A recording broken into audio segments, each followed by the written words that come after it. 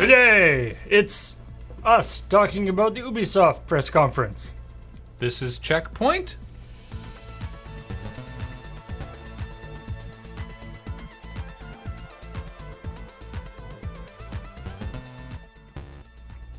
Hey everybody, What's up? welcome to the Ubisoft press conference, and looks like we're just gonna have to get right into this.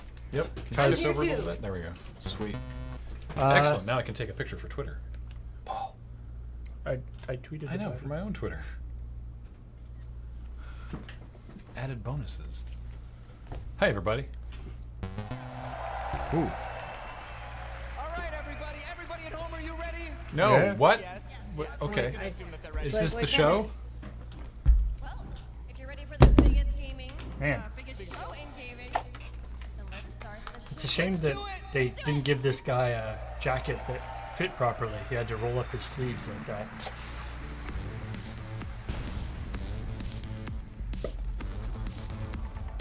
Thanks, Anti-Muffin and Phoenix Millier for the compliments. We're gonna do subs at the end, by the way, just Yeah. because we can't really do it during the stream. Nice little teases in there. Yeah. Hashtag Ubisoft E3 conference. UB3. Are we watching the Teen Choice Awards? So Can you it's turn, rather- yeah, can we turn it up a little bit? Can we get more Ubi in my headphones? There? Is that good?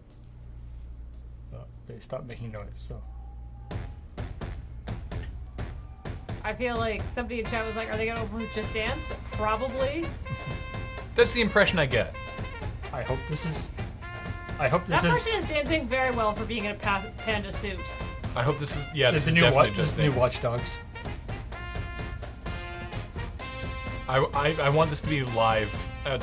This is totally just outside the arena. Yeah, or yeah. The Definitely. arena. The Are we gonna like dance in? whatever. It wasn't like the best multi-arm thing I've seen. They didn't quite line it up properly. I'm impressed with the camera work. How many different Ubisoft IPs can we joke about? Like, the new Assassin's Creed looks interesting, or I don't know about the new Beyond Good and Evil. Everybody. This is She really she good kind of looks camera like work. she could be from Beyond Good and Evil, actually. That's true. Ah! Wait, that Oh, was this a all cut. this That is all was the- taking place inside her stomach. that was the transition from. Oh no, this is probably still pre-recorded. This is all in Havana, apparently. And that person is heads being eaten.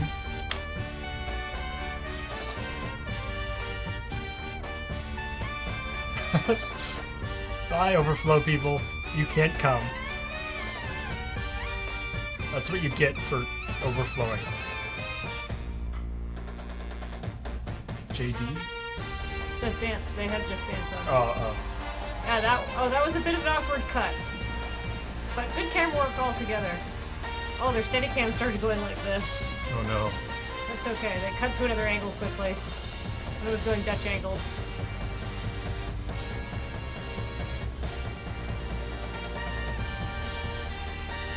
This is going to be a very difficult dance to do in your living room, I feel. I mean, I have that outfit. So the bit in One with the the leggings. bit in the alleyway was definitely recorded earlier Yeah. to look like live, but So they This could- is all live. oh yeah, well I can obviously tell. yes, because the audience is there.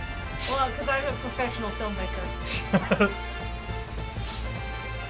Needs more Andrew WK. Apparently, Andrew WK was awkward because Andrew WK gives 100% to every performance, even E3.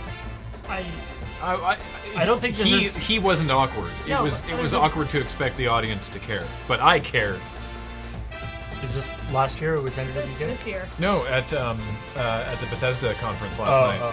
because they used Get Ready to Die in the Rage 2 trailer, so they had him come out and perform Get Ready to Die, and it was fucking awesome. And the crowd was like, "I don't know who this is." Some weird guy in a white t-shirt. Oh, these 80s standards are coming back. The marching band is sweet. I love just the like marching band, space alien, panda suit, people in t-shirt. Like it's a very nice kind of heterogeneous group. That was rad. I also really hope that marching band was actually playing, although it seems as they were. And I bet that was loud as fuck for the people in the front. Be that close to a marching band. Just Dance 2019. It's more Just Dance. I mean, it seems popular. People seem to like the Just Dance games. They keep making them. Yeah. I mean, it's basically the. I mean, there's nothing more to say, right? It's the Rock Band / Guitar Hero thing. Right? Yeah. It's just like they're just making music like song packs at this point, I assume. What is that? I can't remember what that's icon from. TXC2 says people like dancing. Yeah. And it's true, they do. Ubisoft. That galaxy is too close. Anyone remember what that skull thing was? The Mohawk skull? Yeah. I just don't know quite how you end up with a skull with a mohawk. I saw this part in Destiny. Oh, Beyond Good and Evil. Really? Yeah, that's what, yeah. Yep. Cook, do you hear me? Cyber acupuncture. Yep. Yep. Half the crew is dead drunk in my sick bay after eating your miraculous space chili. Well, I have no idea Yay. what you mean. Our food is healthy. Invigorating. Captain to crew, dead monkey in the crow's Nest. I repeat, monkey down. else space chili strikes again. Copy that, Captain. Hey, Paige, bet we could use your space chili to overclock our engines. Negativo, mi amor. Only you can melt my circuits. Whoa. Keep laughing, Is that like fools. the engine? Key ingredient to good cooking is love.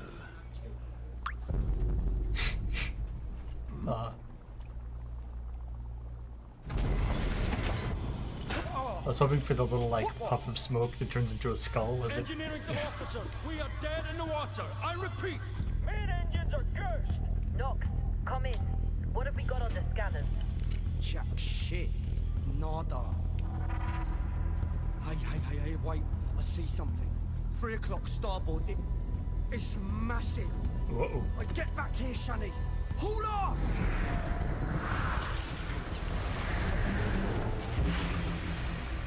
Is this a windstorm in space? Solar flares. Lock down the bacon. Give me auxiliary engines. Deploy shields and bring up out now! Brace yourselves!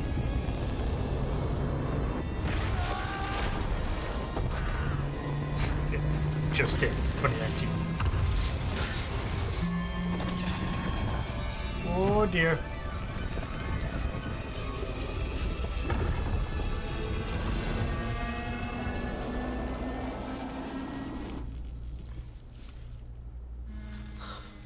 Gods protect us. Uh-oh. This can't be good. Boop. Oh, hey, cool. Yeah, it's like one of those Guardians of the Galaxy spacesuits. Yeah.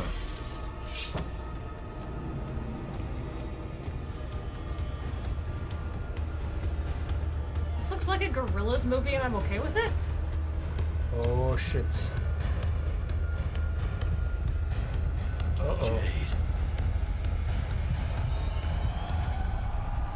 Oh, that's not good.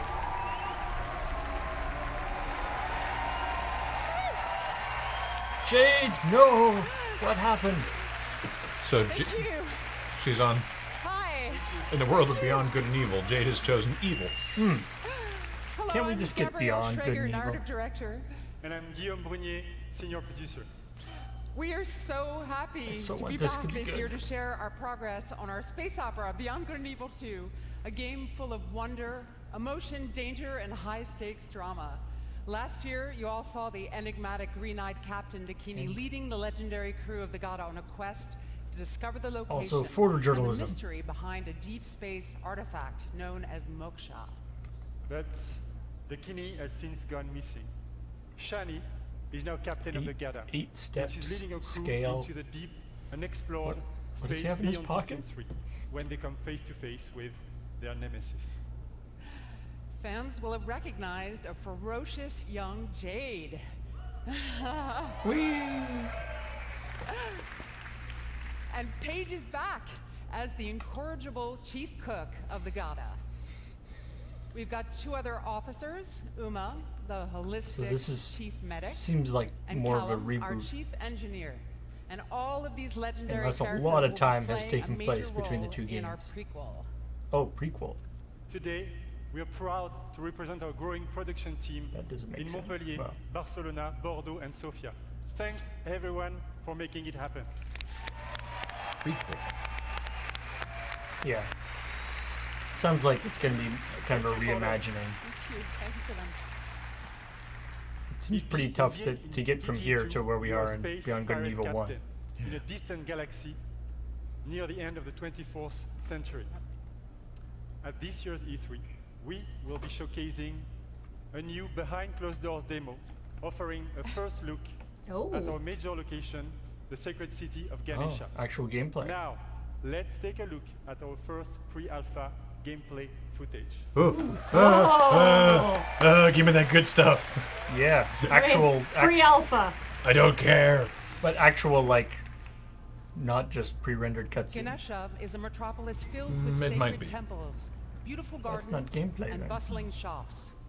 But it's also a darker underworld, rife with dirty bars and dangerous back This is very. alleys. Our game This is very is an Beyond Good and Evil. action-adventure RPG that you can play alone or with your friends in co-op.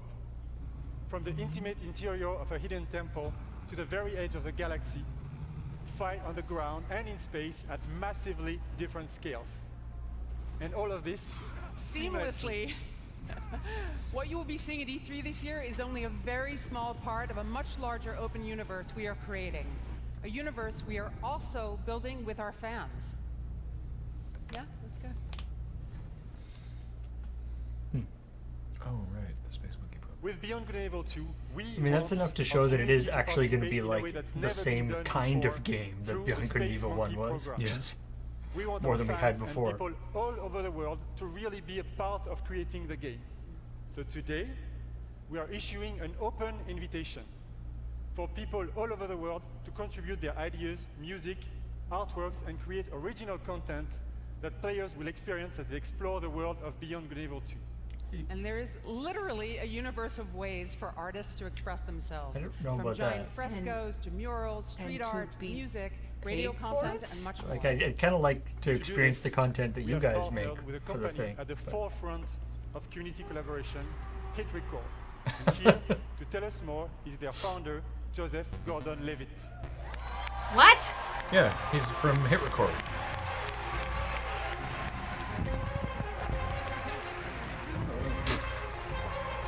Sound guy cries. They haven't said it's for exposure yet.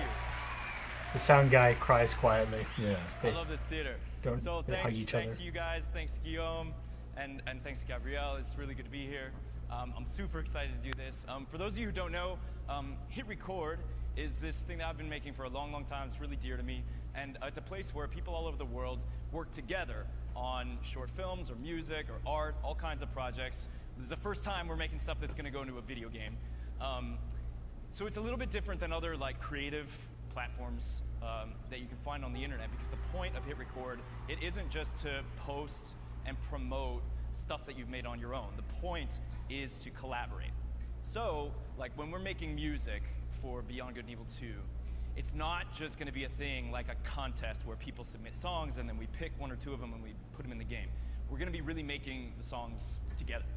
And the same goes for the visual assets that we'll be creating. So whether you're a writer, a musician, an illustrator, if you're a pro-level artist, or if you're just someone who really cares about Beyond Good and Evil and that world and you love it and you want to be a part of it, there's going to be ways for you to contribute. Our first creative challenges are live as of like now. Someone's at my office pushing the button, like very nervous. You guys are doing great. We don't really know what the world so go to our is for site, Beyond check Good out and the Evil Beyond Good and 2. Evil 2 page at Clearly it's very hitrecord.org, different from Beyond Good and Evil 1. That's it. Go do that shit. Thanks.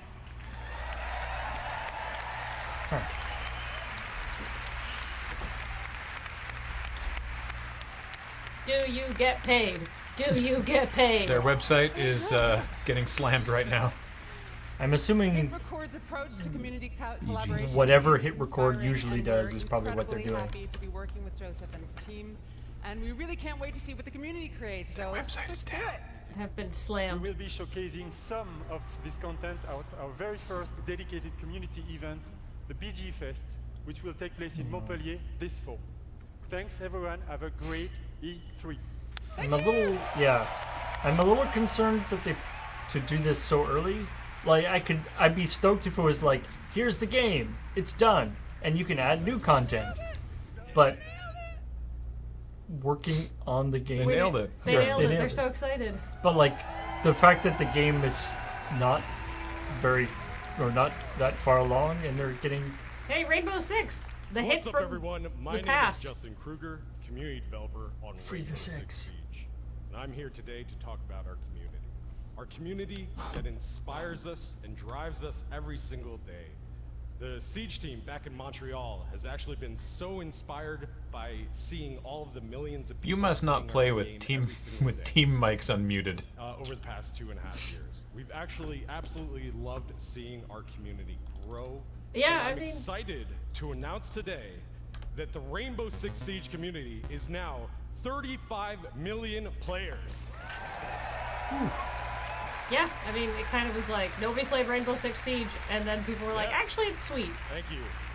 well, their I wish I could monetization hug model every was really single messed one up of you, when they but I started don't know too. if my arms are big enough to hug They every had single like the 99% asshole, says Lord Manny Manny. as well, you can they had see, like their as the starter tier community grows, that people so does bought the into, game. which As you really can see sucked behind me, because you Team couldn't Rainbow has play anything recruited good. Italian GIS operators, Maestro and Alibi. Aw. Actually, this image Thank represents you, Catherine. 10 seasons, 40 operators, and 19 maps. That is all free in-game. And if you want to get to know all of these guys a little bit better, you can play surprisingly Operation large number of- Parabellum, which is playable right now. And if you You'd want to think see them ultra in action badass at the killer top of operators their would be game, tune into the Rainbow few and Six far Siege between, Pro but League, no, there's kicking off millions on of June them 18th around. at 5 p.m. Pacific time. The world's biggest esport teams will be competing for so much 6 for Hit months Record. of intense Rainbow Six action. And that's just one of the many ways to enjoy competitions for Rainbow Six. The 6th major is just around the corner and will be hosted in Paris this August. Our Pro League finals will then take us to Brazil in November. Yeah, Brazil. And then the 6th Invitational Brazil. will once again be the pinnacle of Rainbow Six, taking Sure you place guys wanna in just Montreal in February. Put 666 on the All right. big screen like that? Sure. Go ahead. So, whether you're a player Hail or Satan. just a fan of esports, Or just there a really fan of is no Satan. better time to get into Rainbow Six esports. Or just like, Is that better And with levels, the growth Hiramis? of the game, the community, and the esports teams, we wanted to take a moment to reflect on some of our most influential players.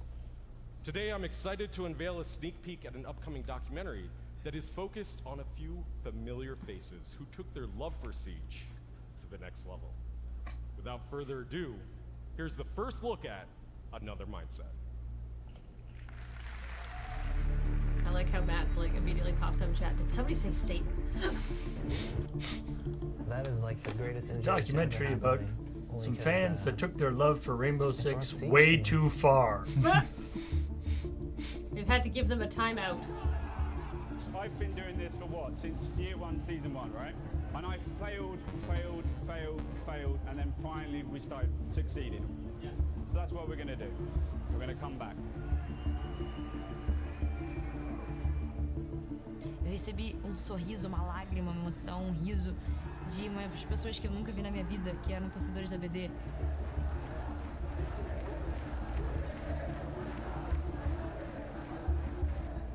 Acho que você tem que realmente botar toda a sua emoção dentro do jogo.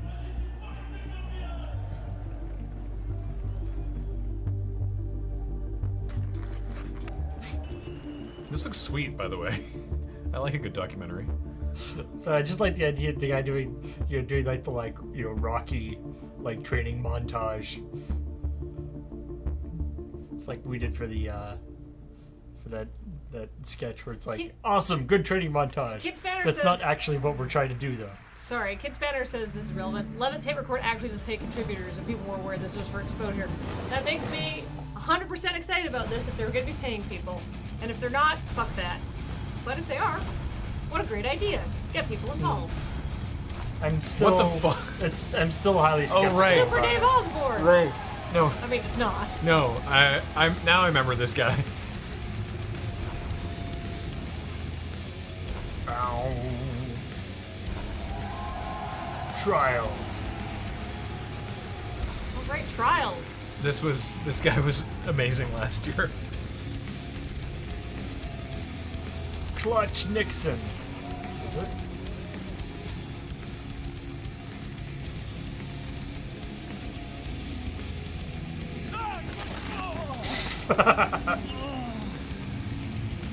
Maybe he is channeling Super Dave. Is that If he- reference too old for people? Too old If he, to remember if, he, Super if, Dave Osborne? if it just cuts to a dummy being thrown off a cliff, then Yeah. Is Super Dave too old of a reference? Yes. Trials is all about crashing with style and getting up again. Hello! I'm Antti Ilvasjo, creative director of Trials and also Prime Minister of Finland. Now I'm pleased to One of announce those things might not be Trials true. is back and it's bigger than ever. It's already HD. What could it be now? 4K. Oh, Trials 4K would be sweet.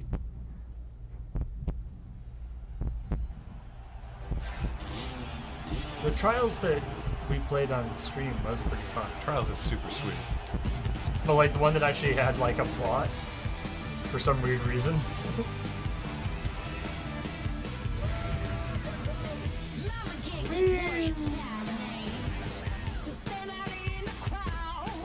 Not Disneyland. If there's player collision, this sounds like hell. No. It looks like they're all in different lanes slightly. Only some of the times. Like that, yes. That's like Excite Bike. That's very Excite Bike, actually.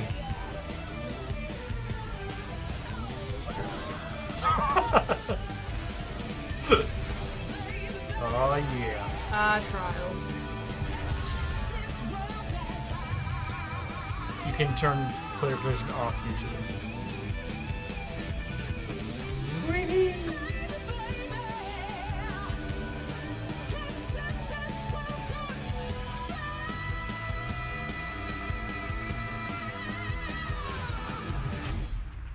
Rising.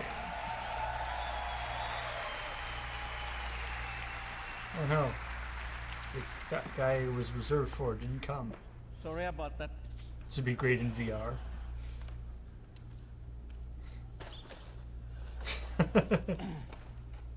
Trials Rising takes you around the world to iconic locations. You never ride alone and competition is everywhere. But competition is nothing without the players and our community has always been pillar of Trials. In Trials Rising, we work with our players more than ever.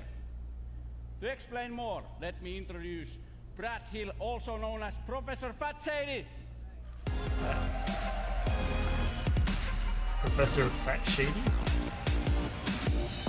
Like Slim Shady, but maybe not so slim. Oh, I see. You made a mess. Well, thank you, Auntie, and hello, everyone. See, OTHD down the front. I see you. I became a fan of Trials because it's challenging, but so rewarding when you overcome something difficult. But I soon realized that a number of players struggled with the harder levels. So in 2013, I created the University of Trials, a YouTube channel dedicated to mastering Trials writing. Now, before I go on, Ubisoft star players, I want you guys to make some big noise right now.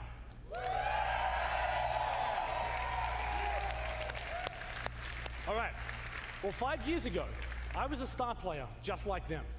But when Redlinks began work on Trials Rising, they approached me to design and create all of the tutorial content within the game. Oh, neat. It has been an So amazing experience. The guy for who was me. just the YouTube But I wasn't the only one involved. 20 community members, known as the Trials Elite, there, Mega have been 64. involved in the development of this game for the last 2 years. Whether they were track The audience builders, of 10 streamers, employees. or speedrunners, I think they just have like a each brought spot for something special employees. to help It's shape not really this game. stacking the audience. Now, if you want to get Typically, involved, these things have register employees online of the company at at them. trialsgame.com for a closed beta happening later this year. A beta. Is it? Let's go. Hey! You don't. We're not going to put a big coming soon up here. I think people are going to want to know the release date. Yes. You're right. Never. Trials Rising will release on February 2019 on PlayStation 4, Xbox One, PC, and the first time ever also Nintendo Switch. Ooh. Nice. Get those motion control flips going.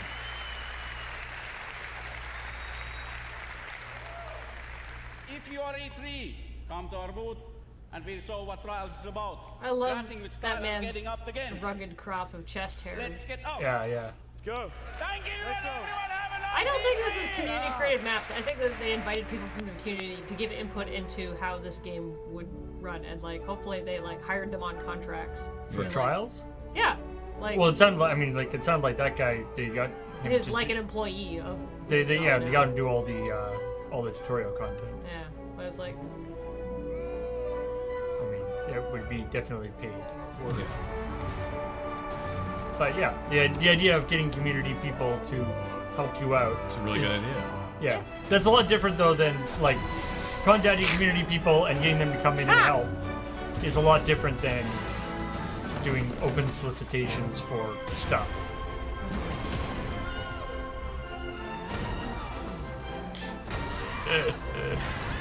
Excellent. this is the Trials action we've come to know and love.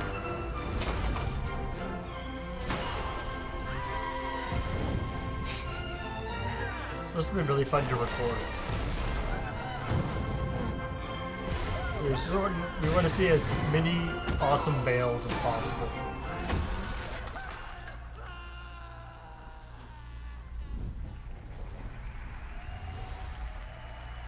I'm just reading the hit record thing.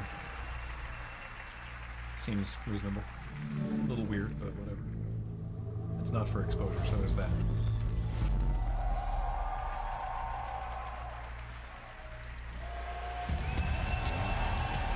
Ah, yes. Oh, it's a good Beyond Good and Evil shirt. Extremis. My name is Julian Garrity, and I'm the creative director on Tom Clancy's The Division 2. Very excited. interesting I'm excited. jean jacket look thing. On he Black has going. Friday, Hmm. a strain of the smallpox virus was released on dollar bills in New York City. That's not in the game. Infection That actually and happened. Chaos spread Or it across will. the nation. 7 months later, Is he being boomed? the virus What has was that? mostly burnt itself out, but America is tearing itself apart. The Canadian tuxedo. Washington, D.C. is at the heart of this battle. Yeah, the- under constant threat from dangerous Oh, it's factions, the camera I saw. So he- civilians Yeah, the shirt longer than the jacket. I'm not a in their fan. survival So some people in lies chat the are sort of seed like, for the what Division rebirth 2? Why? of society. They actually, unlike some other online co-op shooters that I could mention, the Division listened to the community and were like, yeah, we didn't, like, we kind of... We did a bad. We kind of hecked up, and they've actually made a lot of changes to the Division that have greatly improved it from when it launched. And they've said that, like, all of the improvements they've made and all of the knowledge that they learned from that is going right into this game. Like, the Division actually got a lot better, and Abigail's in trouble. I have a lot more faith in the Division 2 than you might think. Abigail. Do people still play the Division? Yeah. Yeah.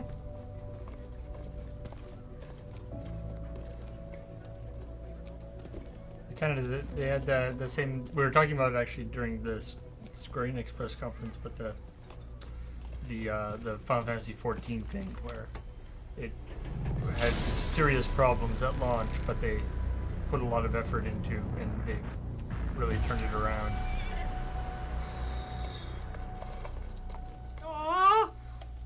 horse.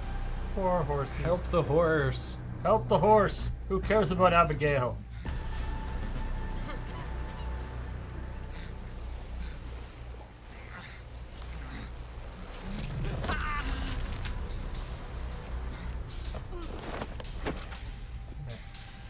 And Coachella is really nasty these days. Those bottles of water are really expensive. You know? Yeah. It's like $10.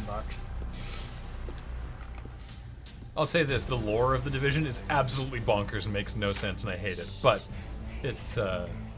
But just the like, oh yeah, by the way, the government has all sorts of people who they can just like hire up, call up at whatever point to kill everyone. It's so stupid and like potentially like just very thematically problematic.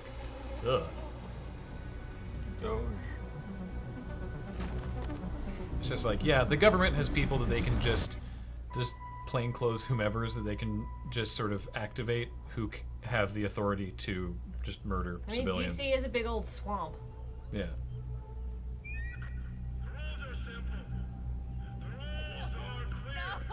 Keep moving. I didn't do anything. Loitering. That's what you should have been doing something. Quiet, you. I said no more talking. The rules are not subject to negotiation. Shut up. Defy the rules. Yeah, it's not. I guess potentially is maybe not even. I was trying to remember. It's been a while since I played. Yeah, potentially is giving them a little much credit, actually, now that I think about it. Ah. Really good distance on that paper airplane. Yeah, wow. The rules are simple. Can you tell them to us? No. They're secret. I see one of the arms, like, in the muck had one of them flashy Division watches. Yeah. I mean, she seemed to be having a fine time in there. I'll remember that. Somebody somewhere needs help. Hey, hey buddy, is this your paper airplane? This is gonna take a while. Apparently, I mean, maybe they'll talk about it, but apparently, unlike New York, which was New York, this is like one-to-one recreation of DC. You are the last line of defense for those civilians and for the country. If you fail, history will be written by tyrants. If you succeed, history. You're the last line of defense for all the people you don't murder. History will be written by unhinged firefighters? Like, that's what the This first game setting had. lays the groundwork for a compelling story-based campaign in which your actions have a clear impact on the lives of civilians.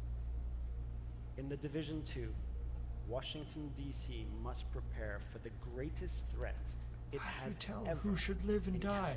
Oh, that's easy. The bad guys turn up as Face red it, on your radar. You Oh, and okay. your fellow agents Makes sense. will need to bring your equipment and tactical abilities to the next level.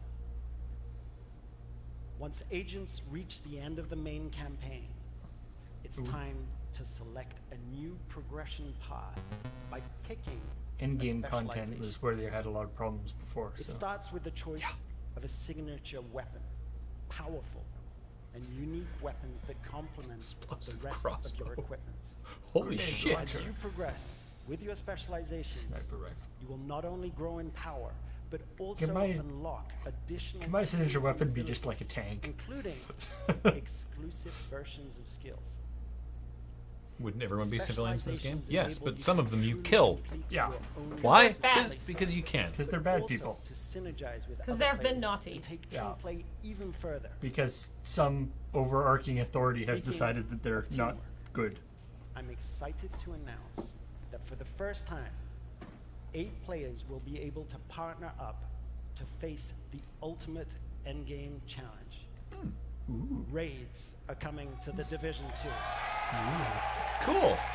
Raids are fun. Alright. 8 players, that's pretty cool. But his crotch in his pants is lower than it should be. This guy's very fashionable. We learned a lot We learned a lot. I don't like it. from working on the I, first game. the drop crotch With stuff the is Division I'm 2, not It's a the fan. really launching long with shirt. plans for years of I frequent want a game to have with a major long content shirt and a short updates. jacket. Today, we're ready to outline our plans for year 1. We will be launching 3 DLCs in the form of episodes. Each one will bring new story, new areas to explore, and new activities. And the best part, all of these episodes will be completely free. Nice. For everyone. Nice. All of these episodes will be completely expensive. I mean, how does this make you feel as somebody who likes this kind of I don't even care about shooty friends game? irrespective of the division. Just that. Where's my Division team? Doing all that for free is terrific. Stay tuned after the Ubisoft There are so many great conference for an monuments in DC exclusive for them to 30-minute destroy. Deep dive into our playable E3 demo during our post-show. As you can see, they're getting ready right now, and they'll be playing right after the conference is done.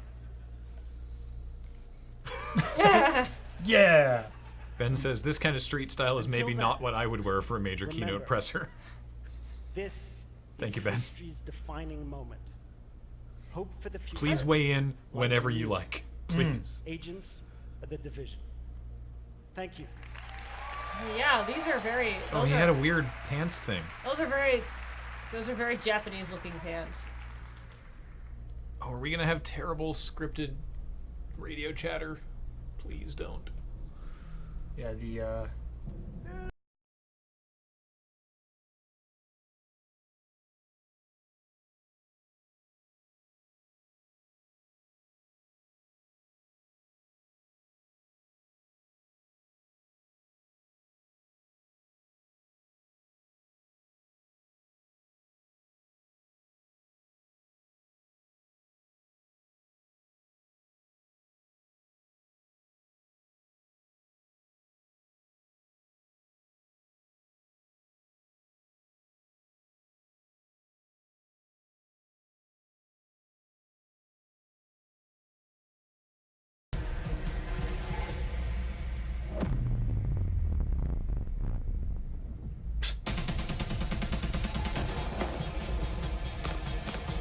So I guess there's a faction of bomb tech people.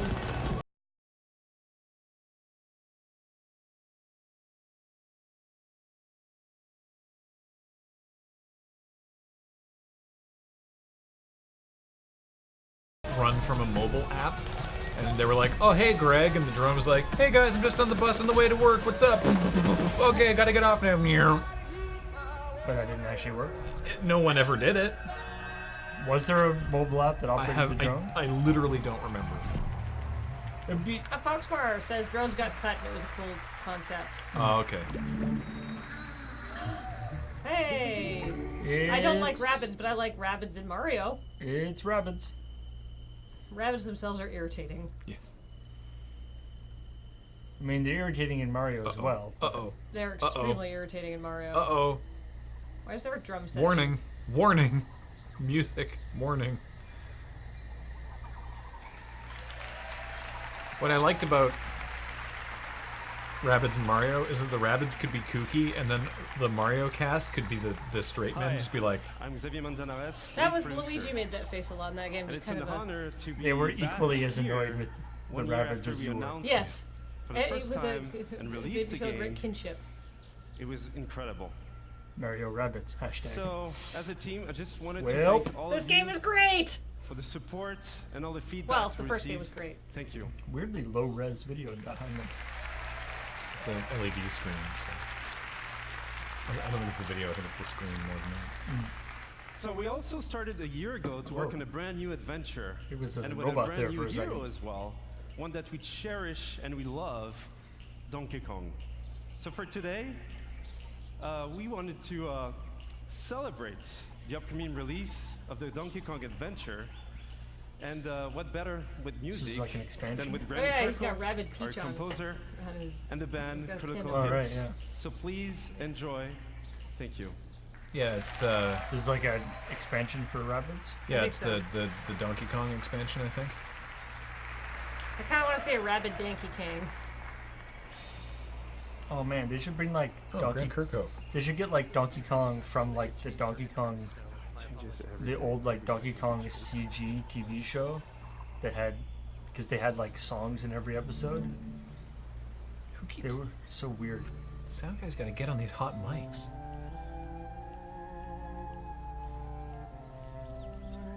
Why are the bananas so big? Someone just said sorry. Maybe that was the sound guy. Sorry, I didn't mute the mic. You still haven't muted it. Right, okay. I will mute the mic now.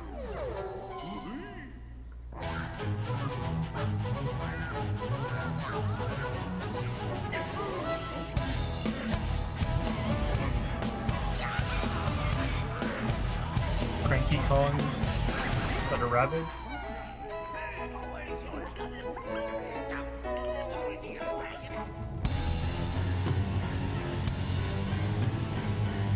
Is that who I think it is?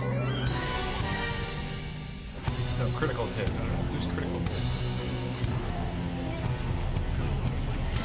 Rabbits. Are sharks a thing in Donkey Kong? They're street sharks. Are they? How jawsome is this?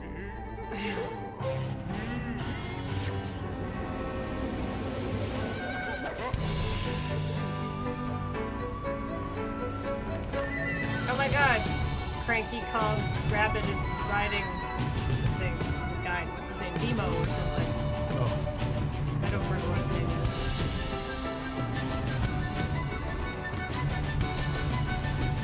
It is. Wow. Okay, so it is Nina Strauss.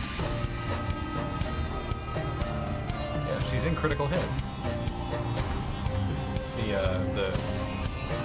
guitarist, bassist. I'm not actually sure. She played Nakamura's entrance at WrestleMania. Oh yeah, she's playing the guitar. I couldn't. You need to see the head to see how many There wasn't. fingers are on. There hadn't been a close up on this that I recall.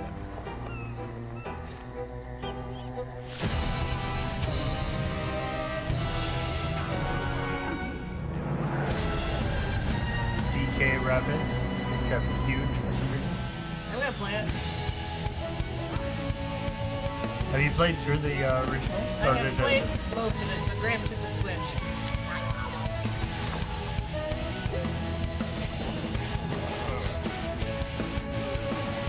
I mean, it's fine. Oh, those are left. Oh, that's useful. I do hope that they have like a bonus level that's like DK throwing stuff at rabbits.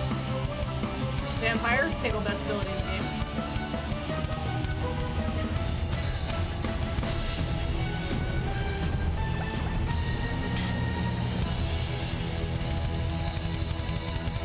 Oh, that's really soon. Great. Cool. Sick. Just in time for my birthday. Not that I have the original or a Switch. Woo! Yay. Comes with an orchestra. Ooh, the clip-on DK tie. Very swank. Nice. DK couldn't wear a clip-on tie. He has Right, nothing to clip it to. Yeah.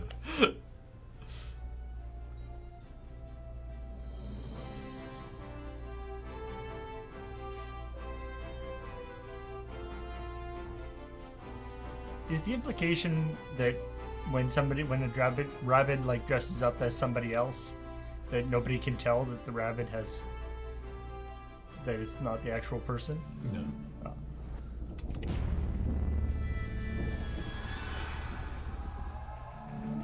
I don't know what that would be. Pirate stuff? I have no idea. Brian? Hey. Oh. Oh. You hear that, Sea of Thieves players? Yeah. It was over. The old guard was wiped out. Oh, what's the sailing Those one? who kneeled were now the Black gates Flag. of hell. Then they did the actual sailing game. They were Right. killing us off. Skull and burning our Bones? seas Skull and from Bones, shore yeah. to shore. Piracy is dead. Long live piracy. We thought there was no way the Empire could win this game. Are you getting it all in the Yeah, right? yeah. Okay. As fate would have it, the tide turned in our favor again. I'm getting the music on both sides, though. It's just the narration on one side. A new wind was at our backs, Yeah, you're right. blowing us straight to heaven. Someone didn't export the video correctly. In our new Eden, there was only one rule. But first come, first serve. Captain, we are not going to be able to fit an elephant on this ship. We became kings, queens, lords, and masters of our own new worlds. What you gotta do, sneak onto the ship, kill everybody. Now it was our turn. The skull with a giant cannon and stuff Enemies became is pretty friends, awesome. It's flying. friends became enemies. The best didn't trust anybody. The philosophy of the day was more and more. I like the art direction. We were alone at the top of the food chain. Far Cry Ocean. I would also play that. Well, we thought we were.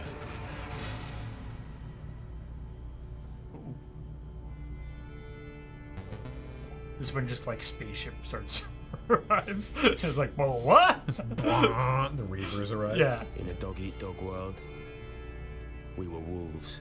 How does that mean?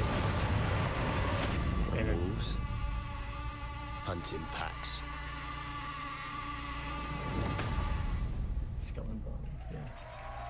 Yeah, before anybody, some sort of like amateur historical revisionist was like, there's a very diverse looking pirates. Pirates were extremely diverse. It's true. This is also clearly not trying to be historical whatsoever. That's never stopped people Yeah. from complaining about that. But there are no heroes. Hello, my name is Justin Farron, Creative Director at Ubisoft Singapore. And for the past year, my team and I have been anxiously awaiting Battle this Royale moment mode. to invite you, our fans, to join the hunt here at E3 Oh yeah, 2018. that'd be awesome to do like do a weird like Piracy is dead in the WotC Caribbean. tie-in and The have just Empire like a is bunch of crushing Ixalan all people those who show up. oppose them. So your next big score? The Indian Ocean, home to the richest trade routes in the world, where merchant ships carry cargo worth over $10 TXT2. billion Something the most a powerful year. pirate ever was a Chinese woman. Yeah. And you? Pirates were like, You're are gonna you steal competent? every And will I get last paid? fucking That was, coin. I think, the line for most of them. First, you Apparently, need a lot of the You pick up intel a lot of on the a pirate heavily guarded the frigate pirates were fat with very African diamonds remarkably meant for the Grand prudish. Mogul of India. Like That the treasure some of the they will have help like you the claw like some of your the way to rules the for the top. ships with stuff like To no become drinking the pirate, there's no empire to take down. on the ship. Second, you must know your hunting ground. Our reactive and evolving world is reflected in what we call fortunes, presented to you by Taljid, the fortune teller. Now, fortunes reveal changes in factions, weather, and the trade routes themselves. Today, Taljid reveals 100 pirates drop from the sky in an ever-shrinking ocean, That says means more Featherweight. merchants to rob, but also more competition. Just a bunch of boats like flying, And now falling I'm down. proud to share with you the essence of Skull and Bones, a shared world where every player encounter matters. Will you fight or will you ally? This is what we call the hunting grounds. All right, pirates. So it is. It's almost. It's got that Let's like head to the hideout and have a great E3. like PUBG versus Fortnite thing with For the convoy starts whatever. here, in your hideout, deep The in the pirate, Travelers the other Islands. pirate game. Sea of Thieves. Sea of Thieves. Just in terms of like realistic, cartoony. Yeah, lots This of hidden pirates pirate were den provides everything slaves you need for freed your next or strike. had freed themselves. From your shipyard, you choose the Black Horn for the upcoming battle. The strong winds will boost its speed, giving its battering ram a devastating punch. So, what's it gonna be? Next, choose the right crew and gear for the mission ahead. I think your figurehead is part Deadly of your cannons gear. are slow loading, but deadly at short range. Rockets are blazing fast and deal powerful damage from every angle. Wheels are. Okay, this is rad. Wheels. Loaded. Let's head out. It's not really much to say about wheels. The winds are strong and the day is clear. That means more merchants to rob, but also more rival pirates out looking for a quick score. A According to your intel, the convoy is sailing past a Portuguese fort, taking advantage of the strong winds. There she is, with our loot! That fort is too strong to simply sail past. Its cannons can blast you out of the water. This You does need to look a find lot way like to Black sneak Flag. by before the convoy slips away. Exciting, Captain! It's definitely. Well, I mean, I think that they were like, this is really fun. We should do more of this. Yeah. Pirates' arsenal. Let's fool these blackguards. This is pulling the piracy part out of Black Flag and just Disguised as a turning it Portuguese and merchant making who it tried to more creep in past depth. the fort. Captain, if we engage, they will see through our guys. Or actually, if this is Black Flag, it's Captain. What shall we do with a drunken sailor? Shut up! This island provides perfect cover for a surprise attack. We start singing sea shanties at the least opportune moments. Plot the optimal course for an intercept. Rigging your sails for speed. You want to catch your victim off guard. Captain, there she is!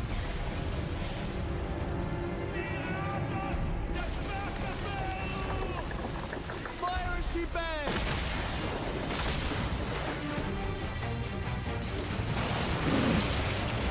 This looks fun. Get fucked, sloop.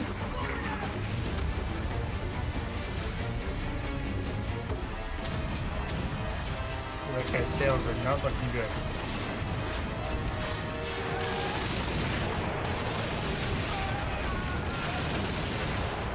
Captain, the ship's ready to be ordered. So what is it? Wonder what boarding is. What was theirs is now ours! Yeah, this is, even that winning thing, it's exactly the same animation as Black Flag. Yup.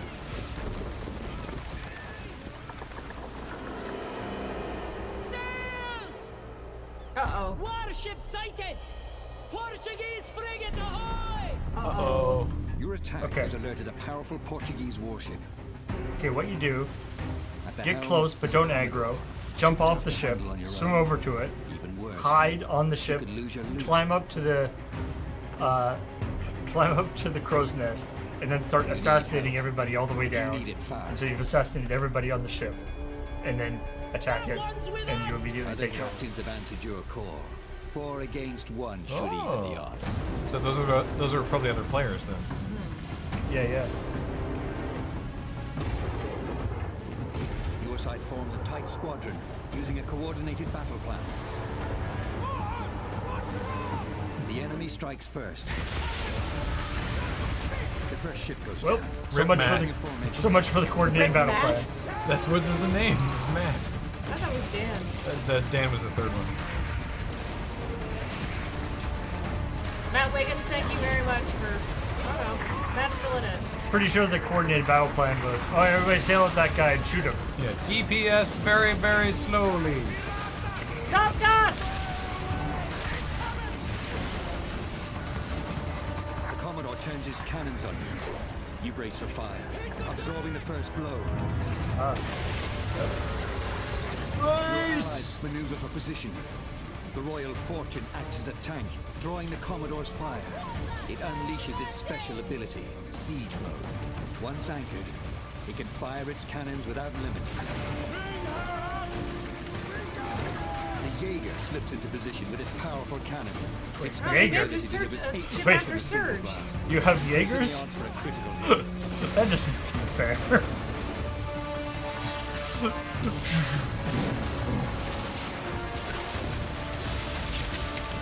The Royal Fortune can't hold out much longer. It's up to you to land the killing blow. And you muffed it. That's quite a ram on the front of that thing. Shaboink. The battle is won. But the glitter of gold can turn new allies into deadly enemies. For there is no honor among thieves. Pirates? Yeah. It's, Skull and Bones. Looks rad. Skull and Bones looks sweet. It's the PUBG to Sea of Thieves Fortnite. Yeah. That's probably not true, but I doubt that there's like a Kraken in this. They could pull it off. But I bet there's a Serge, there's a boat named after you. So much mystery. Whose mic is that? Have they I've seen a lot of hot mic tweets. Yeah. For Ubisoft, it's been particularly bad. Yeah. And they didn't put a date on it. Oh yeah, this weird thing. That was Elijah Wood. Yeah. You're completely safe.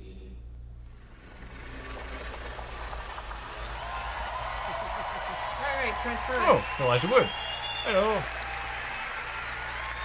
I just Hello, everyone. My watched name him is in Elijah the- Wood, the co-founder of Finley. SpectreVision.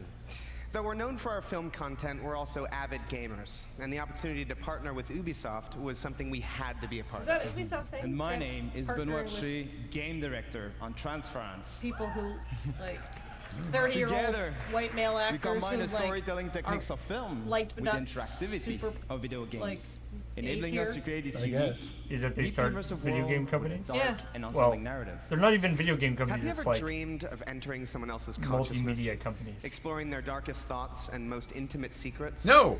In Transference, with Transference, we're bringing a... No. With Transference, we're bringing a first-person He heard you. exploration game into a chilling new dimension. To escape, you must go hands-on to search for clues, solve puzzles while shifting between the perspectives of each family member, and attempt to piece together the mystery. This fall, in VR and on traditional platforms, Oh, we welcome God. you to uncover the No. secrets hiding in this mind-bending psychological thriller that will leave you with haunting right there. memories long after you put down the Transference controller. VR. This is like a. This is Transference. This is a live action thing, right? What's going on? I assume someone in the audience also went, no. Where's Mom? A lot of people are like, You're yeah, gonna see her no. real soon, okay? Just hold still. Don't believe his lies. Ugh. Yeah, Ben says Elijah's outfit was mostly good, but his buddy. Well, I actually thought Elijah Wood looked very nice. I liked his cuffed jeans. I thought they were cute. I know this rig's a bit cumbersome, but that's always the way with these new prototypes, huh? Movie star probably has an advantage in the Oh, style department. It's just God, let's breathe. note this shit. I know things haven't been so great lately, okay? I do. I've been a lousy father, unable. Lousy husband, too. But bring me the pages. Go to sleep. You've seen how rotten that's gotten, huh? Me talking to you But all that is creepily gonna in this change. dark closet is probably not helping my whole Father of the Year thing. We're all gonna be together. All of our hard work, reverse the process. All of our sacrifices. That's my gift to you. Us. Help me! Help me! Please!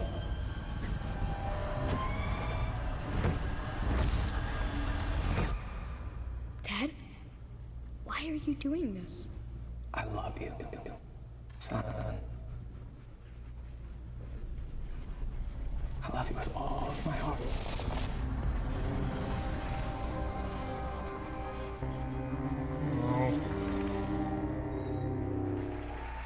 Why do we never go to places like My Mind in games? I don't know.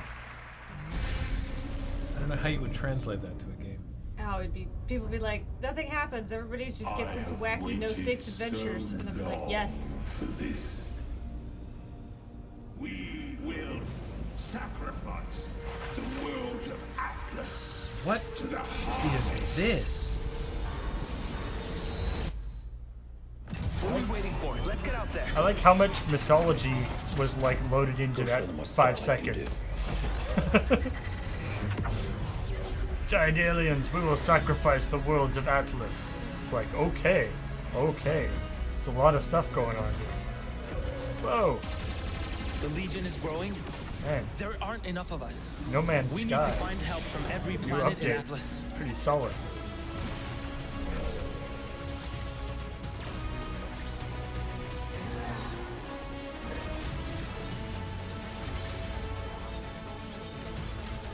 The more of us there are, the stronger each of us is. Exactly.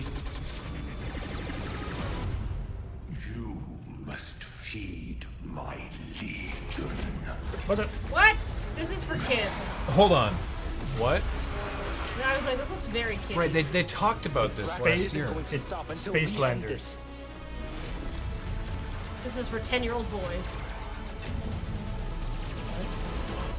And Paul. I want to play it. Yeah.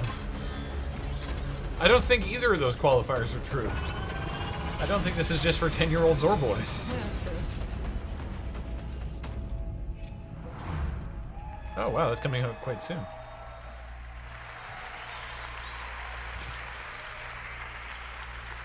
No Man's Skylanders? Holy shit. Hello everyone, I'm Laurent Melville, Creative Director on Starlink Battle for Atlas. Last Battle year, for Atlas? we built our modular starship. I'm sorry. I don't want to make fun of people's and accents, showed but you that was how just a players particularly could amusing one. reconfigure it instantly to adapt to any As in, challenge.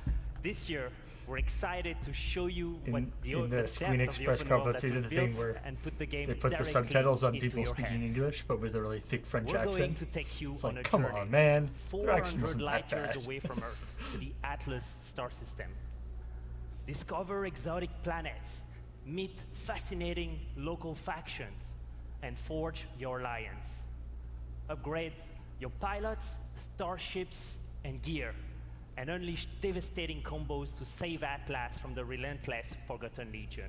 How do you put the word mission ass will into not the word be easy. Atlas? Atlas is a Atlas. dangerous place, and our heroes will need all the help they can get.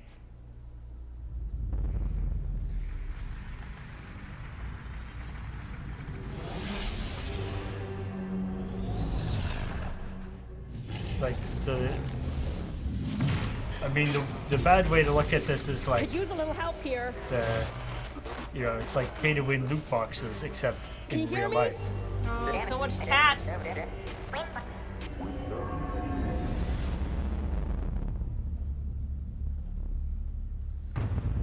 It's a tough proposition because like Skylanders is still okay, but the Disney version of Infinity that died. Yeah. They pulled it and like that was Disney and it had all this stuff. Let's rock and roll, boys. What? What the fuck? Wait, is this the same game?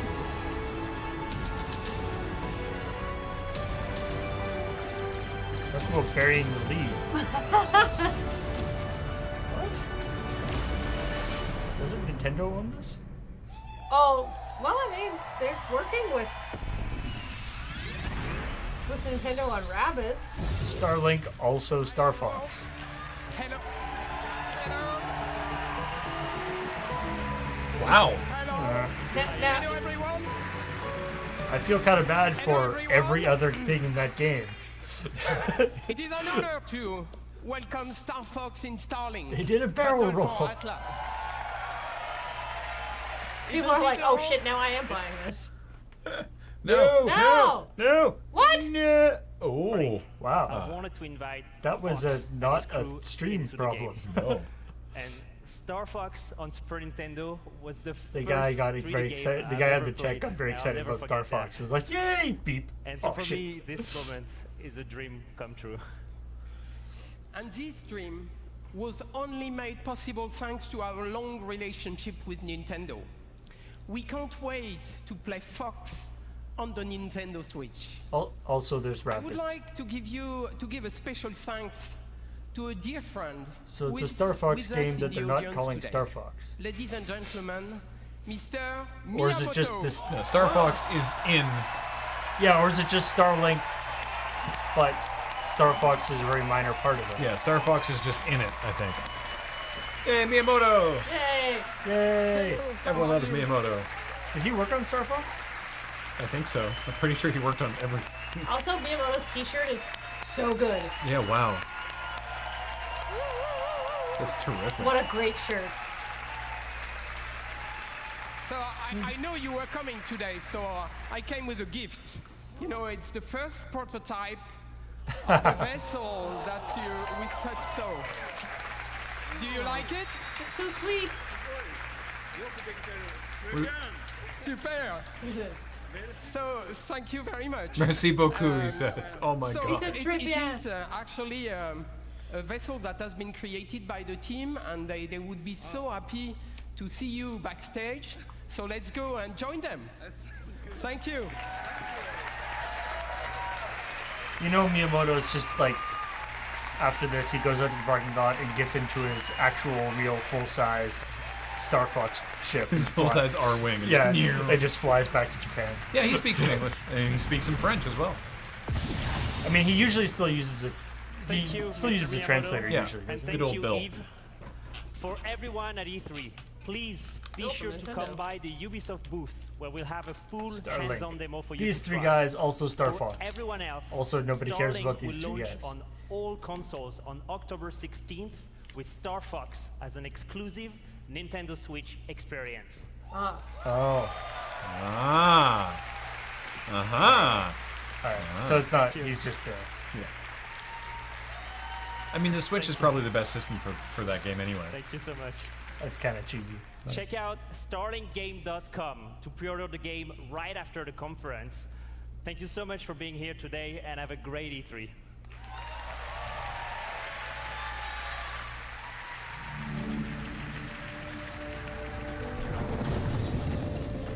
Yeah, what's the exclusive on the other consoles going to be?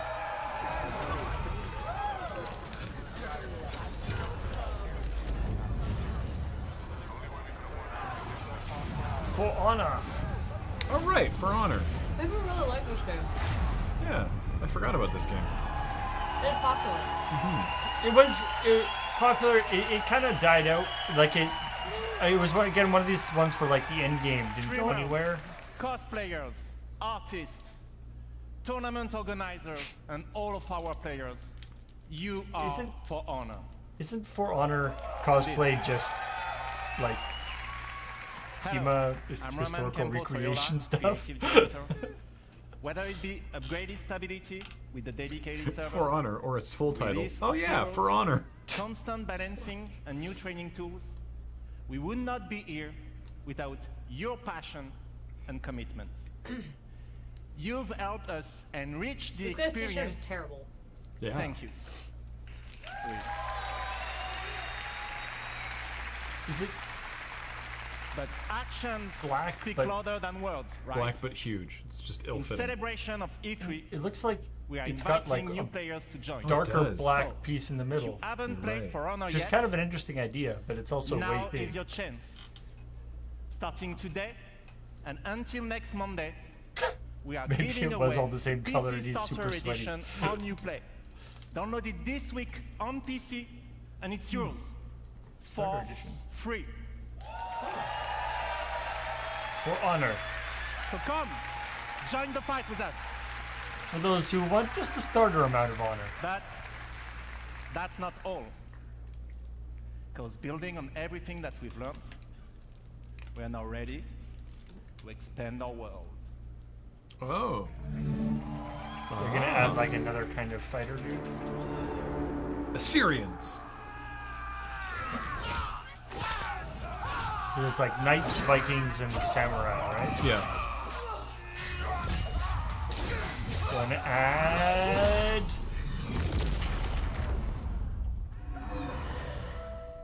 Ooh. Persians? Maybe you were not too far off on Assyrians. Wait, did knights have bullet time capabilities? That doesn't seem historically accurate to me. There's a lot that's not historically accurate about this game. Yeah. This game is very. Who would win in a fight? Like, she's just like, you know what? Screw this. I'm out of here. What's the? This game sucks. It's like I'm trying to think of a way that's not dismissive. It's very. It's historical fantasy. Maybe it's pirates. Maybe it's Star Fox. Rabbids. God damn it, stupid rabbids. Why do you have to be in every game? Ah.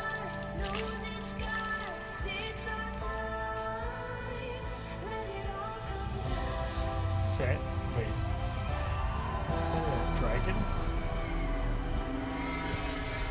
Mongols, maybe. Oh. China. Interesting.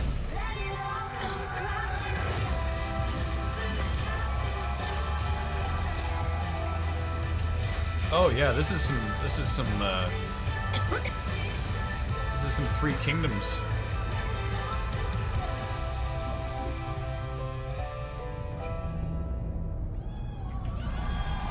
Someone wants that Chinese money. Give me that wushu. Yeah.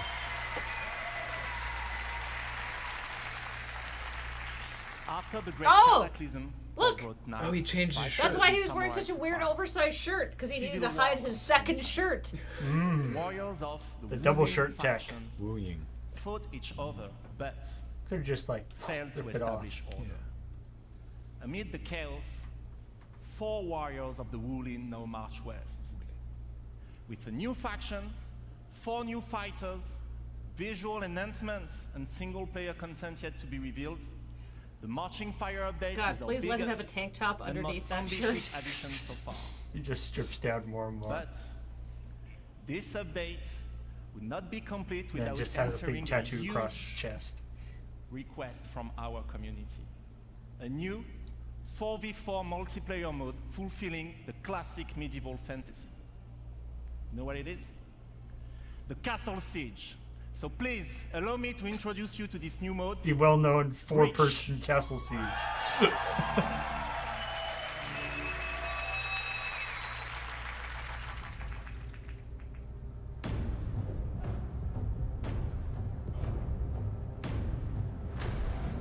Battle Royale.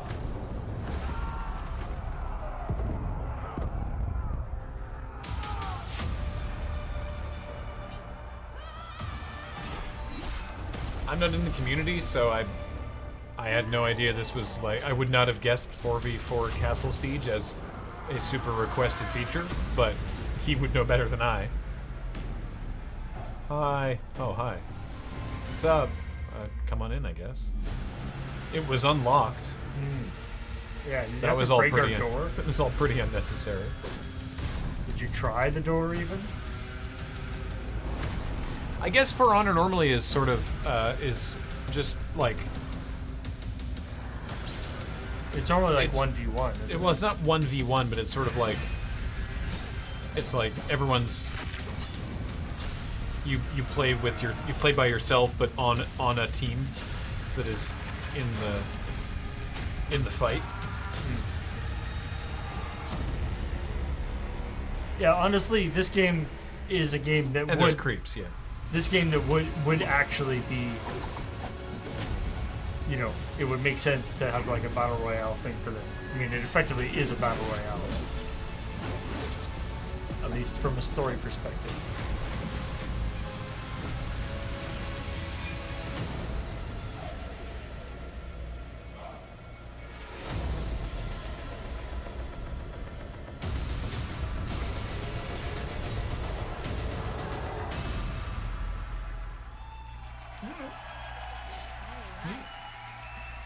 For Honor.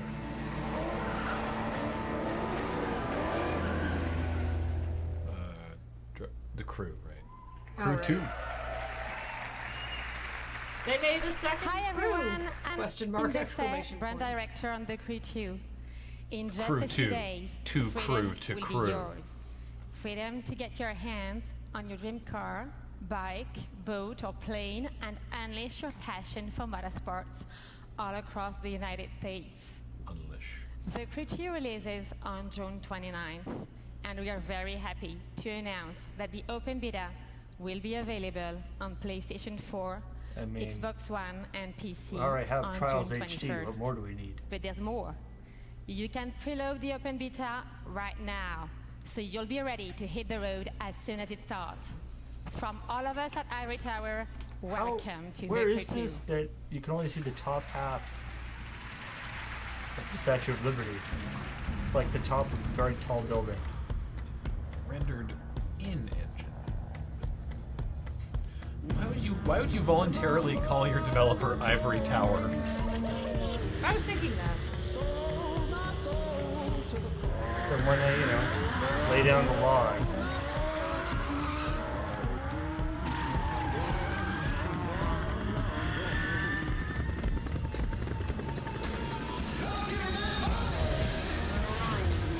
Was there even a crew 1? I mean, yeah. There was.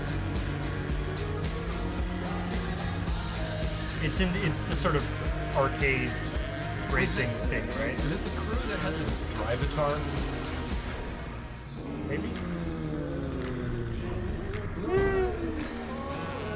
That seems incredibly dangerous.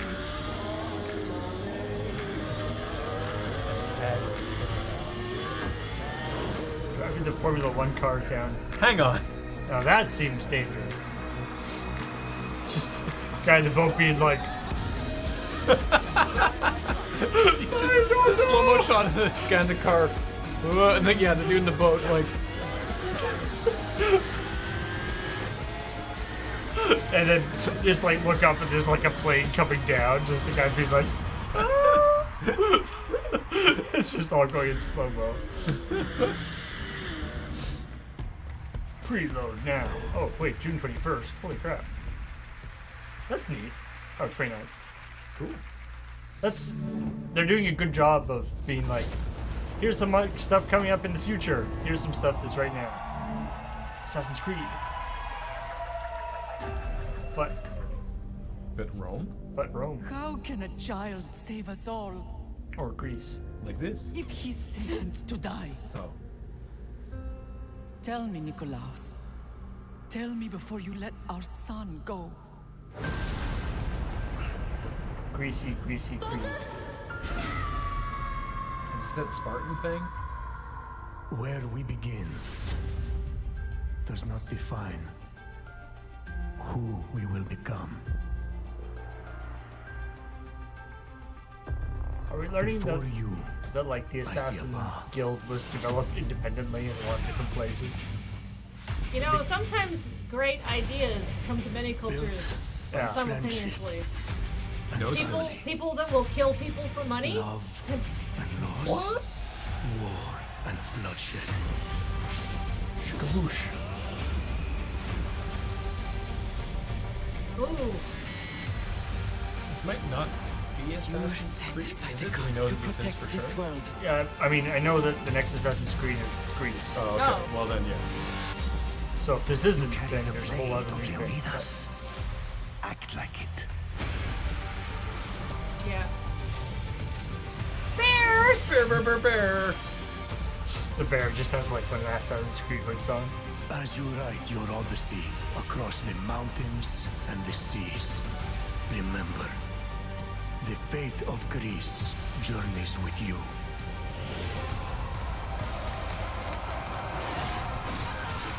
What are Spartans? I don't actually know offhand.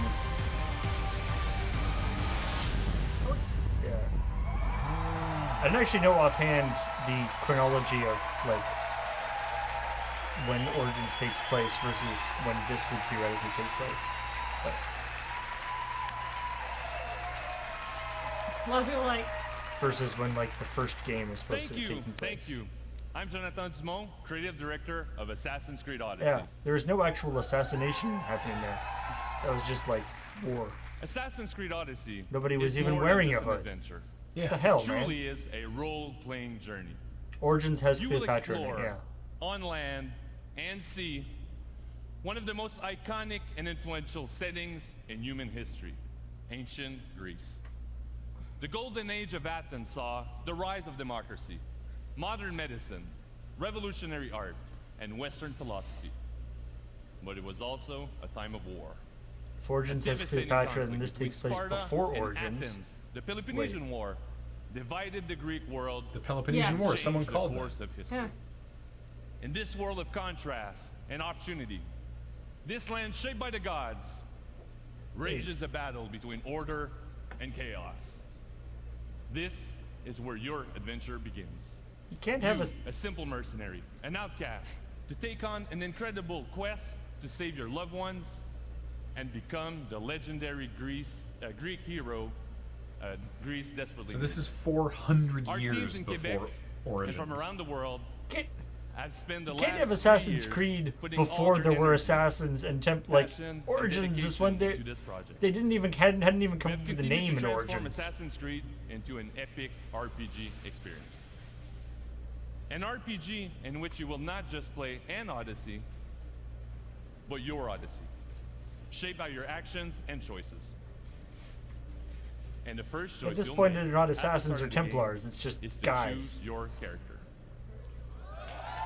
Oh. Alexos Alexios or Cassandra. Cassandra. Cool. Yay! I was hoping it was going to be like Alexios or Alexias. And you play that character for the entire game. You share the bloodline of a legendary Spartan hero and bear his mysterious weapon. I wonder if you're the same person in the present day as you were in Origins. That would be interesting. She was pretty cool. Your turn. I need a spear. You're old enough now. My father's spear holds a certain burden, but you're ready. Can I have a non-broken spear? Think of Leonidas. He had great courage, and he made a great sacrifice. You share in his blood and the strength he possessed.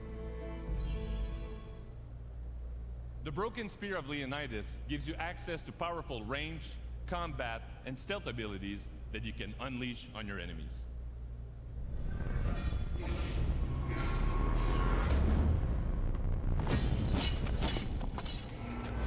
I feel like that kick is going to be an integral part of the whole system.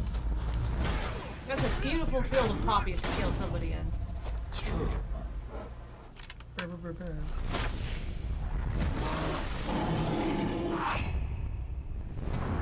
Yeah, the spear gives you amazing abilities, like being able to stab somebody from a couple feet away. Like, does the spear give you And more for the abilities first than a time, non-broken we have spear would give deeply you? changed the way we tell stories in Assassin's Game Creed. confirmed gorgeous. You can now truly interact with history like never before. And kill it. Perhaps when I was thinner, both in weight and philosophy. So, tell me, were you able to resolve the situation without bloodshed? The rebel had guards. I relieved Interesting. I literally You thought do the nothing life of without a thief bloodshed. and a murderer was worth more than that of soldiers doing their duty. I wasn't even thinking about him, to be honest. And what of the rebel? I saved him. He should be halfway to Mykonos by now. Oh, really? You let that lunatic run loose? Are you sure that was wise? I'm not sure approaching you was wise. Our choices are like ripples on water. They seem tiny and insignificant at the beginning, but they can become devastating tidal waves by the time they run their course. Because it actually proved to be quite popular in Origins, where there's a thin veneer of Over the educational next few background days, in you this can game. experience this for yourself here at E3 in our playable demo. And for you at home, here's a full gameplay sequence of Assassin's Creed Odyssey. Thank you, have a great E3. I bet Socrates was just super fucking irritating to talk to. Oh, yeah. What do you think that means? Well, that's like the standard Assassin's Creed thing. just being, 431. like, all these like random, all these like random historical people are just happen to be involved in the story that you're doing, right? What the?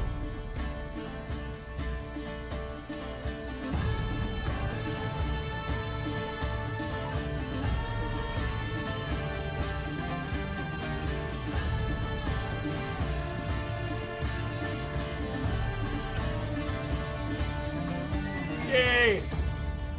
Sinu's back. Except probably not, because he would be super old. No, he would be super young. This is Oh no, he'd be Sinu's super. He'd be super old, or yeah, maybe this is Sinu's ancestor. When people learned how to. Such a beautiful island. So if Origins was the origin of the assassins, this is you just kill people. Yeah. Like in Origins, they don't even like Origins. By the end of Origins, they haven't even actually like come up with assassins. They're just like, but they're like a group, but they haven't come up with the name assassins yet, or Read me the note Templars. again. Eagle-bearing Mystios. So this is 400 years before that. Yeah. We are a small but fierce group of rebels who'd pay you handsomely to help us overthrow our Athenian oppressors. A warrior named Diocles fights with them. None who face him survive.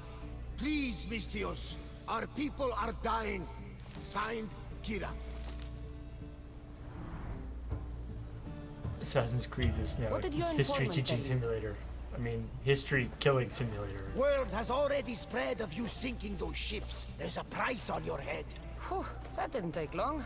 There's always like I think that's what we're in front of a bit of UI that I think is the price on her. She's got 2 stars. Yeah. GTA style, she's got 2 out of 5 stars. But the idea of like And don't forget the bounty. the solution to all problems in Assassin's Creed is killing. Gods protect you, Cassandra. Thanks, Varnavas. But they'll be too busy protecting Theocles from me. We've been spotted. Go! I'll handle this. Spotted doing what? You were just walking through. All right. Well, she's like wanted, right? Right. She's very teleport onto the horse. Your Yeah, and- ancestor's memory of exactly how she folded up onto that horse is a little thin. Yeah. Animation and the look of this looks very Just similar. some smear frames. Mercenary, this can't be good.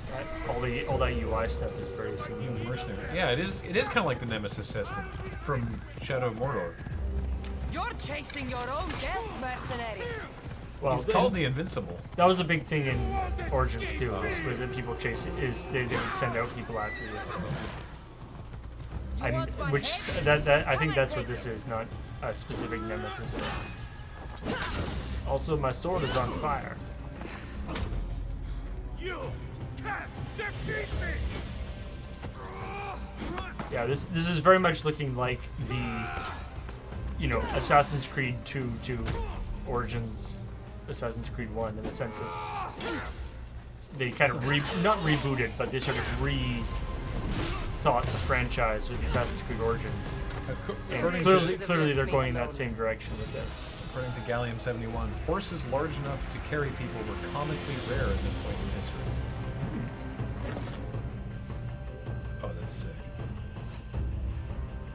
Skill tree. Yeah, this is all Origins stuff.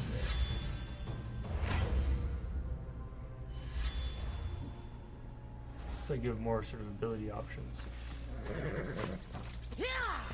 Yeah.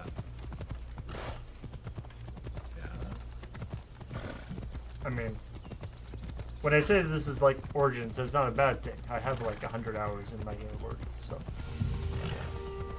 I'm into it. Varnavas was right. Spartans have made themselves right at home. Dude, your helmet's on the wrong way. I'm looking for Kira. What do you want with her? Looks like they basically. It seems like they kind of mercenary dropped who the whole bears like the eagle of Assassins Zeus. Templars thing. You got my message. I mean, It said something about paying me handsomely. Huh. Mercenaries. Athenians have enslaved our people for too long. Help us free Mykonos from their grasp, and you'll have Like- more drachmi than you can carry. even Origins had very little of the Assassins Templars thing, and this appears to have even less. There was a romance option. Yeah. There was a little heart beside There it. should be. There's a whole island where you could go to be a lesbian in ancient Greece. It's called Lesbos. It's where we get the name. Yeah. I want to take an extended Lesbos vacation. Join us in battle. If you're half the warrior Kira says you are, we'll grind these Athenians into dust. Foxmore, I'm gonna romance everything. Yes. All right, Spartan. I'll fight I with liked you. in But in Theocles Origins is that, mine. To battle then. and like in Origins you had like a wife who you were in a relationship with for the whole game. Whoa.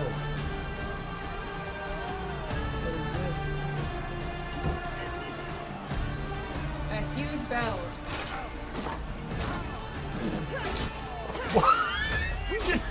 How far the shield went. Wow. Like, you really shouldn't have bothered with that shield, buddy.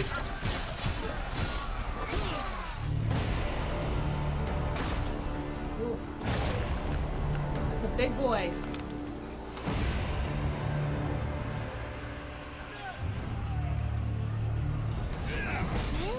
Whoa. Oh, Diocles. Okay, Diocles makes more sense than Dicles, which is what I read initially. That's what everyone calls him. Behind his back. Man, your kick is powerful. I feel that seems like the kind of guy that you would do that kick on and just you would do that kick. You would just push yourself backwards. Yeah. Your life ends today. Oh, spiked club right to the oof.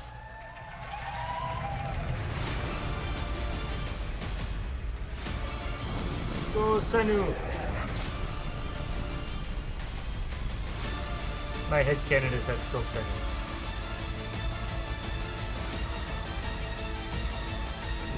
Senu is actually immortal.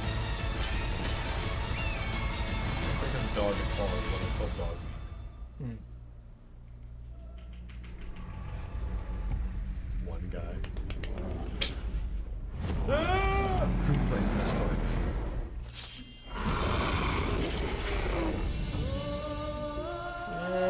It's a Minotaur. Cool.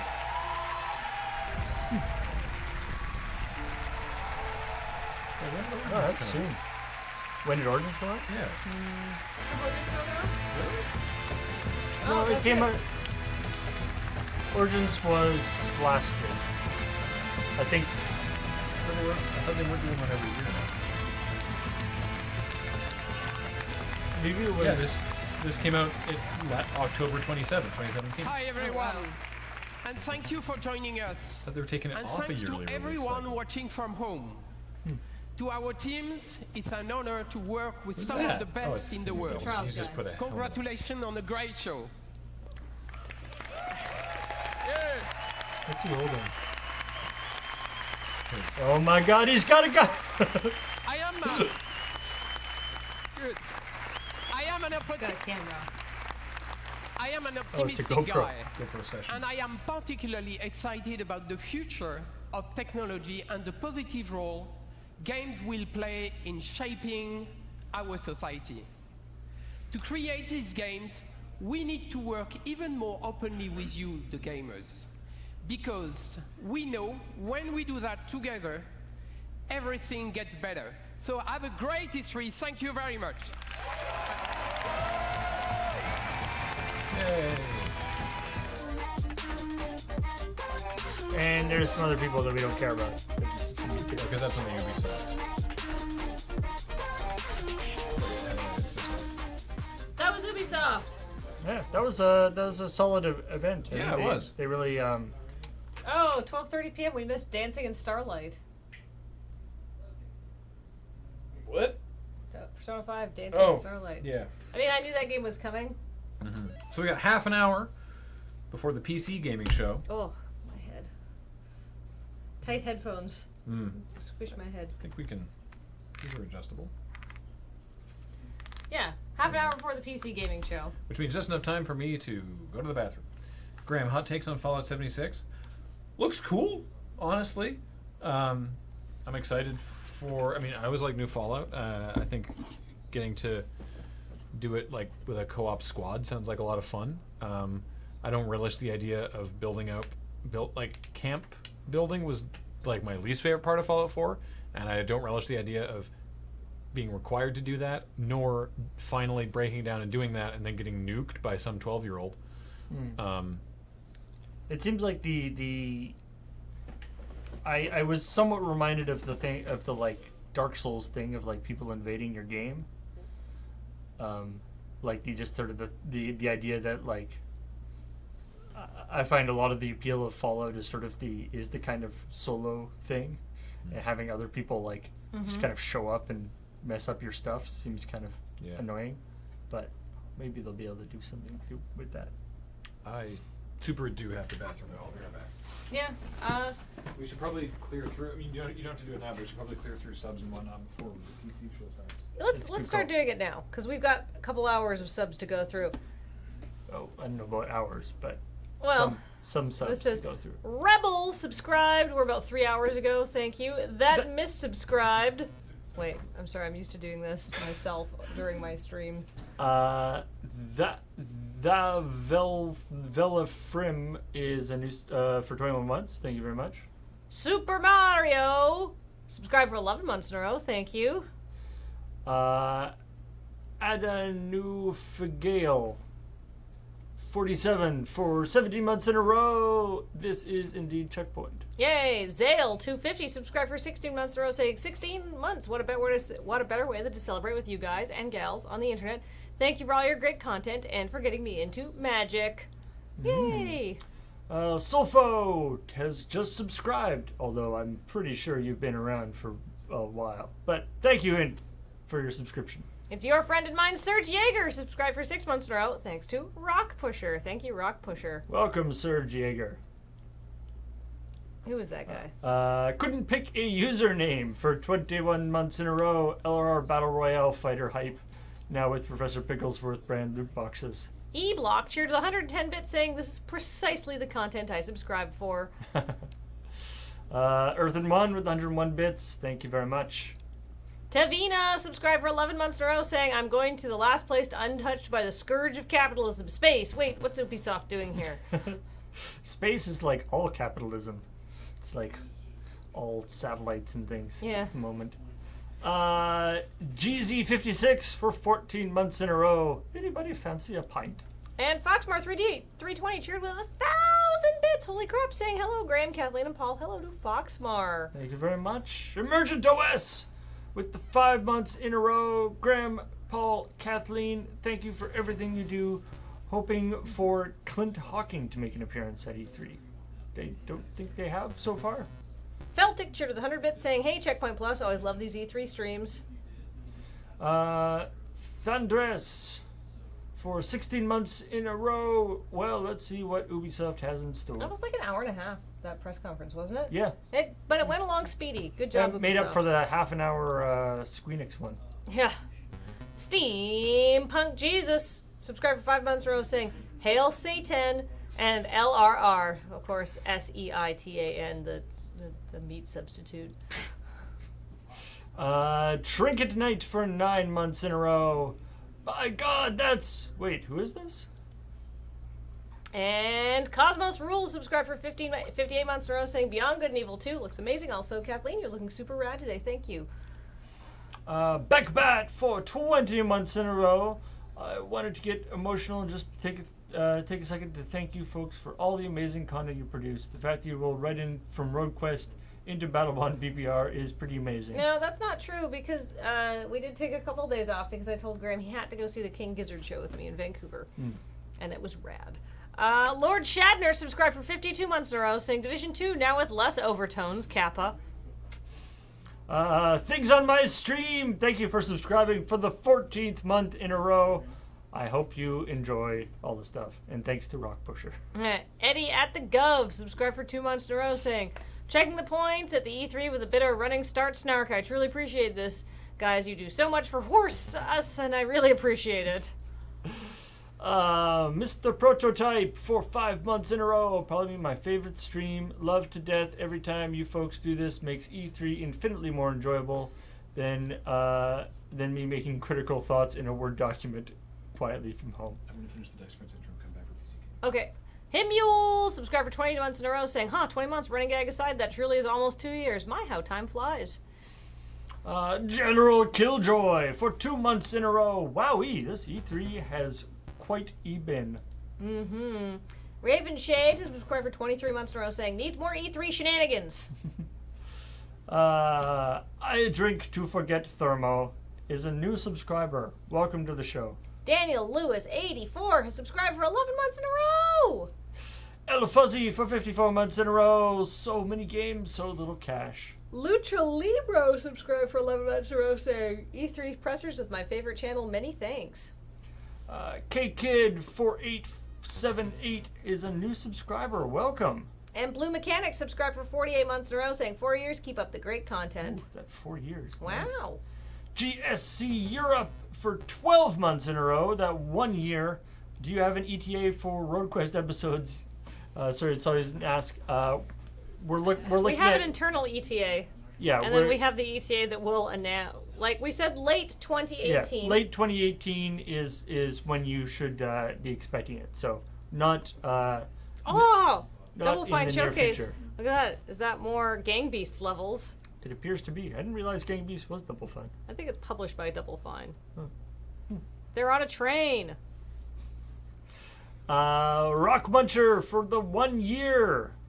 Hello, Rock Muncher. Mr. SVCD has cheered with 100 bits. 100 bits, yay! Grumbling Moblin for 32 months in a row. Frankenstern subscribed for 12 months in a row saying, 1 year of Amazon bugs.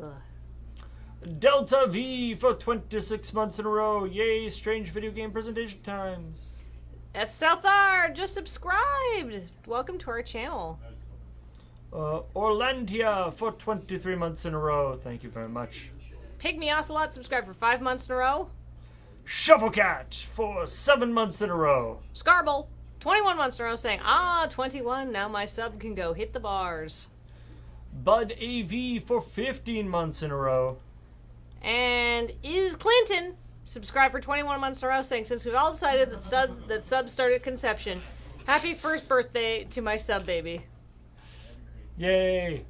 That yet somehow I like that we alternate between the months actually being years and months. Yeah. Yeah, once you get to 9 months you have the sub baby, then once you get to 21 months it can drink. Yeah. It's some sort of horribly accelerated super growth. It's like do you know those episodes of Star Trek where Troy gets impregnated with the alien baby, the psychic baby that grows really fast? These are multiple episodes of Star Trek where that happened? I mean, I think there's a couple where there's some sort of fast growing child. That seems reasonable, yeah. And Baron Staff just subscribed. Thanks, guys. All right, so we'll be doing the Sony press conference. We will not, because that will be going on tonight during Dice Friends. So tonight, which should be a lot of fun. Tonight we're going to be doing Adventures of the Star Tunnels. No, wait, it's not Adventures. Enigma of the Star Tunnels. Enigma of the Star Tunnels. It's a brand new adventure, and it's going to be run using the Fate system rather than D&D. Which, for those of you who don't know what that is, it's me. It's a little bit more of a sort of, I guess we would call it like a storytelling system. It's a lot more sort of relaxed than the normal, extremely rules enforcement heavy D&D system that we run. Normally we're such sticklers for making sure that all the rules are exactly correct. Mm-hmm. With Fate, it's a little bit more relaxed. It's more kind of, I want to do this thing. Can I? All right, roll the dice. A Rock Pusher has cheered with 100 bits, saying 100 bits for cheering for stretching for time. Yeah. Also, Dale will be the DM, mm-hmm. which is going to be awesome. And Kathleen and Cam and Ian and Corey are going to be playing. Mm-hmm. So should be a lot of fun, and that's going to start at 5. So after we're going to do this, the PC gaming thing, and then there'll be like an hour, and then that will happen. Yeah. I need to go. I don't know if that was like a piece of crap that I got stuck in my teeth or just a chunk of tooth that broke up. I might have a horrible cavity. But it's been in there for a couple days, and I've been flicking it with my tongue, and I was like, oh, it feels like it might be a little looser now, and now it's gone. But I feel like I have a horrible cavity that I need to fill now. I see. Do you feel like there's an important piece of your tooth that's not there anymore? Like a shard. Yeah. Okay. Maybe I'm just gonna go make a dentist appointment. That seems like a solid idea. I'll be right back. I'm not even joking around here. I actually think I might have a horrible cavity that I need to get filled.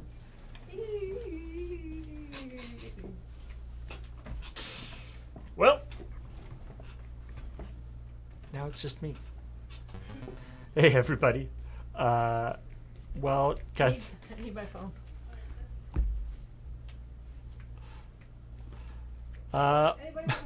Banana from Reddit for 28 months in a row. Thank you very much, Banana from Reddit.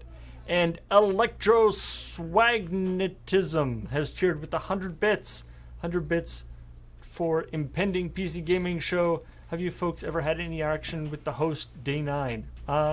I don't think so. I believe we have brought up the possibility of working with Day 9 on a PPR, because he has done some magic stuff in the past. But so far we haven't made it work with the schedule and stuff. And it's Beach. Hello. And it's Heather. Hey, I heard I could sit in a chair. Yeah, you guys are going to be talking about the Nintendo press conference tomorrow, right? That's right. Did you see the Starlander? Starlink? No, Starlink? Yes. With the super special guest? All I saw was on Twitter saying, Starlink is a new thing. Hey, look, Star Fox is in it. Hey, look, Miyamoto took the stage. I'm like, neat. He didn't. I watched the trailer. Miyamoto didn't actually take the stage. Okay. But in fact, he they talked to him, but he didn't actually stand on the. Was he in the audience? Yeah, he was just in the audience. He was there. All right, cool. But yeah, they did Starlink, which has Star Fox. Apparently, Star Fox is like in it, and it's like on the Switch version, so it's not like a Star Fox game. No. He's just like there. No, but a lot of people are excited because they weren't so happy with the last one. But it's just like it. But there But is. like as soon as you put in Star Fox, it's like here's this person and this person and this person who don't look very interesting. Also Star Fox. Yeah. So I feel kind of bad for like everybody else in the game because their toys are not going to sell. No. Like I wasn't even aware that Because it's a toy thing. Yeah. It's like a Skylander They thing. showed this off last E3. Yeah. When they were like, new thing coming, but we're nowhere near doing anything with it. And then the other Nintendo thing was the Rabbids, the new Rabbids DLC, one, yeah. which I'm waiting for the DLC to hit. was a very a confusing trailer, I would say. All right. It covered a lot of ground. All right. But I don't know what it meant. The Rabbids make things. I kept expecting Rabbids to just like show up in other trailers, just like For Honor, new faction, just like Rabbids. I mean, they could do that as a goof. Assassin's Creed Rabbids. Everyone seems to be doing goofs, right? Like I'm okay with that. Yeah, I don't like mind it that when either, people but make goofs and fun. If they were, like, if what they should do is just like do no Rabbid stuff for like 2 or 3 years, and then do a press conference where the Rabbids, and do the teasing that there's going to be like a new Rabbids game by having the Rabbids just start showing up in the trailers all throughout the press conference, and at the end have a like announcement for it. That's a long-term strategy. But the great thing about it is that it means that we get like 3 years without a Rabbids game, which I'm kind of okay with. Mario and Rabbids is fun. Yeah. Because of the Mario part, not because of the Rabbids part. Like, I don't feel like the Rabbids are adding a lot to it, other than making it happen as a game. Yeah, that's fair. Other than like it being like, hey, we could do this thing. Like that. Other than like Ubisoft wouldn't have made it if the Rabbids weren't in it. I mean, That's yeah, probably probably a not. fair I assumption, mean, yes. At that point, it would just be a Nintendo game. There'd be no reason. Well, I mean, it was, or they would do the Rabbids would have done a thing. They would have done an XCOM-like game with everyone having guns and shit. And everyone would be I like, wouldn't have played neat, it. Okay, but then most people wouldn't have played it. Yeah. Some people would have played it, but not a lot. And then there would have been a lot of going on about how amazing and XCOM-alike it is. And it's like Baby's First XCOM, and people were like, "Oh, look, I need that." And it's like the moment you put Mario in it, it's so like, much "Oh, but fun. I'll give it a shot now." It's a lot of fun, and the copy that we have around the office may disappear when DLC comes out. Just saying. It's weird that happens sometimes. Yeah, I know, sometimes right? just borrowing copies. Also, we were talking about the Assassin's Creed. Being that so the last Assassin's Creed game was Assassin's Creed Origins, and it happens during, in Egypt, during when Cleopatra is around and stuff. Because when you say during the Egyptian age of the Pharaoh, that's like a really long period of time. But it's like the ending era where Cleopatra is around, and that's Assassin's Creed Origins. And by the end of the game of Assassin's Creed Origins, they're like, we should do this as like a thing. Like, we should form a team. All right. But they don't even call themselves assassins at that point. Like, by the end of Origins, they're like, we're buddies who kill people. Murder bros! For fun. Exactly. We get together once a week. But the new one is Assassin's Creed Odyssey, which is like ancient Greece. Right. So it's like 400 years before Origins. So like at this point, it's not the Assassin's Creed. It's just like people who kill people. People who kill people are the luckiest people. Okay, so then is it a thing that that maybe it's like, but maybe in ancient Greece they started an Assassin's Guild, but then nobody had heard about it, and it wasn't a thing. And so then in Assassin's Creed Origins in ancient Egypt, it's like, oh, but they started a guild, and it's like, and there's all these Assassin's guilds that finally find each other eventually, and they're like, oh shit, we've been doing this for a while. And they all came up with the same logo for some reason? For some reason, they're like, what we all need is a hood, right? We need a hood with a big... Well, she doesn't wear a hood in it. Okay, fair enough. She doesn't wear a hood. She wears a helmet sometimes. I mean, we all wear helmets sometimes, Paul. Yeah. But there's... but yeah, I like the idea that, like, yeah, the concept of the Assassin's Guild has just arose independently in different places in the world. Yeah, it's the world's oldest profession, right? Yes. Yes. Second oldest profession. Anyway, has it been exciting for you at least though? Like for in terms of announcements? Yeah, in terms of stuff. There's some the Beyond Good and Evil I'm super stoked about. Yeah. It's looking good. I'm a little concerned about the like user generated content stuff they've been talking about. Oh, the hit record stuff. Yeah. That like I'm I'm totally on board with like, hey, here's the game. Yeah. We have user generated and you can make user generated content. Yeah. The idea the fact that the game is not like anywhere near done, like they're in pre-alpha. And they're like soliciting user generated content, which makes me think that like that like I want a game that's made by game designers. Yes. And then you can have extra content on it that's fun. Mm-hmm. I don't want a game that's made by the community. Fun as the community is. Yeah. To me, that is not like a solid way to build a game. Sometimes your idea of fun and the community's idea of fun don't line up. Shall I give you the Twitter hookup on this then? Because our good friend Andrew Ferguson, who's the Desert Bus photographer among other things, right? He finally got the website to load. Yeah, the we whole thing. we finally got it to load too. Yeah. Mm-hmm. And so when he had that look at it, I'm guessing you've covered this then already. Is that it's like it looks like everyone's gonna get paid. Yeah, well, but hit who record. knows how it's gonna get paid? Like hit record is an existing thing. Yeah. For doing sort of collaborative stuff, and so they've got, I guess, an existing structure to pay people under. Yeah. But I mean, it's not going to be good money. No. Like and it's an awful lot of. And it's not. I think it's not intended that way. It's not intended as like, as like a creative marketplace. Yeah. It's intended as a place where people can get together and collaborate and make cool things, and we can, give out some money too. But I don't think it's intended as like, you can make a job out of this. Yeah. I mean, so the fact they are putting money into it, I like. Mm-hmm. That certainly makes it better. But still, even if they put a lot of money into it, it's still like, I don't want a substantial part of the actual like content of the game to be user generated content. Like I want the game. Yeah. I want a game that like, especially, I mean, like the original Beyond Good and Evil was a very tightly story-based game that had a really great story, right? And really neat environments and stuff. And so I like the idea of a game that's the game that you're playing is the game that has been designed by people. All right, I'll see you guys later. See you, Adam. See ya. It is. I mean, yeah. There's definitely a thing to be said for if you want a unified feel to.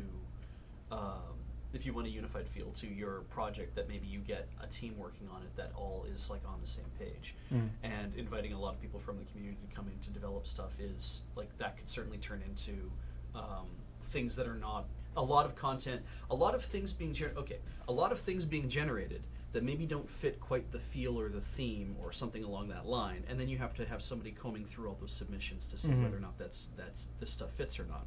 But even then, on top of that, that's also like a lot of spec work being done, and people are like, oh, but if your stuff doesn't get picked, what does it matter? So it belongs to you. It's like it means you put in an awful lot of effort to make a thing.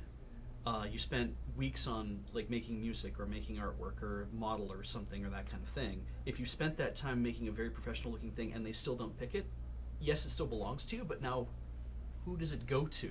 So how do you sell that? So where is it going? You did all this work, you didn't get is paid saying for it. that it sounds like the content they're looking for is visual and audio art to flesh out the world, so graffiti and radio music and posters, not necessarily like making levels and And I mean that could be fun. Like if they do that, then that's cool.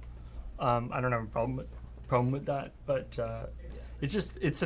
especially since they've been playing it very close to the chest in terms of what the world is like. Yeah. Mm-hmm. And it's clearly very different from the world of Beyond Good and Evil 1. So it's like, how do you design stuff that fits in this world that they've made when they haven't actually told us what is clearly they've done a ton of like behind the scenes world building that you can see in the trailers. Yeah. But it's like, okay, this looks like a neat world that you've made. But it's sort of like, it's like you expect it to be like you play the game and then it's like, oh cool, I want to design all this stuff to go in this world. Yeah. But they are asking and they're soliciting for stuff before the game actually comes out.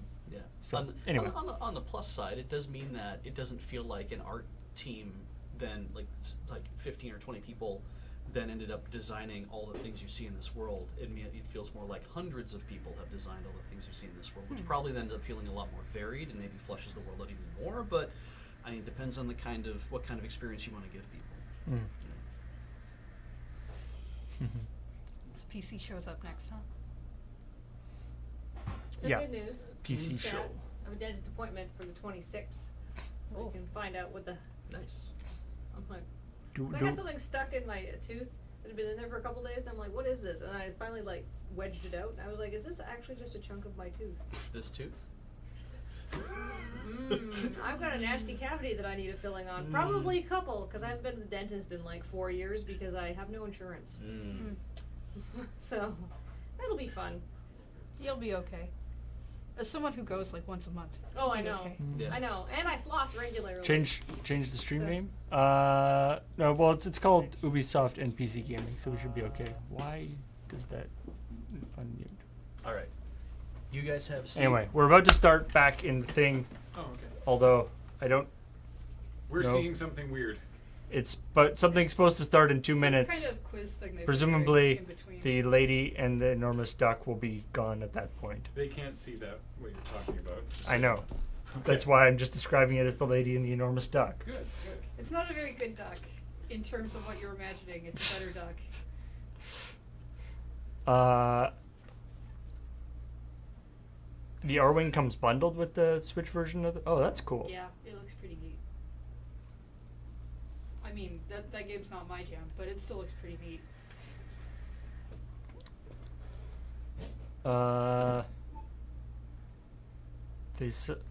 They do sell those dentist mirrors. You excited for the Nintendo one tomorrow? Sorry. I was Don't just give me Animal Crossing or I'll get mad.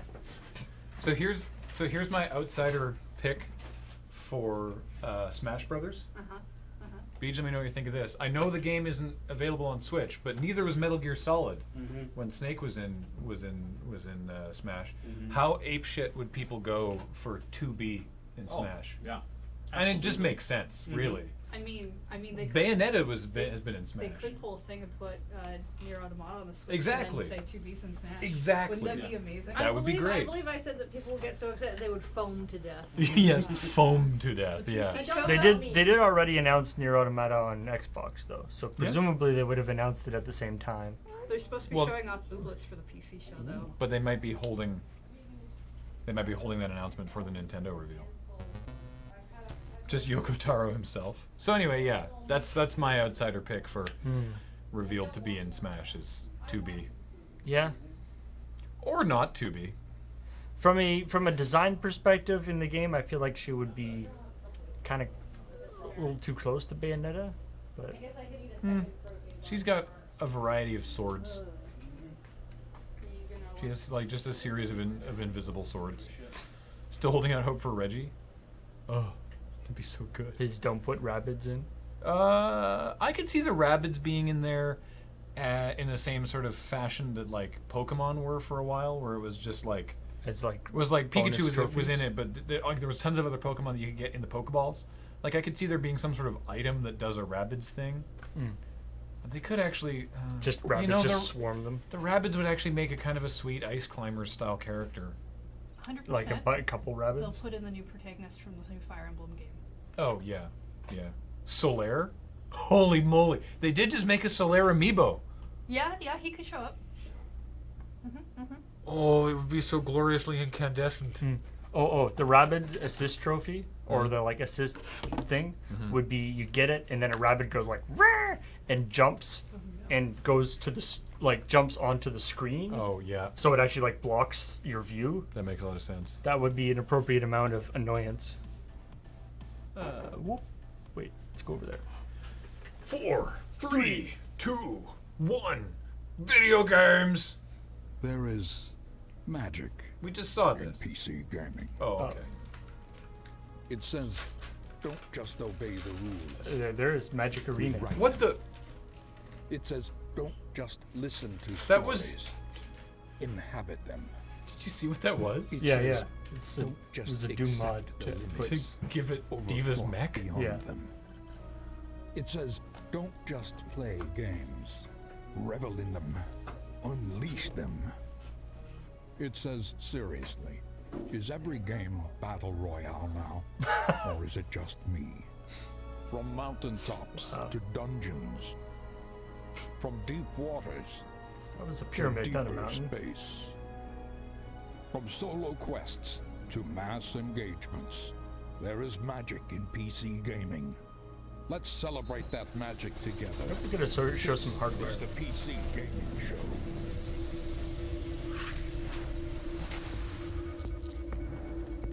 Was the coffee done? No. And now your host, Sean I Platt. said I was putting a pot on. Wait, did you just make instant coffee? There's. Oh, hello to everyone online.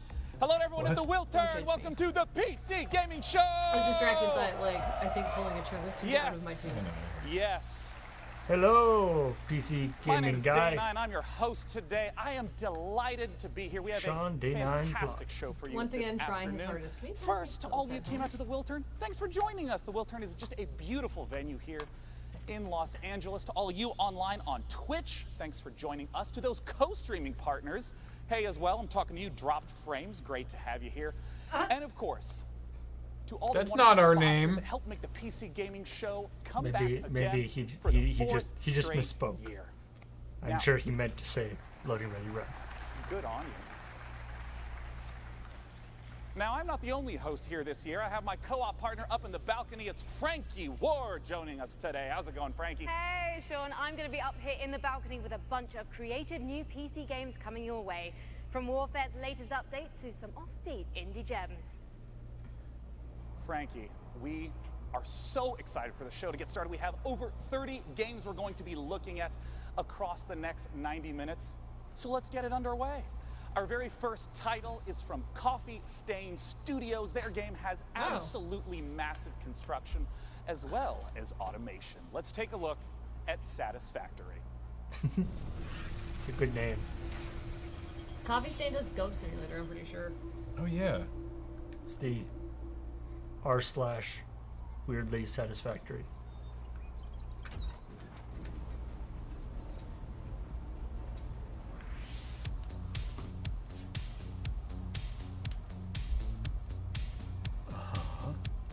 Okay.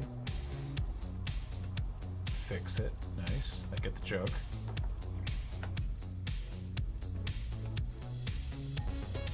This is very No Man's Ski.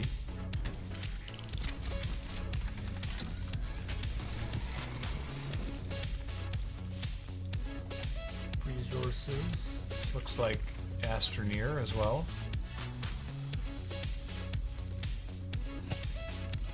No Man's Factorio. Yeah, I'm definitely getting the conveyor belts give me a Factorio vibe too. But first person Factorio. This is like the Lorax where you're playing as the bad guys. Sweet. Turn out those thinids. Yeah, it's something that everyone needs.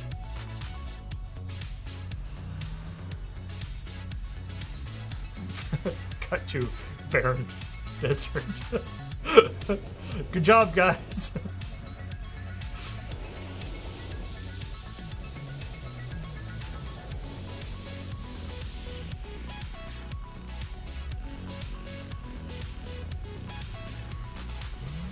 the downside, we've turned most of this planet into a barren desert. On the plus side, dune buggies. So this does look like it's got sort of, it's like, yeah, first person Factorio feel.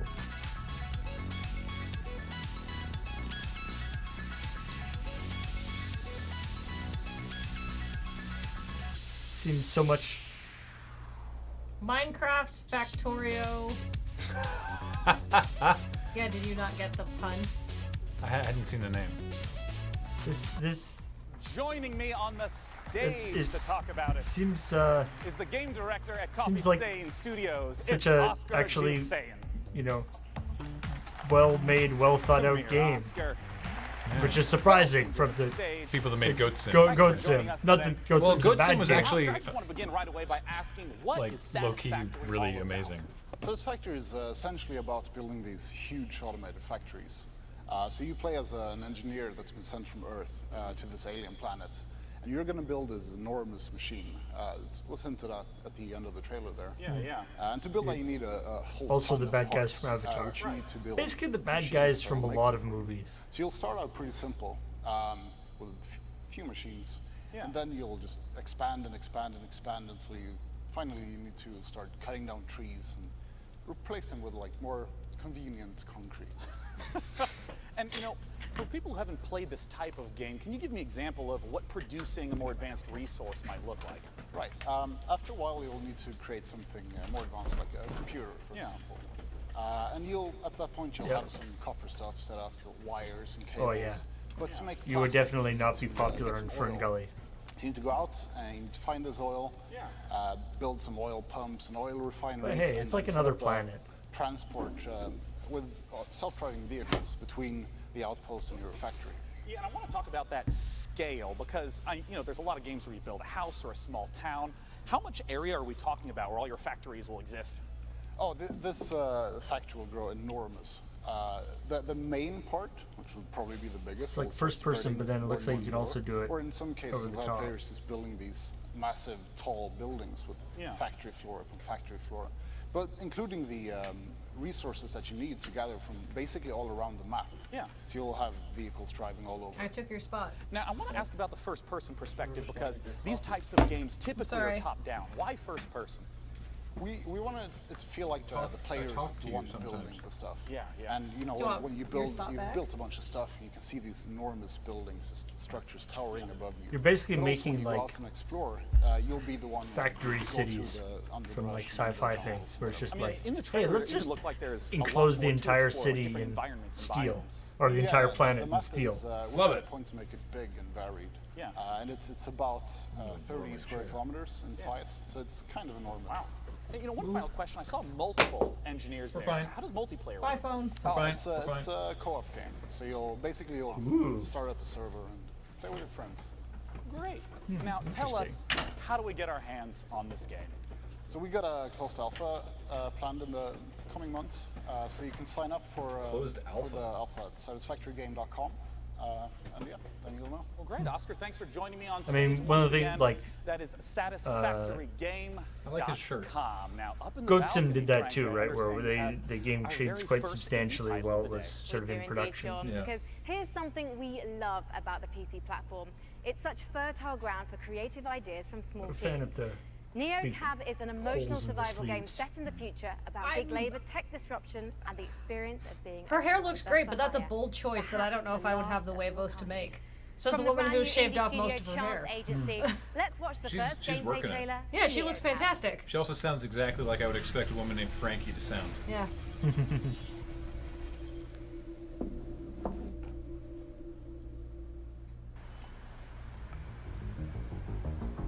Video Chugos.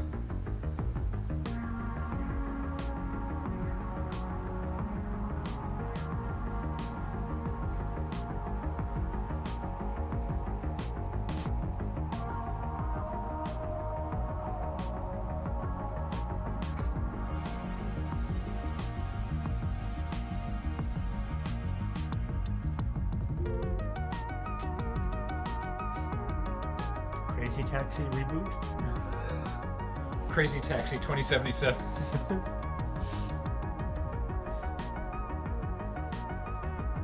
Let's get ready to make some crazy credits.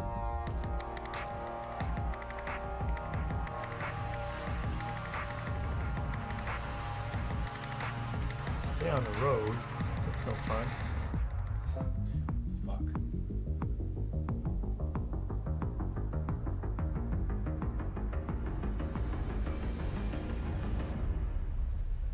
Neocat. Cool.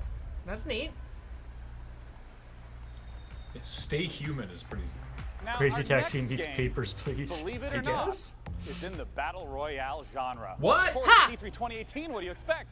We have several Battle Royale games we're going to I be like talking that was about probably today, because written the Battle Royale format is before very simple and very flexible. all the like Players announcements play came in out. an ever-shrinking space until there's one last standing. So developers have already been doing And then all you drive a kinds of different taxi. explorations of what this could possibly be. And our very first Battle Royale game that we'll be introducing today has up to 1,000 concurrent players. It's from Automaton Games. Let's look at Maverick's Proving Grounds. Battle Royale, but more. That's like a lot of players. That's That might be too many. well. It's tricky. Like to even get a game going, you would need a lot of people. Like the critical mass to make the game work would seem like way too high. That fog's protective. Means that the game doesn't have to render too much shit at once.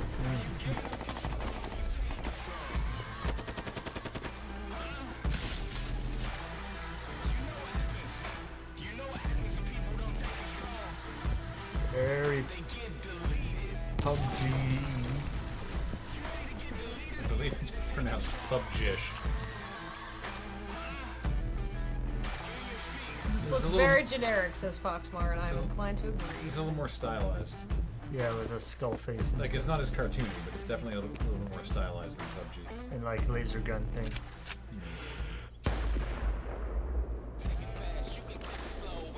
The game has art direction, is what I'm saying. Also, it's suddenly changing. It's first it was winter, and then it's everything's burning, which I'm assuming is the season. Ah, fire summer. I guess if you're in Oh California. no, wait, the season is fire fall. Too soon.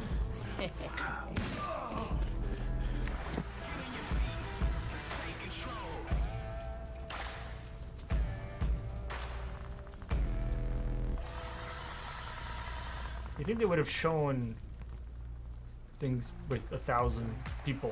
Extremely muted reaction. Yeah, like considering that's everything has been. I don't think the audience is mic'd very well. James but, Thompson. but considering like that's one of their cool points. You think they would have shown that? Like a ton of people all James, in the same area. welcome. Thanks for joining us. My pleasure. Now, I want to immediately ask, what about Maverick's Proving Grounds distinguishes itself from other Battle Royale games? Nothing. Yeah, well, as you said, it's a very popular formula. Why did you ask that last man question? standing I wasn't kind of prepared. game type is incredibly compelling by itself, but Mavericks is really about depth. You know, we've already talked about 400 players before, and we're sort of super excited today to talk about our 5-man squad mode being 1,000 players. But really, it's about depth as well. It's about the fact that environment is even a bigger step, the simulation and those elements sort of combining together. Yeah, I want to zoom in right on the 1,000 players aspect. How does that really shift the dynamic from the, say, 100 that we're typically used to? Well, it's really about combining scale with the depth of simulation. So the fact that together, what you actually have is a landscape that means you're making decisions off a lot more information. Yeah, I mean, because you hinted at that twice now. Like, what do you mean gotta by be a there's big- a lot more big information in map, the environment too. for players to process? It's like so take a concrete example, right? So 1,000 let's say a people, and player's there's just walking like through the one map, guy leaving and footprints, another guy there's left space on the and map. foliage, like grass bending. But siege-style gameplay in houses, that's like a lot of destruction systems that sort of together make the map much more of a dynamic It's environment. like a recent history of who could have been here. Yeah. You know, I want to ask about Yeah, I wonder what would the game more is in store do they do for longer Maverick's than Proving Grounds. I 30-minute understand that games? This is a lot more out-game Or features. just than people someone die might expect. faster. Yeah, so it's not just that session-based gameplay. You enter the game through the capital, which is our sort of persistent social hub. So we draw from the MMORPG side of things. It's really it's a full world, not just a map. You know, so it's got a persistent game type side to it too. Yeah. But really, it's about bringing this all together into something which makes a much richer MMO experience. Now, where can people go to find out more? Well, we've just launched our site right now, so if you're interested in signing up for the closed beta, you can do that now at mavericks.gg/closed-beta. And actually, if you register this week, you'll get special in-game content for free from E3. We've been hearing a lot of 100,000 creative slots for the first pronunciations signing of up, so beta. that will give you some beta access, but I'm sure there are a lot more people than that on the stream, so quickly do that. Don't do it. Wow. James, thanks Don't so do much it. for It's a joining trick. us once They're again. just going to That's send bees to your house. Maverick.gg. Our very next Danny game Geek, I'm helps bored showcase already. the extraordinary power The of hot modders. takes. Frank, Someone tell was, us about it. I missed who it was, but someone was like, On PC, Day we 9, don't please just tell play me what's something, given to us. anything to help We me mod sell games your to make generic our own game. experiences. And for many developers, modding is a way to turn a hobby into a career. The Forgotten City is the perfect example.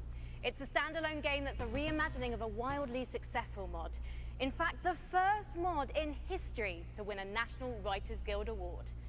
For the first time ever, here's gameplay from the Forgotten City.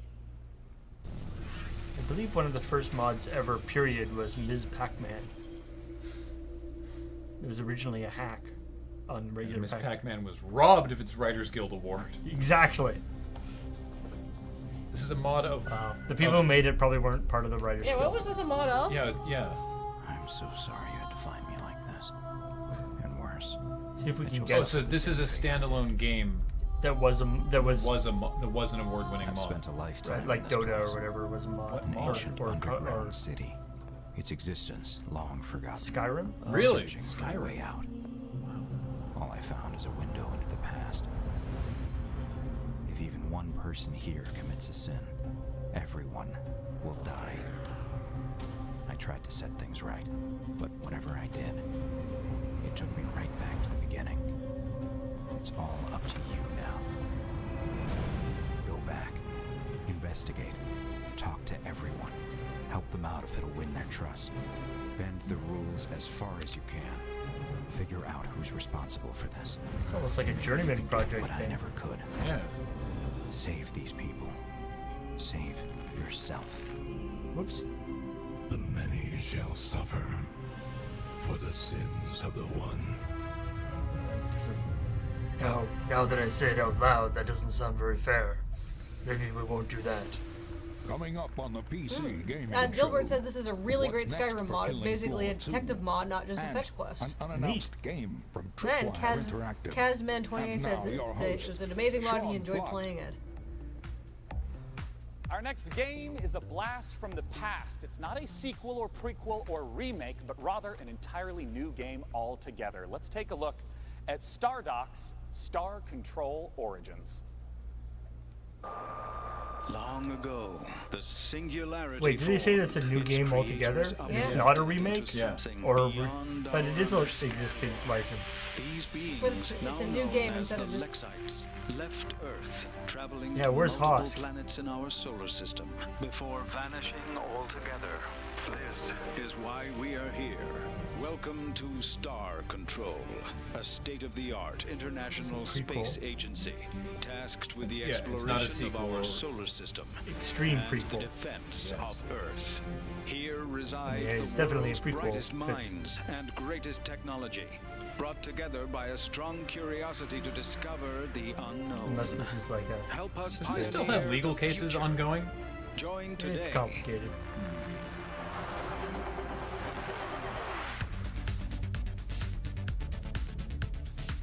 Star Control has accelerated the the warp construction music. of our new modular deep solar system vessel specifically for this mission. It's the fastest, most expensive ship humanity has ever made, Captain. I am Chief Not a precursor. Viscosity Officer Windu. Chief of Viscosity Star Officer? The Scribe have evidently received traces of your radio broadcasts themselves.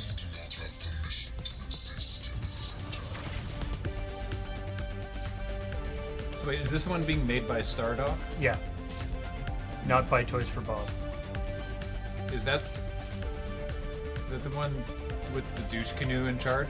Stardock? Yes. Okay. I just wanted to check. I'm not saying you can't be excited about the game. A new alien in a delightful new spaceship. You must be humans. We've heard so much about you. Only good things, I hope. It's interesting that they didn't. I don't think I saw any previously existing aliens Joining there. me to talk about Star Control is the But director clearly of they've got a production lot of of the Star assets Doc, though. Patrick Shaw. So Thanks for it's joining weird me that on they stage wouldn't today, show. Patrick. Yeah, thanks for having me here. So now just tell us straight aliens. up, what is Star Control all about? There's some So weird Star reason Control why they is an can't use open the old universe aliens. action RPG. You can visit dozens of aliens, hundreds of different stars, thousands of different unique planets, and you can land on each and every one of them. And when you're driving around the planets, you can jump over canyons, blast critters, and then you can venture out into the solar system and do ship-to-ship combat with hostile aliens. And I want to ask, since I know that the story is a big part of this game, with it being open world, how do you make sure that the story still stays as the focus for the player? Yeah, so we're really excited about the story that we've prepared for Star Control. It's funny, it's creative, but also has some dark, sinister side to it.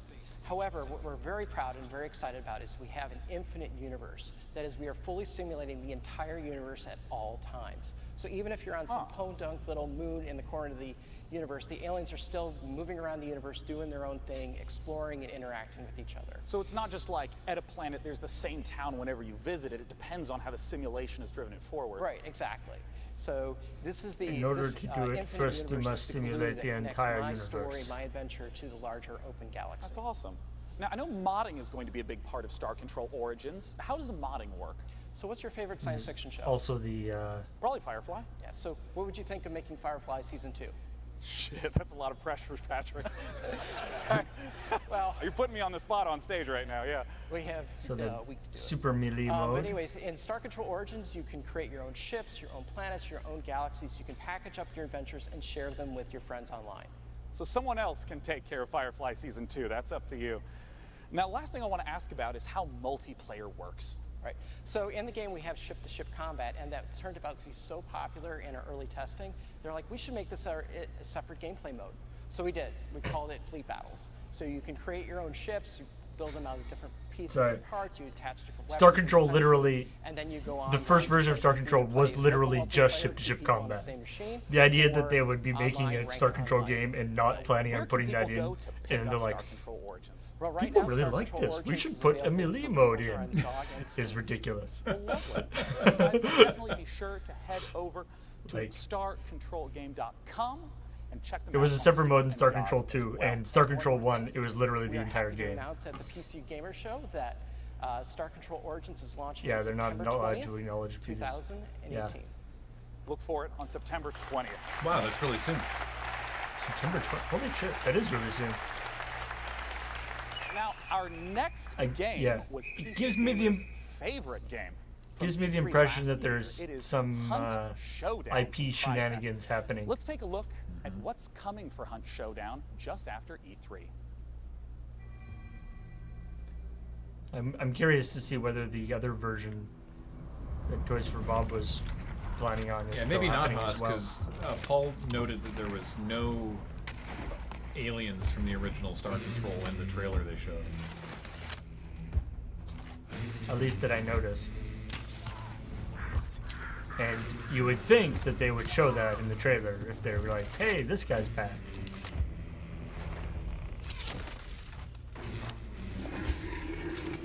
It's sometimes there's like dumb stuff where it's like one side got the name and the other side got all the IP or something stupid Yeah, like that. that's, I've seen that's things exactly like that what happen. Haas just said too, yeah. I've seen stuff like that happen.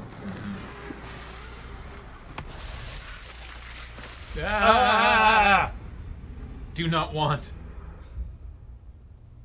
That game looks sweet. Never got into it. I am here with Guy from Skydance, who's here to tell me why fighting in massive mech Which suits guy? is not about to go out Oh, of fashion that guy. anytime Whoa, soon. Kathleen, the skirt. Guy, now Hellfire, in fact, sorry, I think I saw a skirt like that at Valley Village and so- thought about it and said no. Is that silver leather? That's what it looks like, yeah. Well, She's players leaning really into love this the like single-player narrative, late but they all 80s kept thing. telling us the same thing. I'm living Is for that it. She looks great. We really want She's it rocking multiplayer, it. It's and we want confidence, it off-road. 100% confidence you And we need to kinda pull off thought, that that's look. a completely different game, but let's give it a shot. And so we got a crack team together. They put something really special. We got 4 maps. We got 6 different mechs. tons She needs of like weapons a where you could just blast through the environment and big hat other mechs alike. to really get and the it's really just an amazing experience. You can zip around the in your mech. 80s sci-fi you can look. tower over others. It's just something special that I And think when you can try right now. is this coming out of early access? So you just said we can try it right now, but you've got the full version launching soon, right? Correct. Yeah, it's coming out in July 17th. But you can try it right now if you want an early access. Help us iron out the kinks and break some mechs along the process. I am no good at ironing out kinks, as I think people at home can see, Guy, but as a heavy mech woman, I can't wait for you to be my light mech wingman in that 2v2 PvP. So let's take a closer look at Archangel Hellfire. Let's do it.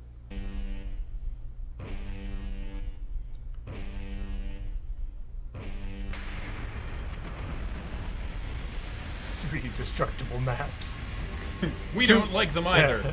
Two destructible. One destruct. Okay, you. Okay, there's no content anymore. Yeah, you destructed all the maps. Smooth. Should I be more invested in Solid Snake? If you're not into mechs. I mean, I like mechs, but I don't know this game, so I'm like it's an expansion for, isn't it? It's an expansion. Our next title is one I've been looking forward to for quite some time. It's from the makers of Sherlock Holmes, It's and it's a VR? delightful-looking Lovecraftian mystery. It's called The Sinking City, and joining me to talk about it is the community manager at Frogwares, Yeah, the maker of Sherlock Sergey Holmes Oganessian. does not Welcome, narrow it down Sergey. a lot. Thanks There's for been a joining lot me of today. Sherlock Holmes Thank games. You've earned a handshake. Yeah, you Welcome nailed that to the stage. pronunciation. I love that you lie to me so kindly. You know, I want to ask right away, The Sinking City, you know, there's a lot of open world, third-person type games. What makes The Sinking City different from what a player might expect? Well, I mean, The Sinking City is an open-world action investigation game inspired by Lovecraft. And we believe that these three elements already America make the likes game this game. pretty unique. And you know, when I say that you can be a detective That in guy a seems world, in a important. supernatural world full of mystery Seems and, bad. you know, cosmic fear, like, I really mean it, because investigations are really Significant. at the core of the Not Sinking necessarily City. bad. Yeah, I mean, I know there's a lot of games in the open world genre that are focused on action, but you say investigation is at the core. What are investigation mechanics? What does it look like? So the first thing you should know right off the bat is that we are not going to offer any hand-holding for the player.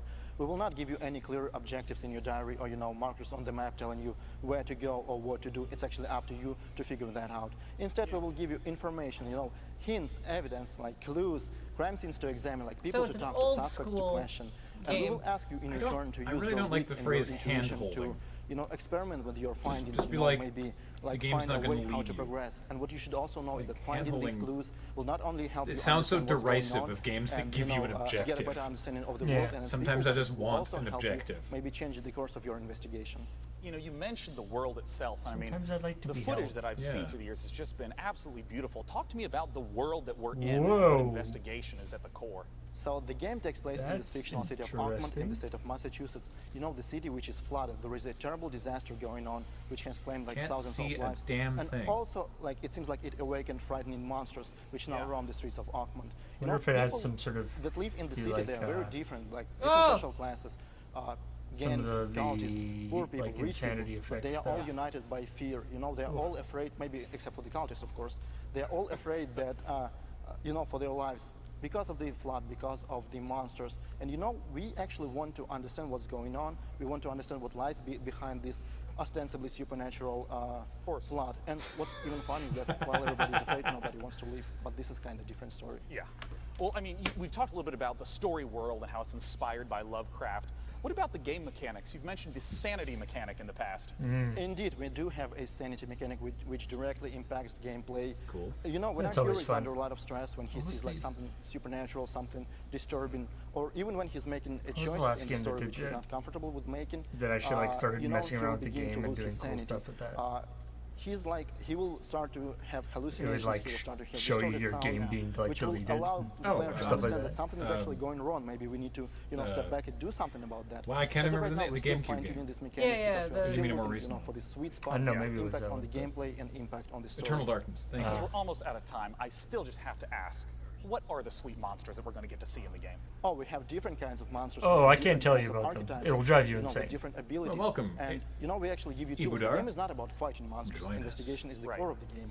But we give you tools to defend yourself. So we give you weapons, we give you skills, we give you even certain like traps. In return, we ask you that you make a decision because the game is about Sean's making really a trying to decision. Get this guy off animation stage. starts, and you will have to adjust your tactics accordingly. So I know a lot of people have all sorts of questions about what the game is like. Sean's Where trying can to they go to find out more interrupt like information? 3 times there. So if you're hungry for more, you can always follow us on Facebook, Twitter, and YouTube. This is where we post our updates regularly. Facebook, The Sinking City Game. YouTube, Frogwares. So go there, and this is definitely the place to go if you want to learn more. Well, I'm super excited to personally see how it turns out. Thanks for joining me on stage, Sergey. The Sinking City. How tall is Day 9? Like 6'4". Now, so he's our like loading next ready run game height. is a PC title that has only gotten It better looks a little over bit the like last Marshall, few years, actually. and I'm always excited to hear what they have in store. Frankie is up on the balcony with the developers of Warframe. Talk to me, Frankie. Oh, Well, hey, we what's all up? know the PC is home to some She of the only most gets to talk about mech devoted games for some communities in reason. gaming. Yeah. And one of the best undoubtedly belongs to Warframe. Last year, the game got its first open world update, Plains of Eidolon, Warsword. and the next epic cinematic quest is called The Sacrifice. And we've got the exclusive launch trailer God, for you. she has so many teeth. She smiles with all of her teeth. You've been paying very close attention to You know what they say, put your best teeth forward.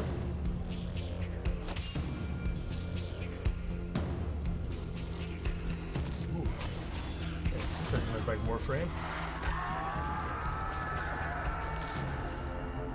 All you want. It won't bring him back.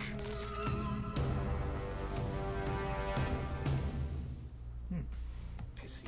Megan Everett, Community Manager at Digital Extremes, joins me now. Megan, tell me more about The Sacrifice. So The Sacrifice is the latest Well, we all stand installment around you with of our knives. cinematic quest. It continues a story that we started in The Second Dream, to watch. continued with The War Within, and then Apostasy Prologue. So at the end of last year, we kind of shattered some hearts and left them with a bit of a plot twist, and I'm not going to spoil it for people who want to maybe catch up. Good, because people in chat but were what worried about I can spoilers. say is that, obviously from the trailer that you saw, the wait for Umbra, the 3-year I thought wait for Warframe Umbra was like a Warframe mech is finally game. over. The creepy guy at This the end of the doesn't look trailer like a there, mech at Valis, all. plays a pretty big role in this quest. And again, not going to spoil a lot, but I can say that it's coming this week on PC. And you guys are actually currently waiting. Space biotech well, ninjas. as well as the update, you're working towards TennoCon right now. Yes, so it's going to be another big year for us, and I'm really excited for it. Well, let's take a look at Man-sized mechs. Wait. get an idea of what TennoCon Man-sized is all mechs about. is just like fancy armor, isn't it? What do you think the mega reveal at 10 Live is going to be? Can you tell me anything about this Umbra thing that's so maybe many, going on? so or many whatever? beanbags.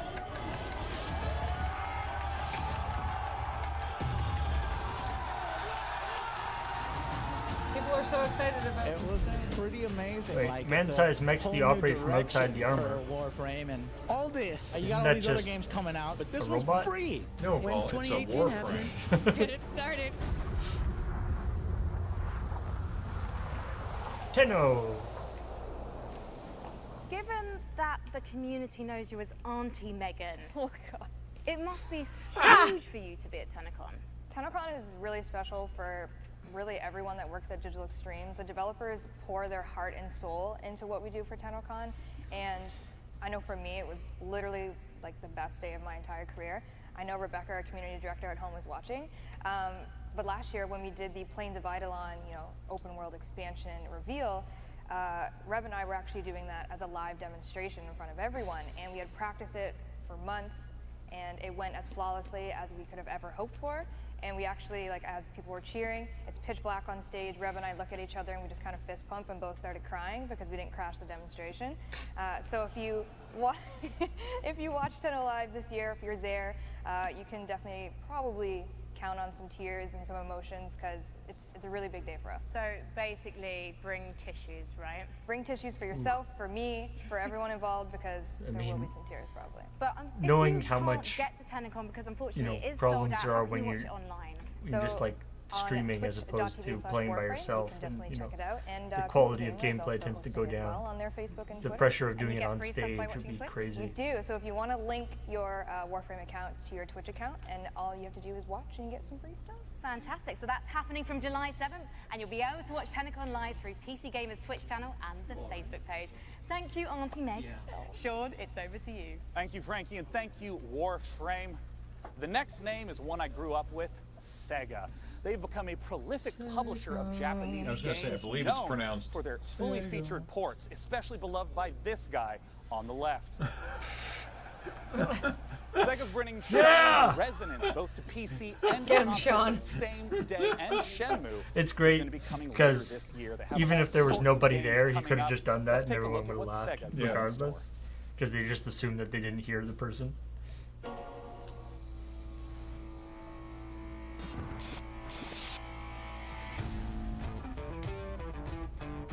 Valkyria, Bayonetta. All of this coming to PC? Well, Bayonetta's already on Fucking PC. Vanquish? Wow. Puyo Puyo Tetris? Bayonetta 1 is on PC already. I guess Bayonetta 2, maybe? I think all of these are actually already. Vanquish is on PC. Okay, so everyone's saying these are already on PC. Yeah, this is just like showing what they have, I think. Oh, here we go. More Yakuza? Yes. Ah, wait, on PC? Oh shit, that's rad actually. Nice. Yakuza. Oh. Oh, more Valkyria Chronicles. That adds up.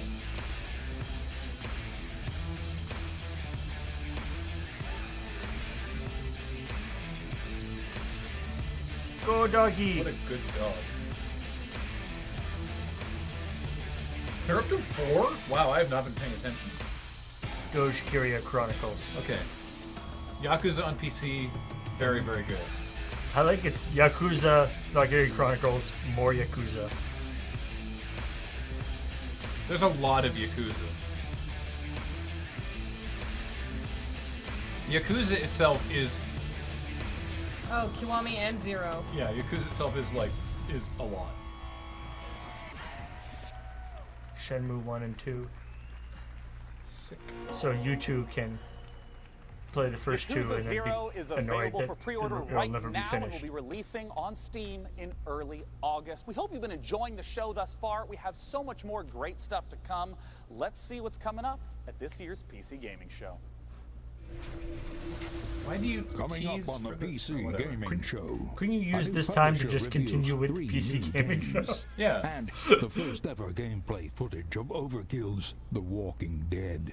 And now your host, Sean Plott. What a weird... Did he throw it at himself? They've done that twice now. Was that an ad break? Our next guest is a regular here at the PC Gaming Show, having attended all 4 years. Frankie's with him up in the balcony. It's Tripwire. Sean, if you are anything like me, it's you a probably tripwire. need to let off Frankie, steam watch it! every once in a Aw. while. And I personally Frankie's can't think of down. a better way to do it than by kicking back and tearing up a load of monstrous enemies. It's kind of either that or pushing the office photocopier out of the window, and I, for one, prefer the option that keeps me and everyone here in a job. With that in mind, I am thrilled to welcome Bill Monk from Killing Floor 2 back to E3. Hi, thank you for having me. Got a lot of fans in the audience. Killing so Floor. listen to that applause. Yep. They all want We to love know floors what the that kill latest people. From Tripwire and Killing Floor 2 is. Yep, we've been really busy working on Killing Floor, and we got 4 major updates that are coming out this year. The first one we That's okay. dropped in March, and we're getting ready to Would drop those the next headphones be one better? really soon. I think it's a combination of having my What's hair involved? up Yeah, and so we're squishy bringing the summer headphones. sideshow It's okay, back. I could just look but like this an time old we're school mixing Circus Freaks telephone operator. with steampunk in a really fun, exciting Or way. like a DJ. And we have a really cool new system that we're adding. It's Wicca, called the wicca Weapon Upgrade announcements. System. Wicca, And with wicca, this, throw 'em there's to myself. 73 different weapons that we have in our Wicca, game. wicca, and I'm each not one you can, interested in upgrade it most and make of it this. viable Wicca, for late wicca, play. wicca. So it really adds a lot of creativity trying. to your loadout. So I'm really excited to get that in people's hands. So you can make your boy guns big. Yeah. Good. Well, thank you so much for joining us today, Bill. Let's take a look at the trailer for Treacherous Skies Summer Sideshow. Sideshow? Ya boy guns.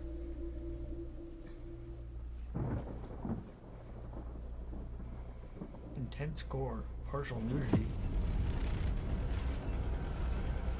It's okay though, the nudity is just plain.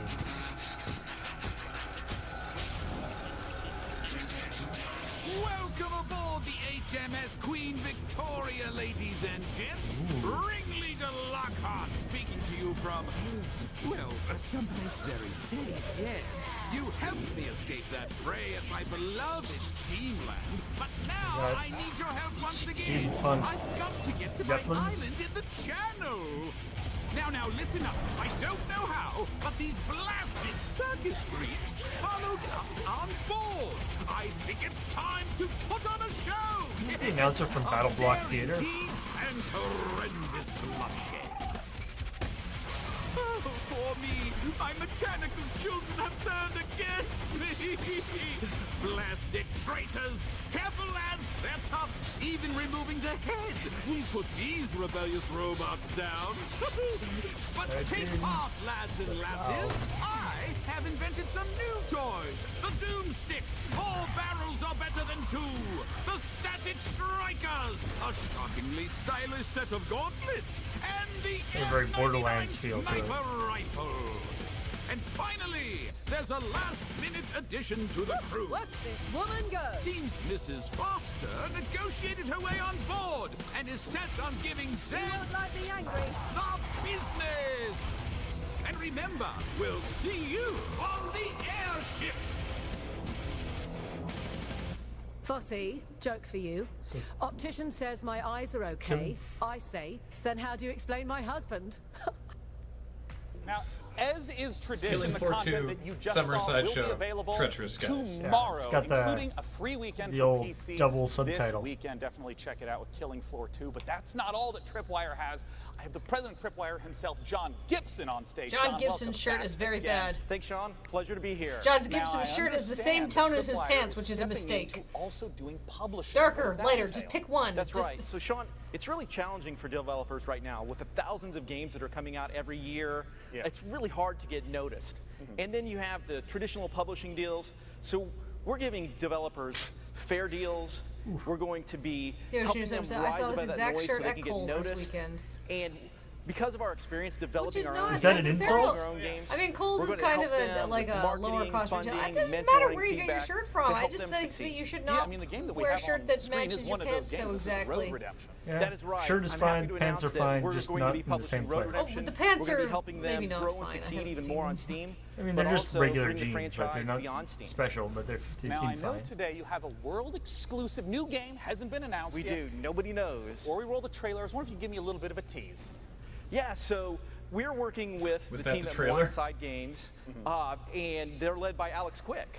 Oh, yeah, right. So if you're familiar with the Killing Floor universe, you know Alex Quick was the modder that created the original Killing Floor mod, which Tripwire worked with Alex to bring commercial.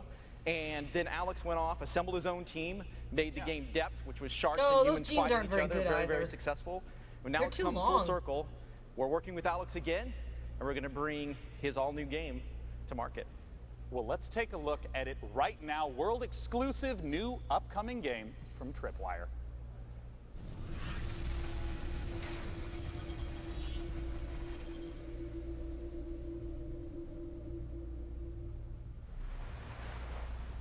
He looks like a janitor, says Featherweight. Close your eyes and imagine a place where the sun is bright and the beaches are wide. A place filled This with is literally southern Dead charm, Island. where This the is like the water thing for is this is as the warm intro as for the Dead Island, welcome. remember? Come to a So beautiful come feel the island wind in your resort. sails. Where are zombies? Kick back and relax. Sharks. Enjoy the local cuisine. Your dream vacation. So the is guy likes waiting for sharks, you is what I'm getting. On the Gulf Coast. I mean, alright, do you get to play as the shark? Because that's rad. Well, they mentioned death. I think you do. Okay. Go to maneatergame.com That is now pretty dope. to book your vacation. Operators are standing by. If I get to play as the shark, yes. If I get to play as a human, I just move slightly inland. So hey, John, Yeah. so you get to play as the shark. I don't think. You are the shark. Yay!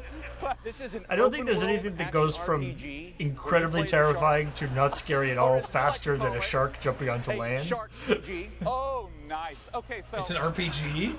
So do you like upgrade and improve the shark? Shark Is there like PG? skill trees? You do. There is a shark skill tree.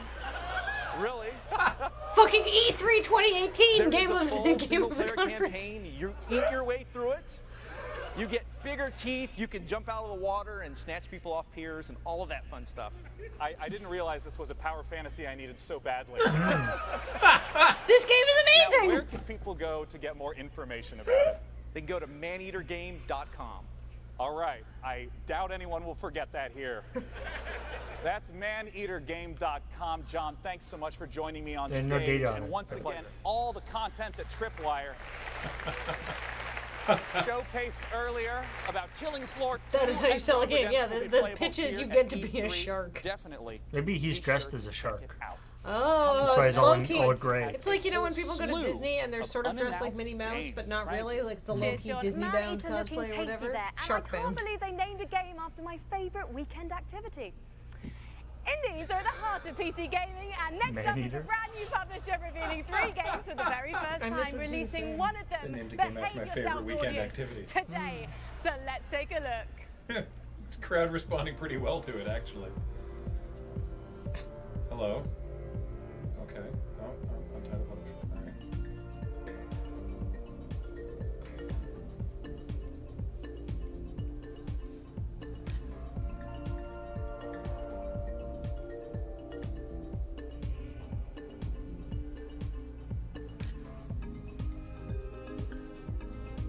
I feel like calling yourself Untitled Publisher just brings more attention to your name.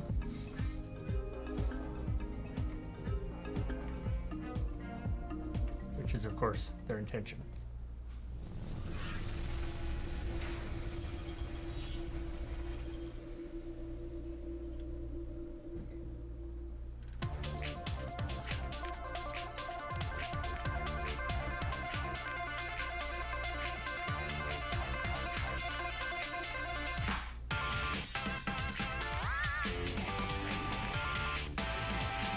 This is a rhythm game?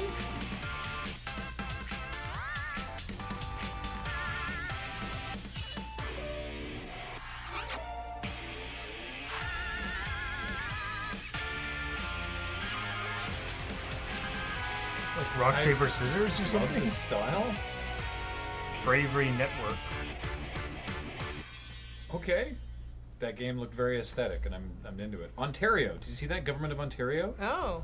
We were covering it. Very Scott Pilgrim. Yeah, it does have a certain style. This is in the trailer. Like this. Turnip! Yay! Turnip for what? Wow. I'm sold already. Get the fuck out. All right, goodbye. Is this new Stardew Valley?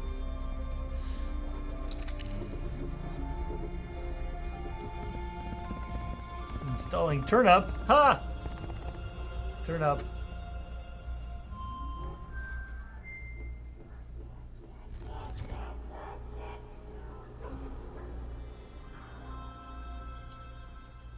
What is that? I don't happening? understand. Okay. I mean, you can plant turnips and also hack. I don't know. Hack turnips? I wish that was the game that was coming out today just so I could figure out what was going on, but it's almost certainly this one. Well, I guess they said right away. That doesn't necessarily mean today. Super low res abuse. This reminds me a lot of Downfall, just in the graphical, not the gameplay style, but the graphical style. Or sorry, Downwell. Downwell? Yeah. It's the like walk around and then use your mouse to control the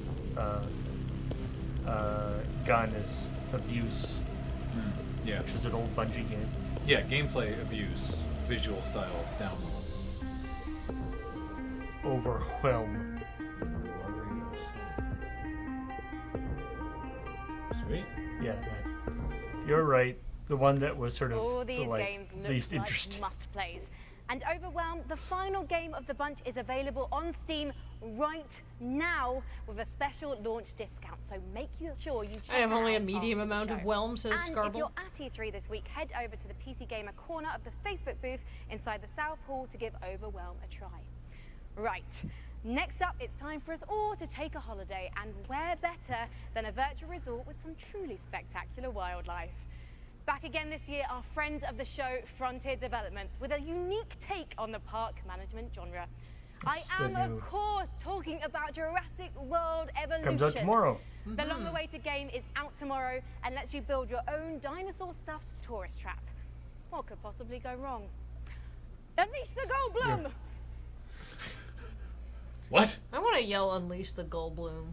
I want to yell that and have it do something. I think it's good to things are going to turn out differently, huh? Well, the ones before you did too. Because they believed that they were in control. And control... Well, here's the thing. Humanity is desperate for it. We are seduced by it. Deceived by the illusion of it. But we never really possess it. Because if there's anything that chaos theory has taught us, it's that nature is on its own course. And when we interfere, when humanity tries to put nature into orderly boxes, chaos destroys them. I like the idea of what makes us such unique the creatures dinosaur, like the Jurassic Park simulator, where it's like there's no chance the dinosaurs aren't going to break out. Yeah. Still believing that we can win. Apparently, your employees can sabotage your park in this game too. Yeah, there's espionage. I know, however, weather things. What I would predict. Zoo Tycoon, but dinosaurs. Yeah. This is a real thing. Yeah, this is. I am so excited It's out for tomorrow. that game. So. Our next title I is don't from believe you. Insomniac, who've been making amazing games for years, and they're going to try to take their expertise and answer the question: how do you make an open-world game in VR? Let's take a look at their upcoming game, Stormland. Just to be clear, the game is not in VR, but they made it in VR. Ah.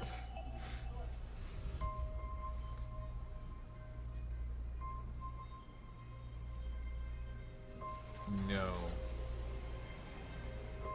Looks like fun though.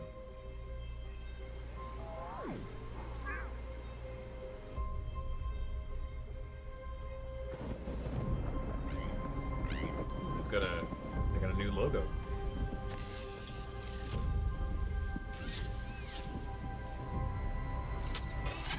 Whoa.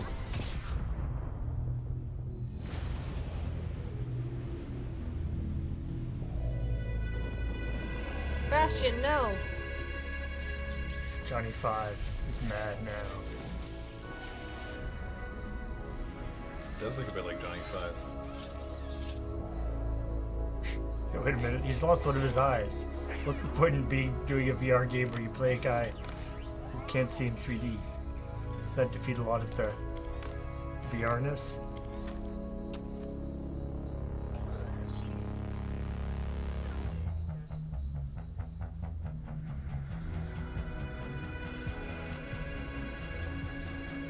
He just found it. Oh, that's handy.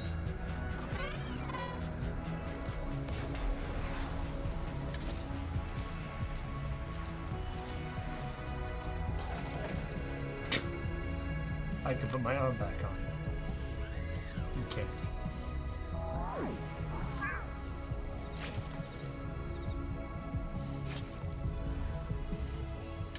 This looks nauseating. I mean... Whoa! Keyframe! Thank you. Keyframe flux. Oh, it's like Far Cry now.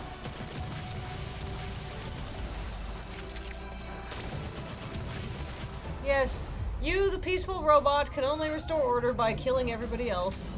Well, yeah. Wait, oh, now you're this robot. Oh, you made another robot.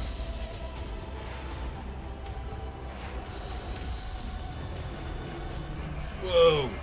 Ah.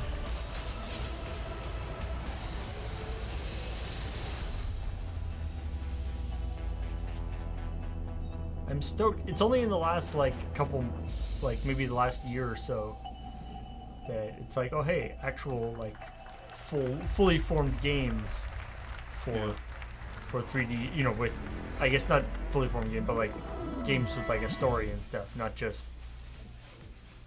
Joining cool me to tech talk demos. about Stormland is the As Chief much fun as Creative those are. Officer at Insomniac Games. Join me in welcoming What's happening to the Chad lighting for no Desert. reason? It's been solid the whole time. Why now? Because somebody realized they forgot to change the lighting, I Chad, guess. welcome to I think they hit a stage. button by I wanna accident. start It's like, right hey, this away button and can ask, change the lighting. what There it is. is this game all about? Well, in Stormland, you play as an android gardener, and an entity called the Tempest uproots your habitat and shatters your android body. So you've got to travel to a civilization above the Thunderheads to repair yourself and save your friends. And I want to ask what open world means in VR. Well, for us, it's about giving the player the ability to explore the world How do you walk freely around? with a set of android movement abilities that are designed to give you complete agency. Yeah, because that's always a huge question I have is how does motion Walk, work walk, in any walk, VR walk title? into the Yeah, wall. well, in Stormland, you can do things like fly just above the slipstream with your outstretched android hands. Yeah. You can shoot a laser into the cloud surface and then make a ramp, kick off of that, climb up a cliffside, like literally launching yourself with your synthetic android strength, and then like push off and glide back down using your hands to control your descent. Just massive freedom of movement, yeah. That's it. It's this set of mechanics that are designed together to work fluidly so that movement feels exhilarating. Yeah. And So you it's can kind of take the world at your own movement, but pace. only with I'm your curious hands. why VR for this type of title? There are a series of things that we're doing with Stormland that we could only do in VR. It's about the expressiveness of having tracked head and hands and how we use that for combat, how we use it for movement, even things like scavenging technology to attach it to your body. Like you look down, you get a new piece of tech, and you attach it right into your arm, and then suddenly you've got the ability to harness electricity or cloak yourself or all kinds of different cool android abilities. I mean, the art is just beautiful in the footage that we've seen. I wonder if you can talk to me a little bit about the I'm world so and much what less it interested means in this for it to game. be It's ever just like, changing. look at all the stuff Yeah, you that's can do. a really Here's good a gun. question. So that entity You know? called the Tempest rearranges everything every single week so that we present the player with new playgrounds of movement and combat and scavenging. I like the and idea- you never know what you're going to discover. I don't know if this is So what they do in it, but every I single love the island idea you that find it's has like the your robot's potential been to have destroyed, hidden so like enemy you don't have any stronghold legs, or which is a why you network can't of just like walk underground around. caverns or brand new tech to scout. That's awesome. Yeah. Now, I got to ask, where can we go for more information? Well, you can stay tuned by watching the Facebook and Twitter with at Stormland VR, or you can check us out at insomniac.games. I'm really looking Or forward to that it. Thanks URL for on the joining me, screen. Chad, once again. Which wasn't either of those. Yeah. Oculus.com/Stormland for more information. Frankie's up in the balcony with our next absolutely gorgeous looking indie title. It really is, Sean, because next up we've got a first look at a new game from publisher Raw Fury, a neo-noir detective drama featuring a Paris cabbie who finds himself drawn into a world of crime. Sacré Roddy Bleu. Yes, I speak French. I can't wait for this one, so let's take a ride with the trailer. Ah, yes, this one. Sacré Ruddy Bleu.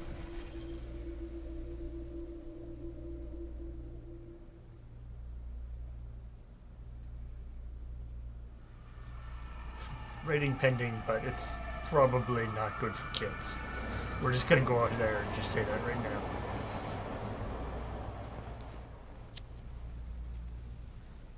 Oh, this is not the one I thought. Wait, no, it must be. It's like a prequel to the other game we saw. I'm positive Raw Fury was the one publishing the game I'm thinking of.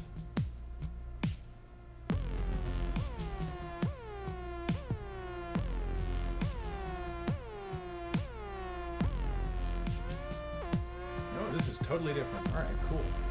This This looks so similar. this is like a prequel to the other game. To NeoCab? Yeah.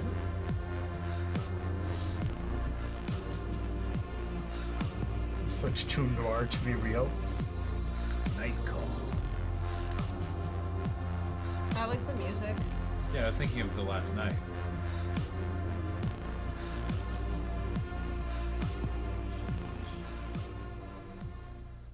If you like that last game, you'll empty of definitely information. love our next one. It's from the exact same publisher, Raw Fury. Ah. It's an open world narrative focused game with an incredible art style. Let's take a look at Sable.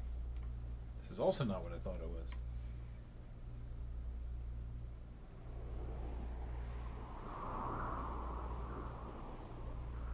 looks like... Whoa! This looks amazing.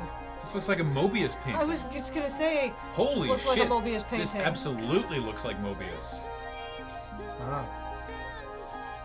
This publisher is just like, okay, that's a cool game, but can you make it look really freaky and weird? I'm sorry, we only publish games with Oh man, they've taken cell shading to the extreme. spiffy diffy art styles. Yeah.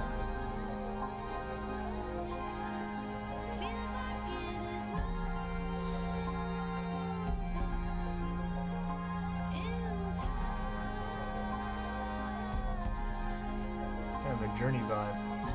Like, Alex actually has a print that looks like this, not like that fashion style too.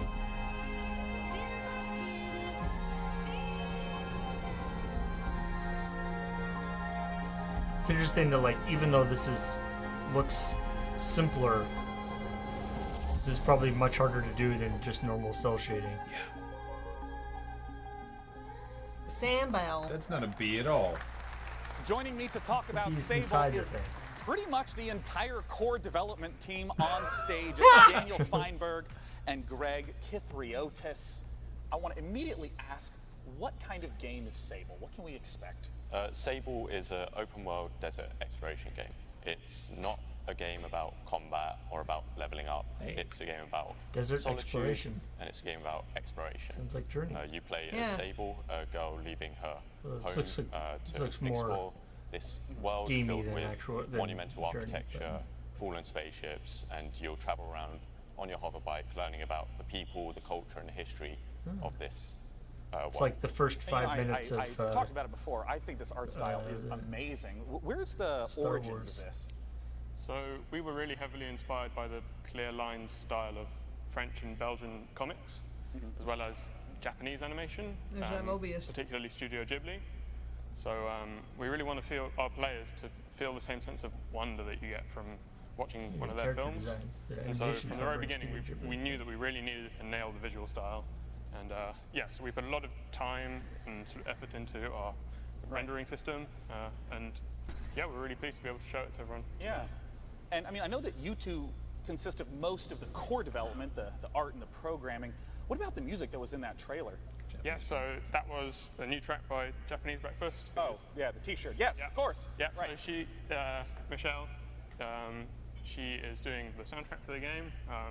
Japanese Breakfast is one of my favorite bands right now. It's incredible to have Well, her on it board. all just came together so beautifully in the trailer, and I know that you guys are really regular about updating, you know, blogs, sharing what's going on with the development. Where can people go to find more? So they can go to our Twitter account, ShedWorksReg and ShedWorksDan, or to sablegame.com. Lovely, gentlemen. Thanks so much for joining me. Once again, the name of the game is Sable. Our next title is release one that has info. been in development, even showing up in our very first PC gaming show. It's Cloud Imperium Games still hard at work on their title, Star Citizen. Let's see what they have in store. Holy shit. Still hard at work. Yep. Possibly even harder at work than they were previously. I don't know if that is even physically possible.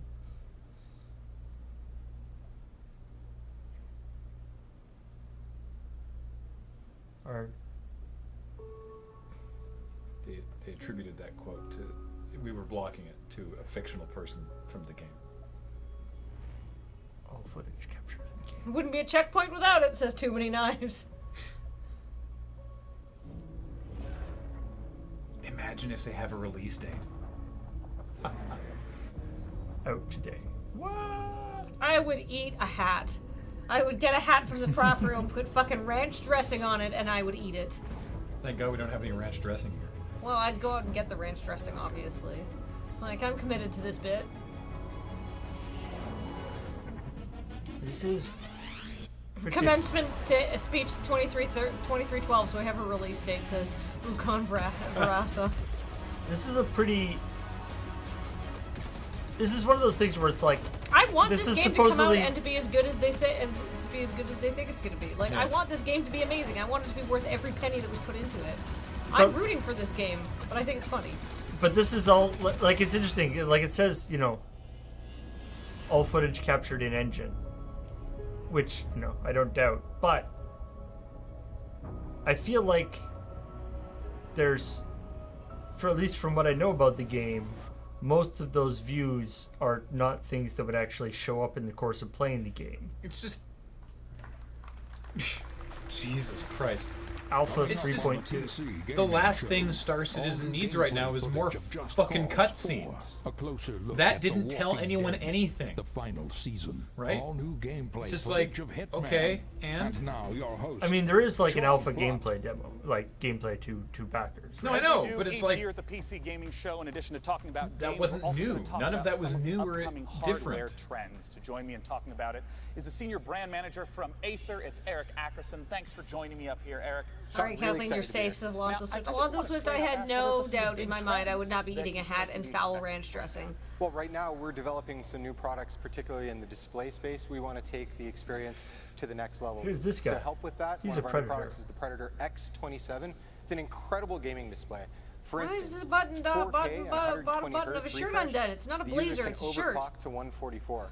But what really takes it over to the next level is the inclusion of G-Sync HDR. You know, I hear a lot about HDR. Can you explain a little more in detail what that is and what that means? No, I There's can't, quite a Sean. bit that goes into it, but for the purpose of this conversation, the fact that there are 384 individual backlit zones, so the backlighting can be individually controlled, really bright, very I'll try dark. It makes to a dumb it better down to your contrast level. on screen. Let me Each just of them think. are individually It controlled. The makes brightness of the pretty screen things. is far above a typical display. Typical, you're looking at 300 to 400 nits. We're looking at 600. Wait, are we with the advertising X27 screens with a now? max of Yeah, I 1,000 think so. nits. I like. Dude, no! What is this button thing? You must not know. That's a problem. That's Ben. Where's Ben? That's not right. You have all the buttons Well, on one your of the shirt. big It's things not that helps is it's the not a color sport gamut coat. that's available with these displays. We're able to do. I like of all the 99% outfits that have showed up, that's what offends you the most. representing Well, I feel vision like the of guy light who just vector. sort of accidentally made it look like he was wearing overalls didn't know. Like, he was like, this is a nice shirt and it matches these pants. These are my favorite jeans. They're so comfortable. I've had them for 9 years, right? This man did this on purpose. PC gamers tend to have a huge range of possible budgets. What are the different sort of products to look for at those price ranges? Well, I mean, we cover the gamut from very simple and to the point Gamut, to high that's a little performance monitor joke. esports products or multi. Look how wrinkly it is. Did he untuck his shirt before he came on stage? That's probably what it was. Oh my god, I think you're right. Oh, why? I think he was like looking around at the other people and was like, I'm overdressed for this. Better untuck. I'm gonna take off my tie. Oh my god! Oh my god! Oh my god! Oh my god! Laptop with a mechanical keyboard. How do you close it? graphics cards. Oh my god, Cameron, your hair looks so good. Yeah, terrific. That was amazing. Your hair looks incredible. Not just a joke. This guy we actually have untucked to his ship shirt this Yes. to having it tucked in. Yes, it's so wrinkly and there's a button and it on sells for it. $9,000, and we sold every single unit we could make. So we cover every spectrum of gaming. You know, you brought up this Predator laptop. You brought up the Predator monitors at the start of this segment. Where can people go to? I'm a hear good more friend about because I or just even laugh at Cam's pick one up face. once they stop being sold out. So the good Like, news I is think- that we think that partners he's are selling them. The realized bad news is a few everyone have else already is sold out waitlist of for this them. new Yeah, Predator. and He Deluxe did. 27 Daylight's wearing a monitor. suit. I believe Micro Center is still in stock. Yeah, Amazon Cam, will your be hair in looks stock again amazing. soon. Well, thank you so much for joining me on stage, Eric. Frankie the is logo on his shirt awaiting in pocket the is- balcony with our very next Is it like a title. Hilfiger? Yeah, it's a The Tommy PC has Tommy always been goddamn it the Hilfiger platform shirt. for crazy ideas. Yeah, also In our look at this next gen girl's outfit, Genesis Alpha which is, 1, you it's a build bold and choice, manage a but she's space rocking it. vessel, Yeah. farm resources, The- deal the- with the sleeve terrifying slashes are alien bad. infestations, I kind of dig the and sleeve explore slashes. They're bold. randomly They fit generated the hair. universes. It looks like she's Oh, and wearing you can like take DNA from she's aliens doing from like the across like galaxies, splice them and male invent a stripper new thing of just like the cuffs and the life. thing. I'm deeply middling on the silver skirt, but Greetings, Commander.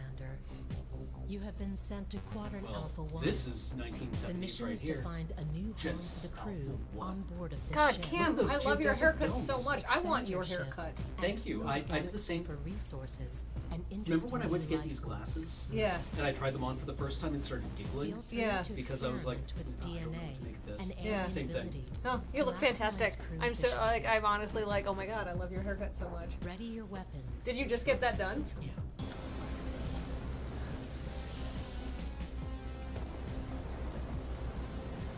This looks sweet. yeah.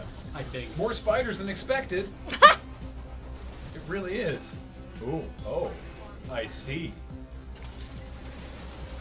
Oh, this might turn out to be not great, but I'm really enjoying what this artist I've did. seen a watch and play game that looks like that. Yeah, there was more spiders than expected, but I'm into that.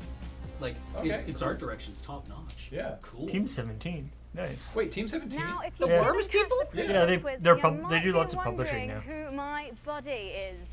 Well, this, What the- ladies and gentlemen, is Webster from Drake's Cakes. You were around one of before the the PC gaming show sponsors this stream. year, and he's got a cool competition for you. This is the guy I was Drake's talking about Cakes when I Pack said a lady in a giveaway. giant Oh yes. duck. And it was is a this gathering lady of in pieces I that guess it TikTok was. I game. wasn't How actually. many people have that haircut? Not The many. duck was distracting It's me. I like didn't a actually four-day recognize the party, lady. Festival, workshop, and concert rolled into one. The very lucky winner will enjoy Also, a the- trip to PAX this West. is supposed to be an including 2 hour-long thing. tickets They're already and 10 a minutes free over. trip to Seattle. So if that's you, hit me up on those dates because I am free. Webster, my man duck, this is very generous. of Webster, you my indeed. man duck. And by entering, Yeah, guys, she's you great. will get a Frankie- discount code to Frankie's get your great. hands Give her on her some own E3 delicious presser. Drake's Cakes Yeah. available on Amazon. And if you're at E3 itself, don't forget you can meet Webster in person at the E3 Concourse. Oh, Walkway, good. where Meet he'll be Webster giving away in Drake's person. swag and Wow. treats What a for sales you. pitch. So if That it's is you, a give me that fist that bump is a on my destination. behalf. I'll take one now. Thank you very much, Webster. So, if you have ever dreamt of spending a weekend knee-deep in one of Earth's best gaming festivals, visit pcgamer.com/Drake's Cakes and enter now for a chance to win and hang out with Webster. All right, Webster, all this hosting has got me a bit peckish. How about we look at a trailer for the next edition of Clay Entertainment's The beloved two very survival noticeable series, protrusions are the Don't buttons Starve, on her Have shirt, and her skirt is super tight. Yeah, it's unfortunate. Did the duck dab and I missed it? More Don't Starve. Don't starve together. Now. Just stop starving. Don't starve. In a group.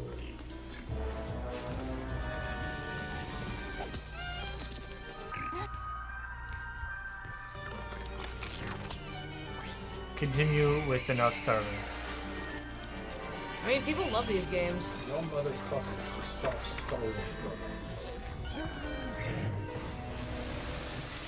Whoa.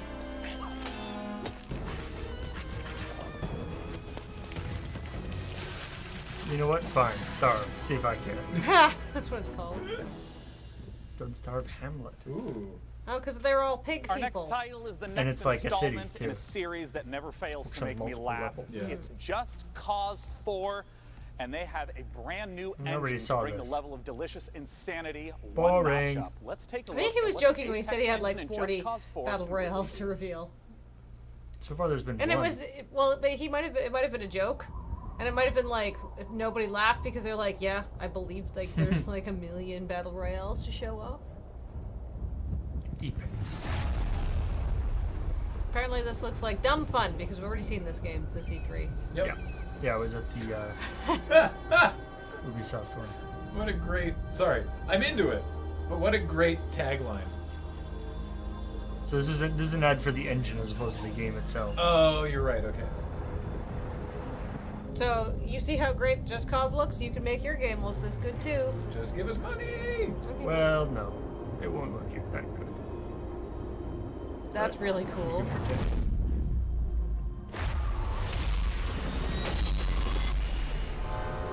Physical models. Also this deer.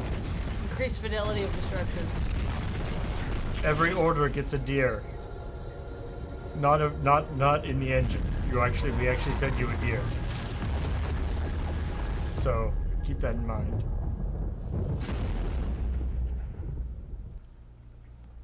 Joining me to talk about it on stage now from Avalanche Studios, it's Francesco Antolini and Adam Davidson. Gentlemen, welcome. Talk to me about the tornado. It's fantastic, isn't it? So it's a very nice piece of tech. It's not just beautiful, but thanks to Apex, it's also a bad boy that actually works. It's fully physicalized. Yeah. This means that it's roaming the world, wreaking havoc, and It's not just like a background piece. It's actually impacting the world This before is you. just cause, man. You go there and you play with it. Yeah. Also, this is You know, video. throughout the trailers We that I've made seen, a there seems to be a lot weather of control different machine. environments that are All right, I have to available say, throughout. Can you talk to me sweater about and those? jeans guy. Yeah, I mean, Nicely one of the fitting most sweater, not too important tight, things not to too us with loose. this Jeans, installment not of too Just tight, Cause not was too bringing loose. a lot I mean, more that guy's variety pretty into the thin, game, so and it's that easy for him extends to a lot of like things, but buy certainly clothes the that are buying not too is in the tight and game. not too loose, So and instead have of them look one nice. kind of region of, like, Which say, is, southern Italy, like but we had like I last think he did a time, good now you job. have lush Plain, but rainforests, like deserts, like grassland, nice jeans. and even It was alpine sort of, biomes, I think nailed the tone all for of what an which, E3 are pressure rendered should beautifully be. with the new Apex engine. Now, something that's very important to me is some of my favorite features from Just Cause 3. Can you talk to me about like the wingsuit and the grappling hooks? I think the hoodie like, is are too those coming back casual. in Just Cause 4? Everything you love from Just Cause 3 is back. Good. But Good. everything is also just better. Yeah. There's more to do, more to discover. Not like- Nice For watch example, the on, grappling hook on is Sweater Guy, completely too. Customizable. It's a stylish the combat watch. model has been completely reworked, redesigned, enhanced. So new weapon, new enemies, new AI. We've got extreme weather that interacts with grappling Yeah, the other guy hooks, looks the parachute. looks like he The didn't wind put that we saw in any California, was it just like basic wind effects also effort in incorporated as whatsoever. well? Like Yeah, that's just that's just so what he having happened to be just wearing. effects, so Yeah. there is wind, it's And like, there's nothing Like wrong it's with perfect. going It's perfectly more fine. casual. I just think the hoodie's a little too Well, where can cash. people go to get some, But yeah, it's we'll call it first-hand footage of what Just Cause 4 can deliver. They can check it out Like at I think maybe justcause.com like a /E3 dressy and, sweatshirt might have been a for better 3 look. days. Like you got some. That's right. dressier Believe it or not, sweatshirts. E3 hasn't started yet. Starts tomorrow. So June Hoodie guy better than 14th. shirt. Well, shirt Check untucked it out. guy is a Thanks new so low. much for joining Thanks us to on you. stage. Thanks for I having look us. forward to the hilarity of Just Cause 4. I don't Now, think our that guy next was that title bad. is one of my all-time favorite IPs. I can't wait for Frankie to talk to you about The Walking Dead. Overkill Software and Starbreeze are the creators of Payday and Payday 2. Therefore, it goes without saying that these studios are some of the most talented makers of cooperative shooters, and their next one is set in a familiar but new apocalyptic Washington, D.C. Here's the first gameplay footage for Overkill's The Walking Dead. How does and one keep have a your dressy eyes peeled sweatshirt? for the release date at the end. They're nice looking sweatshirts. Yeah, like they're like a little bit more like stylishly cut, but they're essentially still made out of like sweatshirt material, so they still read as very casual. But you know, like they just might be. I have a couple. Yeah. I have one with like a big collar. A hoodie is one of the least casual forms. They're the most The casual. most casual. I should Yeah, I say. think hoodies just like I didn't think there's anything really wrong with like all that. The guy's clothes fit fine. It's just We were I don't so know, I think a many hoodie's too things. casual for you're on stage Husbands D3. and wives, doctors and teachers, writers and architects. But when the world ended, all that ended too. Is it okay if I don't care about The Walking Dead? Yeah, I don't give a shit about The Walking Yes. Dead. I even stopped reading up on The Walking Dead like TV plot Every summaries day because we nobody fight else for cared more about than it enough survival. anymore to talk about it. We fight You just to wanted to know build why a every new Sunday life. night people on Twitter would go, "Holy fuck, Walking Dead!" Yeah, exactly. I read Game of Thrones plot summaries for the same reason. Yeah. Because I'm not gonna watch it because I don't care. So what sort of actual game is it? Is it like a Left 4 Dead Alone, kind of thing? We're weak. Looks that way. Yeah, this is not the Telltale one. But together, we might stand a chance. I believe if we've learned anything from The Walking Dead, that the enemy is actually other people, not the zombies. Yeah, isn't that sort of the idea? Overkill is The Walking Dead. Walking 4 Dead. Well, because there's also Telltale's The Yeah. Walking Dead. Kathleen, someone else who does that. Lots of people do that. Because you don't want to be And I left have out, but you're more not going to good put the time into news. doing it. For fans of The The Walking secret is Dead, that nobody actually Overkill's watches The game Walking Dead. They for all The just Walking read Dead, of course, summaries. coming Yeah. soon, but we have a second, completely different Walking Dead game that we're getting the chance to talk here about we are. right now. This is Telltale's The Walking Dead: The Final Season. Oh. Joining me on stage to talk about it Spoilers. is the lead writer James Windler That and there's the a voice final of season. Clementine herself, Melissa Hutchison. I really like Game of Thrones, but This just seems like it had a lot of like violence and sex in it. that is true. It does. Now, I want to Isn't that ask neat? right I don't away really like either of for, those you know, things in my people who've played television, through so. the first 3 Oh, then seasons I of can The see why you Walking wouldn't be Dead. interested. In terms Yeah, of the that's why I didn't watch gameplay, it. what's some of the familiar and what's some of the new? Okay, so for people who don't know Telltale, we are a story-based company. We focus on narrative. We've had our roots in the old school point-and-click adventure games, but we've developed our own cinematic style and almost a signature mechanic, like our choice wheel. Yeah. And that's all familiar. That should, the choices branch the narrative. What's new this year? We have like traditionally like combat and action. We've done with QTEs and like swipes and button mashes and all of that. This year, with the final season, we're introducing segments of unscripted combat. Yeah, we see some of this right here. Yeah, so Clem's probably just brutalized. That looked like very scripted combat. Of course she is. And so we also have like the orbital cam, like the over-the-shoulder camera. So that's like offering our players opportunities to explore our environments, which you can also see from the B-roll. Is like they're looking really, really good with this graphic black art style that we're employing. Yeah, because in the previous games it was much more of a directed camera from scene to scene, but now you can really sort of explore the environment on your own. Absolutely, yeah, and yeah. Now I want to ask about the story. I mean, Telltale games always have that as the central feature. Where does The Walking Dead, the final season, start off? I hope they end the series for the sequel to Dead. I mean, it's called the final season, on the road so for a long time. We are post-time jump in the comics. She's been on the road. She's traveling with AJ, who is an orphan boy, who is the closest thing that she has to family. But they're reaching the end of it. They are like running out of steam on the road. It's like proving to be untenable. The final season. So this has nothing to do with the discovers a TV show, school, really? a secluded school where there are no adults, and essentially sees that this might be a place that they could call home. Yeah, and what are the sort of challenges that she's going to face throughout the season? Oh, all kinds of challenges. Yeah, like zombie threat all the time. Yeah, of course. And Zombies? then there's always the external threat. Like at some point, there are going to be adults coming in representing external threats that she's going to have to deal with. Now, Melissa, I want to ask what your experience has been like, because it's rare to have, a voice actress journey along with the character in a multi-year journey. I mean, how long ago was the first recording that you did? Well, it was 2012, but we might have even started in 2011. I don't know. We're not going to do math on air. Yeah, That's we're not always doing a math. bad idea. That's not happening right now. I like her hair. It's been a long time, and it's not only just playing one character. It's actually been aging with her, growing with her, and falling deeper and deeper in love with her, and starting as this young child who's playing as Lee. It's your job to protect her, and then organically moving through all these seasons, and now you're playing as Clementine. I mean, really, this is a fan-driven game, so this final season is for the fans, and you're going to be playing as Clementine and protecting AJ, and this is just near and dear to my heart. And how do you feel about the fact that this is the end? I feel like adding zombies to The it's Walking Dead may bittersweet. interfere I'm with super the sad. historical I'm super accuracy. psyched.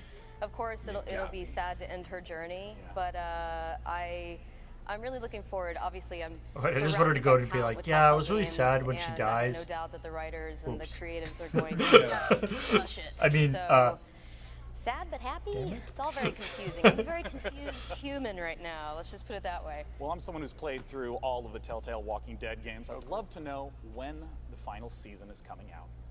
August 14th. We ship August 14th, and it's available for pre-order right now. There you go. Be sure to check it out. Thank you so much for joining me on stage today. Once again, that's thewalkingdeadgame.com, or you can find it on Steam as well. Come on, wrap it up now, D9. For our next title, Frankie, we're going to head back to you on the balcony. Next up, have I got a Is treat it? for you. Pretty sure. Coming straight out of Finland from Nolla Games is a magical action roguelike that asks, is That's that much a time wand in your before pocket? Oh, base you friends. just trying to kill me. Don't let the retro art style fool you. Noita is set in a procedurally generated world where every pixel is physically simulated. Let's take a look. What? Sorry, what? I'm listening.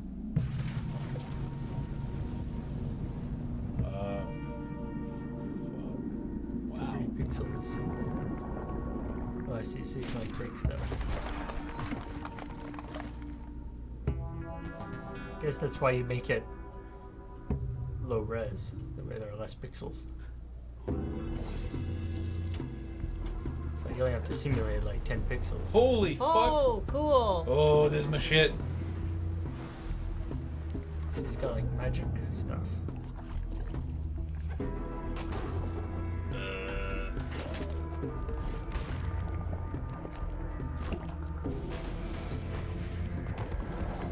This is my business. This is literally your jam. Oh yeah. Noita. That looks fantastic. Oh. Wish list now on Steam. Wait. Our next title is one that's very near and dear to my heart, as it is the spiritual successor to one of my favorite childhood games, Theme Hospital.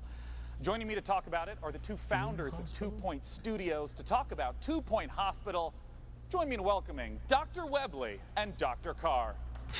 I don't think they're real doctors. Wow. This is the kind of thing where people wearing a ask, lab two coat fully and a trained medical stethoscope professionals, how does one is less run likely to be a hospital in doctor. 2 Point Hospital? Yeah. What's going on with the mic? What's going on with the mic? Wait, oh my gosh, is the stethoscope eliminating your microphone? Oh, you know what? We do this Wait, every is this year. real? Come here, talk to me. Okay. How do we run a hospital? So 2 Point Hospital is a game about Oh, designing. that sounded and, really fake. Did Like, you I thought that was a Did you hear bit. somebody screaming? Yeah. What's going on with the mic? What's going on with the mic? I assumed that was a bit. Yeah. I got to look out here, you said. Yeah, no, just look So- straight at the ground. There's a lot of customization. Is this not working at all? Yeah, it's great. Uh, Doing great. Carry on. I'll carry on then. Yeah, a lot of customization, a lot of interesting characters in our world. Good which, job, Day9. With Yeah. all these different characters, we had to come up with some really interesting illnesses and cures for them. And you have fun in 2 Point County exploring different regions and curing people with different ailments. And as you can see on the screen, we've got... this is real. We actually researched this. It's a certain enema. And also you can train people. You can train your doctors to be better, your We nurses to be researched this. better. It's a Do certain research enema? So you can unlock new wonderful cures. What is that? Yeah.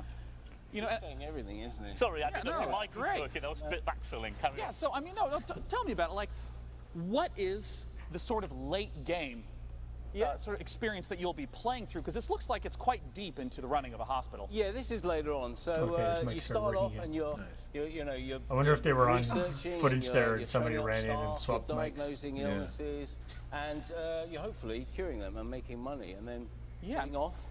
I see That this guy doesn't have a malady. head. Diagnosis, Yeah, I see turtle this head. malady called turtle head. Can you explain a yes. little bit about what that is? Yes. It's when the head becomes so shrunken, it gets stuck in the neck orifice, just pops out slightly, and it has to be extracted. And Mark, how's it Yeah, get well, this extracted? is something you've maybe. This game we've looks all kind of had. like We've my all been jam. there, I know. Yeah. This is one where a little bit of suction always helps, and Yeah. and it's gone. And out it comes. Yeah. Now, We had to Is this a research mobile how to do game? that. That's actually a real illness. For Yeah, it is. It's north real. of England. now I had to ask about the something UI that I stuff, think like every monobrow. young man has to deal with at some point. What is a monobrow infestation? Yeah. Well, monobrow is Follically enhanced. Yeah. Problem. We've We've all also- been there. Yeah. I haven't. No, but, okay. Theme Hospital, it I needs never to be played. But diagnosed and cured pretty quickly. If it doesn't, it'll fester. It's and, running away. You might shed a bit of hair. Oh my and in God. fact, It will actually leave the body, and it needs to be got rid of before the health inspectors It arrive. doesn't look like a monobrow. This doesn't look like a They mobile breed game. they're big breeders. The yeah, monobrows. they like monobeasts. they like dirty places. Ah! Disgusting. So you've got to keep your hospital clean and well maintained. Kill streak. Otherwise, they're going to breed, and you'll have a trouble. I want to ask about sort of how the game evolves over time, because Theme Hospital was very mission-based. How does the experience of running a hospital change as the game goes on? Yeah, so once you've started your first hospital, it's it's a pretty simple affair, and then you move on through 2 Point County. There's different regions. There's a cold region. There's warm regions with contagious diseases, and there's poor regions, there's rich disasters as well, regions. Yeah. So we've got volcanoes. Yeah, in fact, we've got all sorts of wonderful, weird effects can happen in different parts of the So world. you might struggle to manage your hospital empire because a volcano went off nearby. Yeah, it's about spinning plates, isn't it? You've got everything set up nicely, and then Something curveball's happens. thrown at you. So. Well, I'd love to know more information about when 2 Point Hospital is coming out. Well, we're coming out to fall, and you can check us out by going onto our Steam page and hopefully wish listing. And we're coming later in the 2 year. Point Hospital. No. Is that like as well, in I'm Hospital personally again 2.0? really looking forward to it coming out. Yes. Thanks so much for joining me, Doctor and Doctor. Thank you. Thank Talk you. about 2 Point Hospital. Yeah, I'm guessing Now, our Sean was second joking. Battle Royale Oh. game of the afternoon takes a fantasy RPG-esque bent, and you may have Did even you say seen it getting fantasy? streamed Yeah. on Twitch in the previous week. Let's take a look at Hi-Rez's Realm Royale. Oh, right. Oh, this is just... This is the one that started as an April Fool's joke? Really? I think. Okay, so this is. Because this Hi-Rez isn't- makes Smite, right? Yeah. Wait, this isn't Fortnite? No.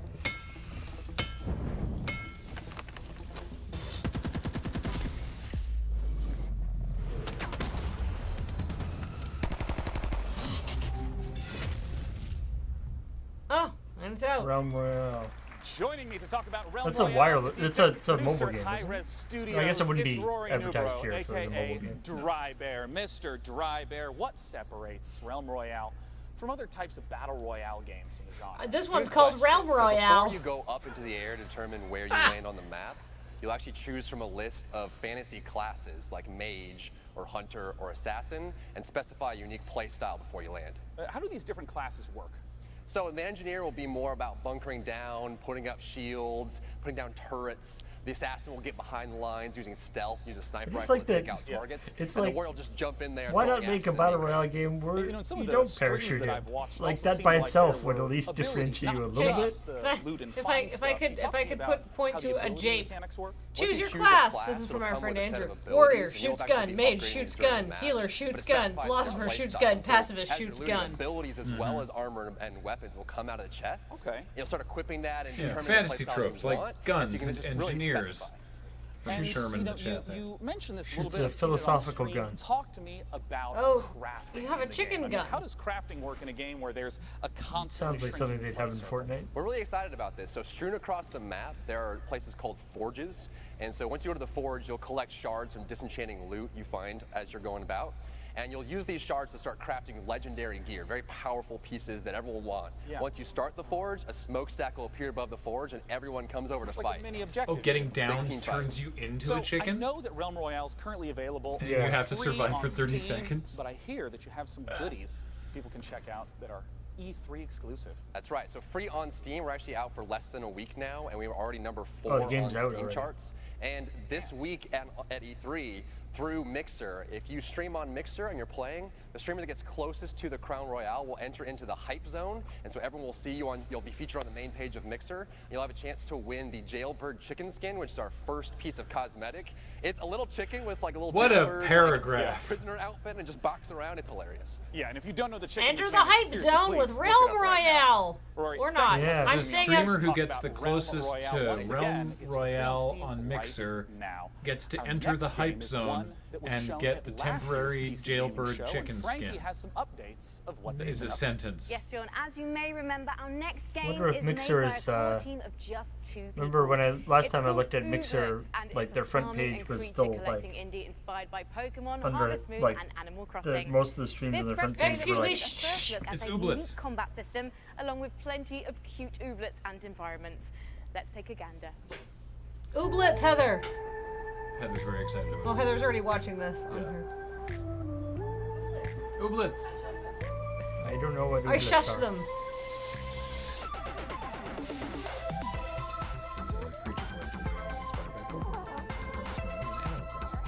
Okay. Heather and Kathleen need you to shut up because this is our jam.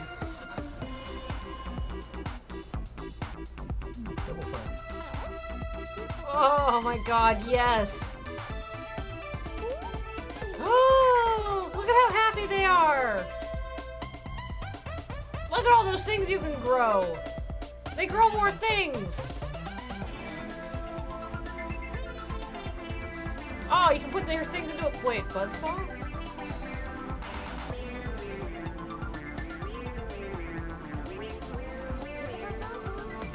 This is what my imagination looks like. Everything's so happy and colorful.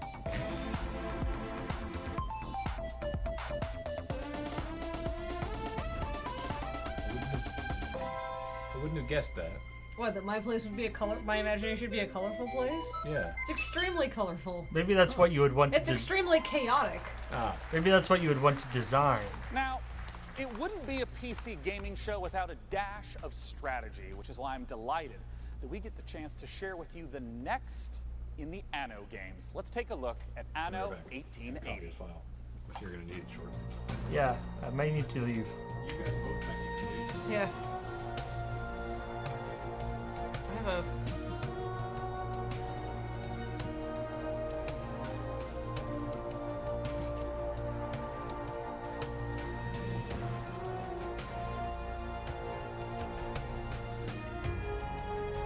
I don't know what the Anno series is. I've not heard of that.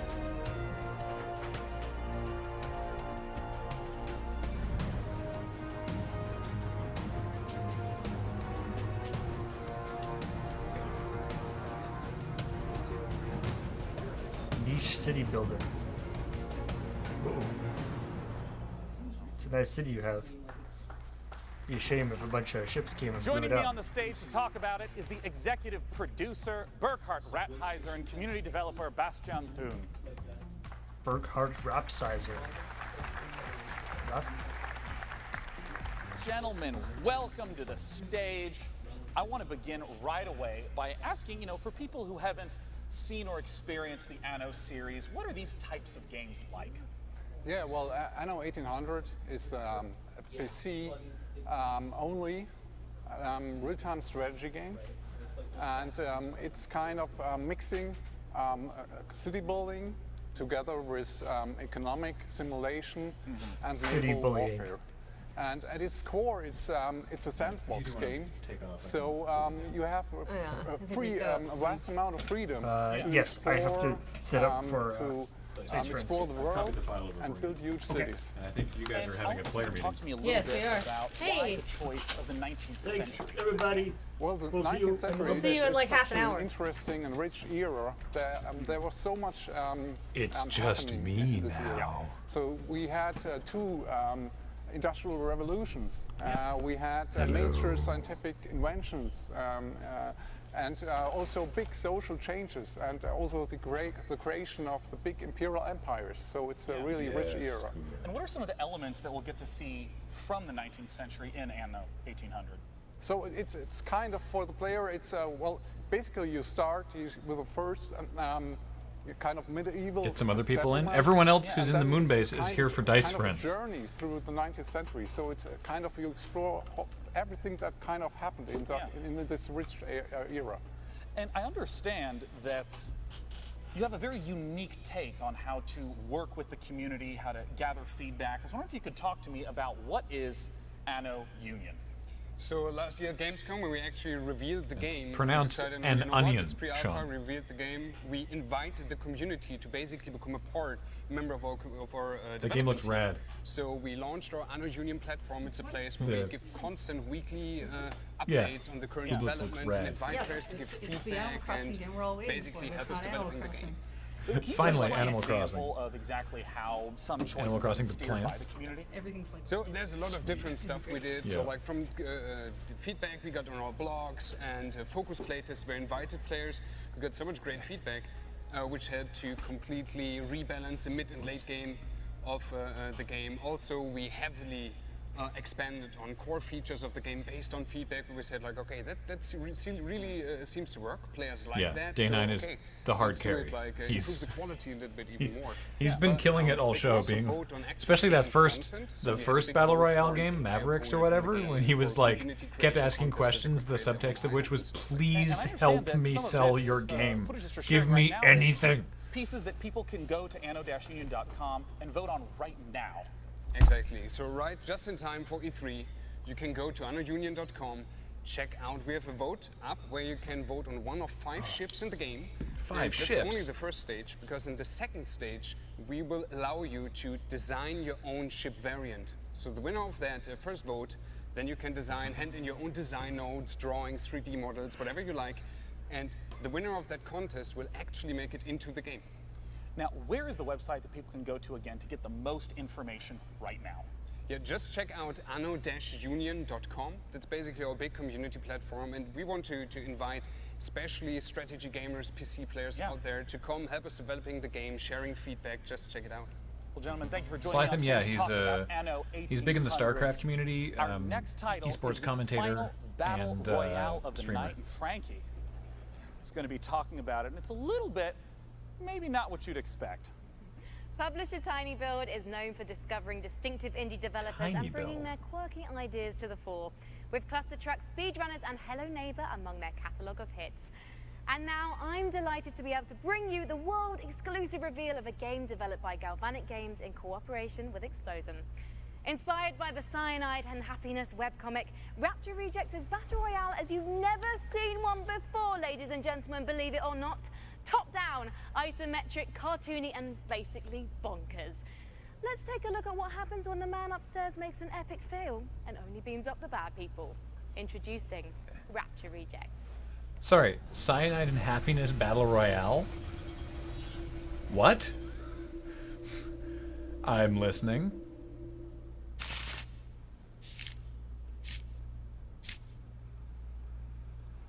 Wow, it is literally Cyanide and Happiness. Dear Okay. God, every day I strive to be closer to your light. I pray that when Judgment Day, that most holiest of days, comes upon us, when you bring all the good people to heaven, that I may live in eternal glory by your side. Amen.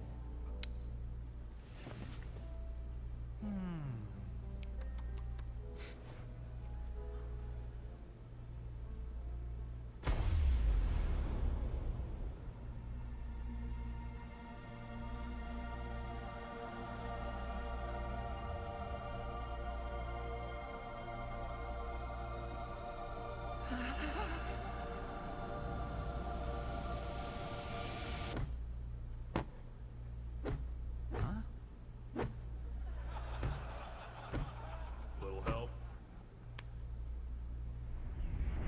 Thanks, brah.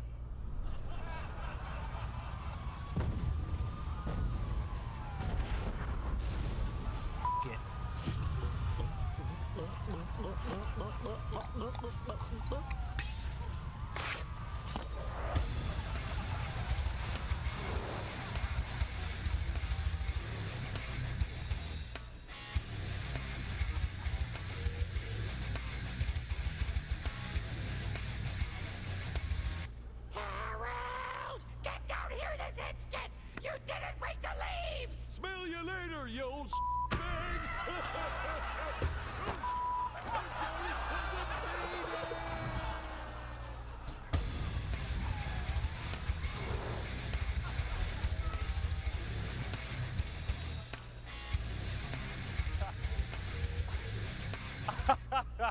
I can't believe we got to show that trailer. That's so great. Our final game that we will be showcasing this evening is from perhaps the most famous stealth action franchise in gaming, the Hitman series. Let's take a look at a brand new trailer from Hitman 2.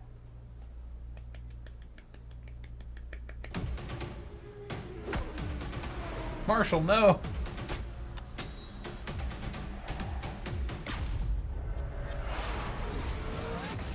That seems obvious. That's a little obvious. The innovation race is on its last day, and it is down to the wire. The Providence defectors are Robert and Sierra Knox. A day of high-octane thrills and two very public targets.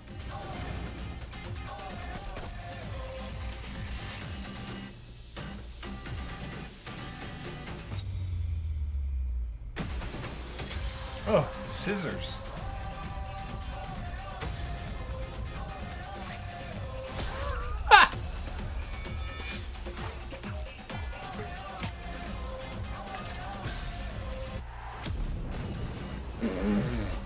That's maybe a little much.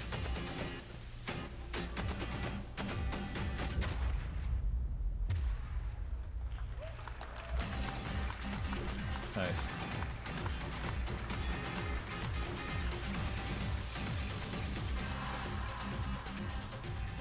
Good. Joining me to talk about Hitman 2 is game director from IO Interactive, Jacob Mickelson. Join me up here, Jacob. Come on out, we gotta talk. Assassination. Hurry the hell up. Hey, Sean. Welcome, Jacob. Thanks for joining me. I mean, right away, tell me, what is Agent 47 doing in Miami? Well, he's there to, pay a visit to kill Sharon people, Robert Sean. Knox, who are part of the Kronstadt Empire. And yeah, we all know how that ends, right? Well, Well, given that it's a Hitman game, I have some hints. And, you know, I always felt like in the Hitman games, the environment was so critical, trying to study and trying to understand it. What are some of the elements in Miami that will show up in Hitman 2? Yeah, well, absolutely. Miami is, I think it's one of the biggest events we've ever created in the game. And in Miami, we have, of course, the race as the centerpiece. Yeah. But being this super high detailed sandbox, we also go to great lengths to actually create all the surrounding bits and pieces, like you have here, backstage area. Of course, we also have that in Miami. So pits and paddocks, there's an emergency room, and so on. So all the facilities needed in order for you to kind of make your own way through the mission and take advantage of the locations and all the different. You're totally right, Epistanalis. I mean, obviously, his job is to do the like. I'm going to ask you the question that allows you to say the thing you came here to say. But what are some of the brand new mechanics that are in Hitman? Yeah, some of the new stuff is, for instance, the crowds we just saw here in Miami. First of all, there's more than ever. I should really play the. Close to 2,000 people now in the scenes. I played a lot of the old Hitman games, and I never played the first, the most recent one, the reboot, the Hitman. Hitman 2015, 2016, whatever. I should really Another play new thing that, is the 'cause this looks picture mechanic, great. where you get information about what's going on other places in the level. So if you're setting up traps and stuff like that, you can kind of keep track of where the important characters are. No kidding, And PM last Avers. but I not should really least, play it. We have the fan favorite. Right. Oh, Mooseville Cat. Hitman Go is terrific. It's not only for completely a different style of game. It's basically a board game, but it's so good. Hitman Go is a strategy board game And I on want to ask mobile. about It's some of the weapons and the so disguises good. that have been showing up throughout these trailers. Yeah, we go to great lengths. I think the theme of this showing is going to be the fish. It's really it's a studio favorite. We're having a lot of laughs at that, right? And then of course you just saw it in the kitchen as a frying pan. So we all know the kitchen is the most dangerous room in your house, right? Yeah, yeah, of course. Also counts in Hitman. And I want to ask about some of my favorite content from Hitman, things like elusive targets, limited time events. Will those be making a comeback? Absolutely. So there's still going to be escalations for you to kind of challenge the game in many different ways. There's going to be challenge packs, again, new challenge for you. And then, of course, the elusive targets that pop up for a short period of time only. And you have one shot at this or, Oh, yeah. go bust. As my final question, the expected question, when does Hitman 2 come out? Hitman 2 comes out November 13, and if you pre-order right now, you also get access to a new game mode called Sniper Assassin, where you get to play as Agent 47, and also, for the first time in the franchise, you can play along with a friend in the co-op mode. Well, Jacob, thank you so much for coming out. I'm super looking forward to Hitman 2. Thank you. I might be the worst Hitman ever, but I try hard. Now, Jacob, I'm going to thank you. Thank you. And I'm going to escort you off to the right. So you're going to rush off this way, because coming in from the left, for the first time ever, vaguely nearby me, it's the co-host, Frankie. Come here, Frankie. This is what I'm eating today, I guess. They let me come down from the balcony. I mean, because obviously I have to log off here before you start, so Excellent. I'll see you in a second. Well, Frankie, we did it. The PC Gaming Show is done. Thank you so much for joining us to host this year. Thank you. Thanks for having me, guys. Thanks for all of you who Yay, came out Frankie. to the Will Turn and joined us today. It was a blast. Thanks to Twitch chat. I know that everything you said was appropriate and intelligently thought out. And of course, this year we're curating even more great PC games from the Facebook booth in E3 South Hall. Last, and of course not least, a huge thank you to all our wonderful sponsors who let the PC Gaming Show come back for a fourth straight year. They are Hi-Res Studios, Digital Extremes, Archangel Hellfire, Team 17, Stardock Entertainment, Acer, Predator, Improbable, Oculus Rift, Drake's Cakes, Tripwire, Frontier Developments, and Square Enix. We hope you have a wonderful E3 and go play some damn video games. Cheers. Thank you. Bye. Well, that ran late.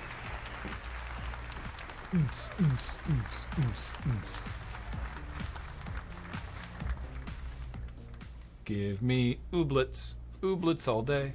I don't know who those people are. There's definitely some stuff in there that I enjoyed watching, or that I want to play, but I can't think of it now. More importantly, in 12 minutes' time, there's a stream happening. And the video doesn't have sound. And the video doesn't have sound, so I have to go. All right, don't go anywhere. Come back in just a few minutes. A brand new short adventure of Dice Friends is starting. Dale's running it. It is in the Fate system. It's the first non-D&D one we've done. In fact, it's sort of campy sci-fi.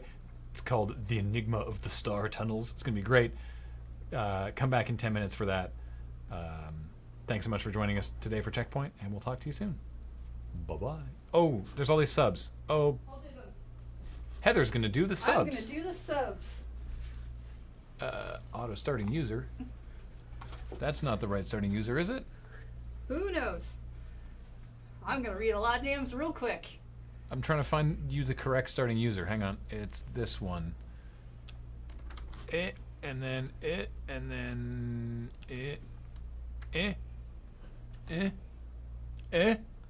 Yay. Cool. Banana from Reddit for 28 months. Thank you for coming back. Lunar Jade, that's me, gifted by Rock Pusher. Thank you for that 6 months gift. Palo Mode for 2 months. Oh, hi.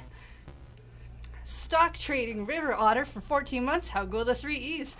I don't know. Wasn't in the stream. Orion Pax 21. Thank you for your 24th month of resubscribing. Delucibeta 64 is a new subscriber. Hey, welcome to the show.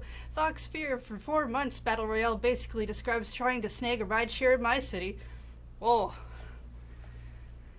Lamatos for 18 months. Hey, welcome back. Ugmo Bugmo is a new subscriber. Hey, welcome to the channel. Glad you could be here. Zinran for 3 months. That's a long time to run. John C for 54 months. Welcome back. Zed Boston for 32 months. Resubbed over the vintage Checkpoint content. Yeah, I got that good background screen going on. Rock Pusher for 20 months. Starting a new job this week means I won't be able to watch much live anymore. Thank you for entertaining me in my downtime. Continue being excellent humans. Oh, wow. Congrats on that job. Oh, I'm talking faster. Underscore score for 40 months. E3 wins E76. A Huster is a new subscriber. Hey, welcome to the channel. Glad you could be here. Athatar for 6 months. Half a year. Half a year. Idiot Intellectual Hippo for 13 months. And Cyclops Boy for 39. Fracaswell for 58 months. Welcome back to the channel. Glad you've all been here. Artanis3224 is also a new subscriber. So many new subs today. X Loner 12 for 8 months. Canamaris for 12. Will Heather be doing sassy messages for Dice Friends? You know I will. And thanks for the 681 bits. Electroswagnetism, Athorist, Earthen 1, Anti-Muffin, Xanatos 69, and Foxmore 320. All been fantastic. I think that's everybody. Yes, that is everyone. I'm going to end the stream now so we can go finish setting up for Dice Friends. I hope to see you there. You've all been great. And I'll see you guys tomorrow for the Nintendo E3 along with Beach and Corey. Bye.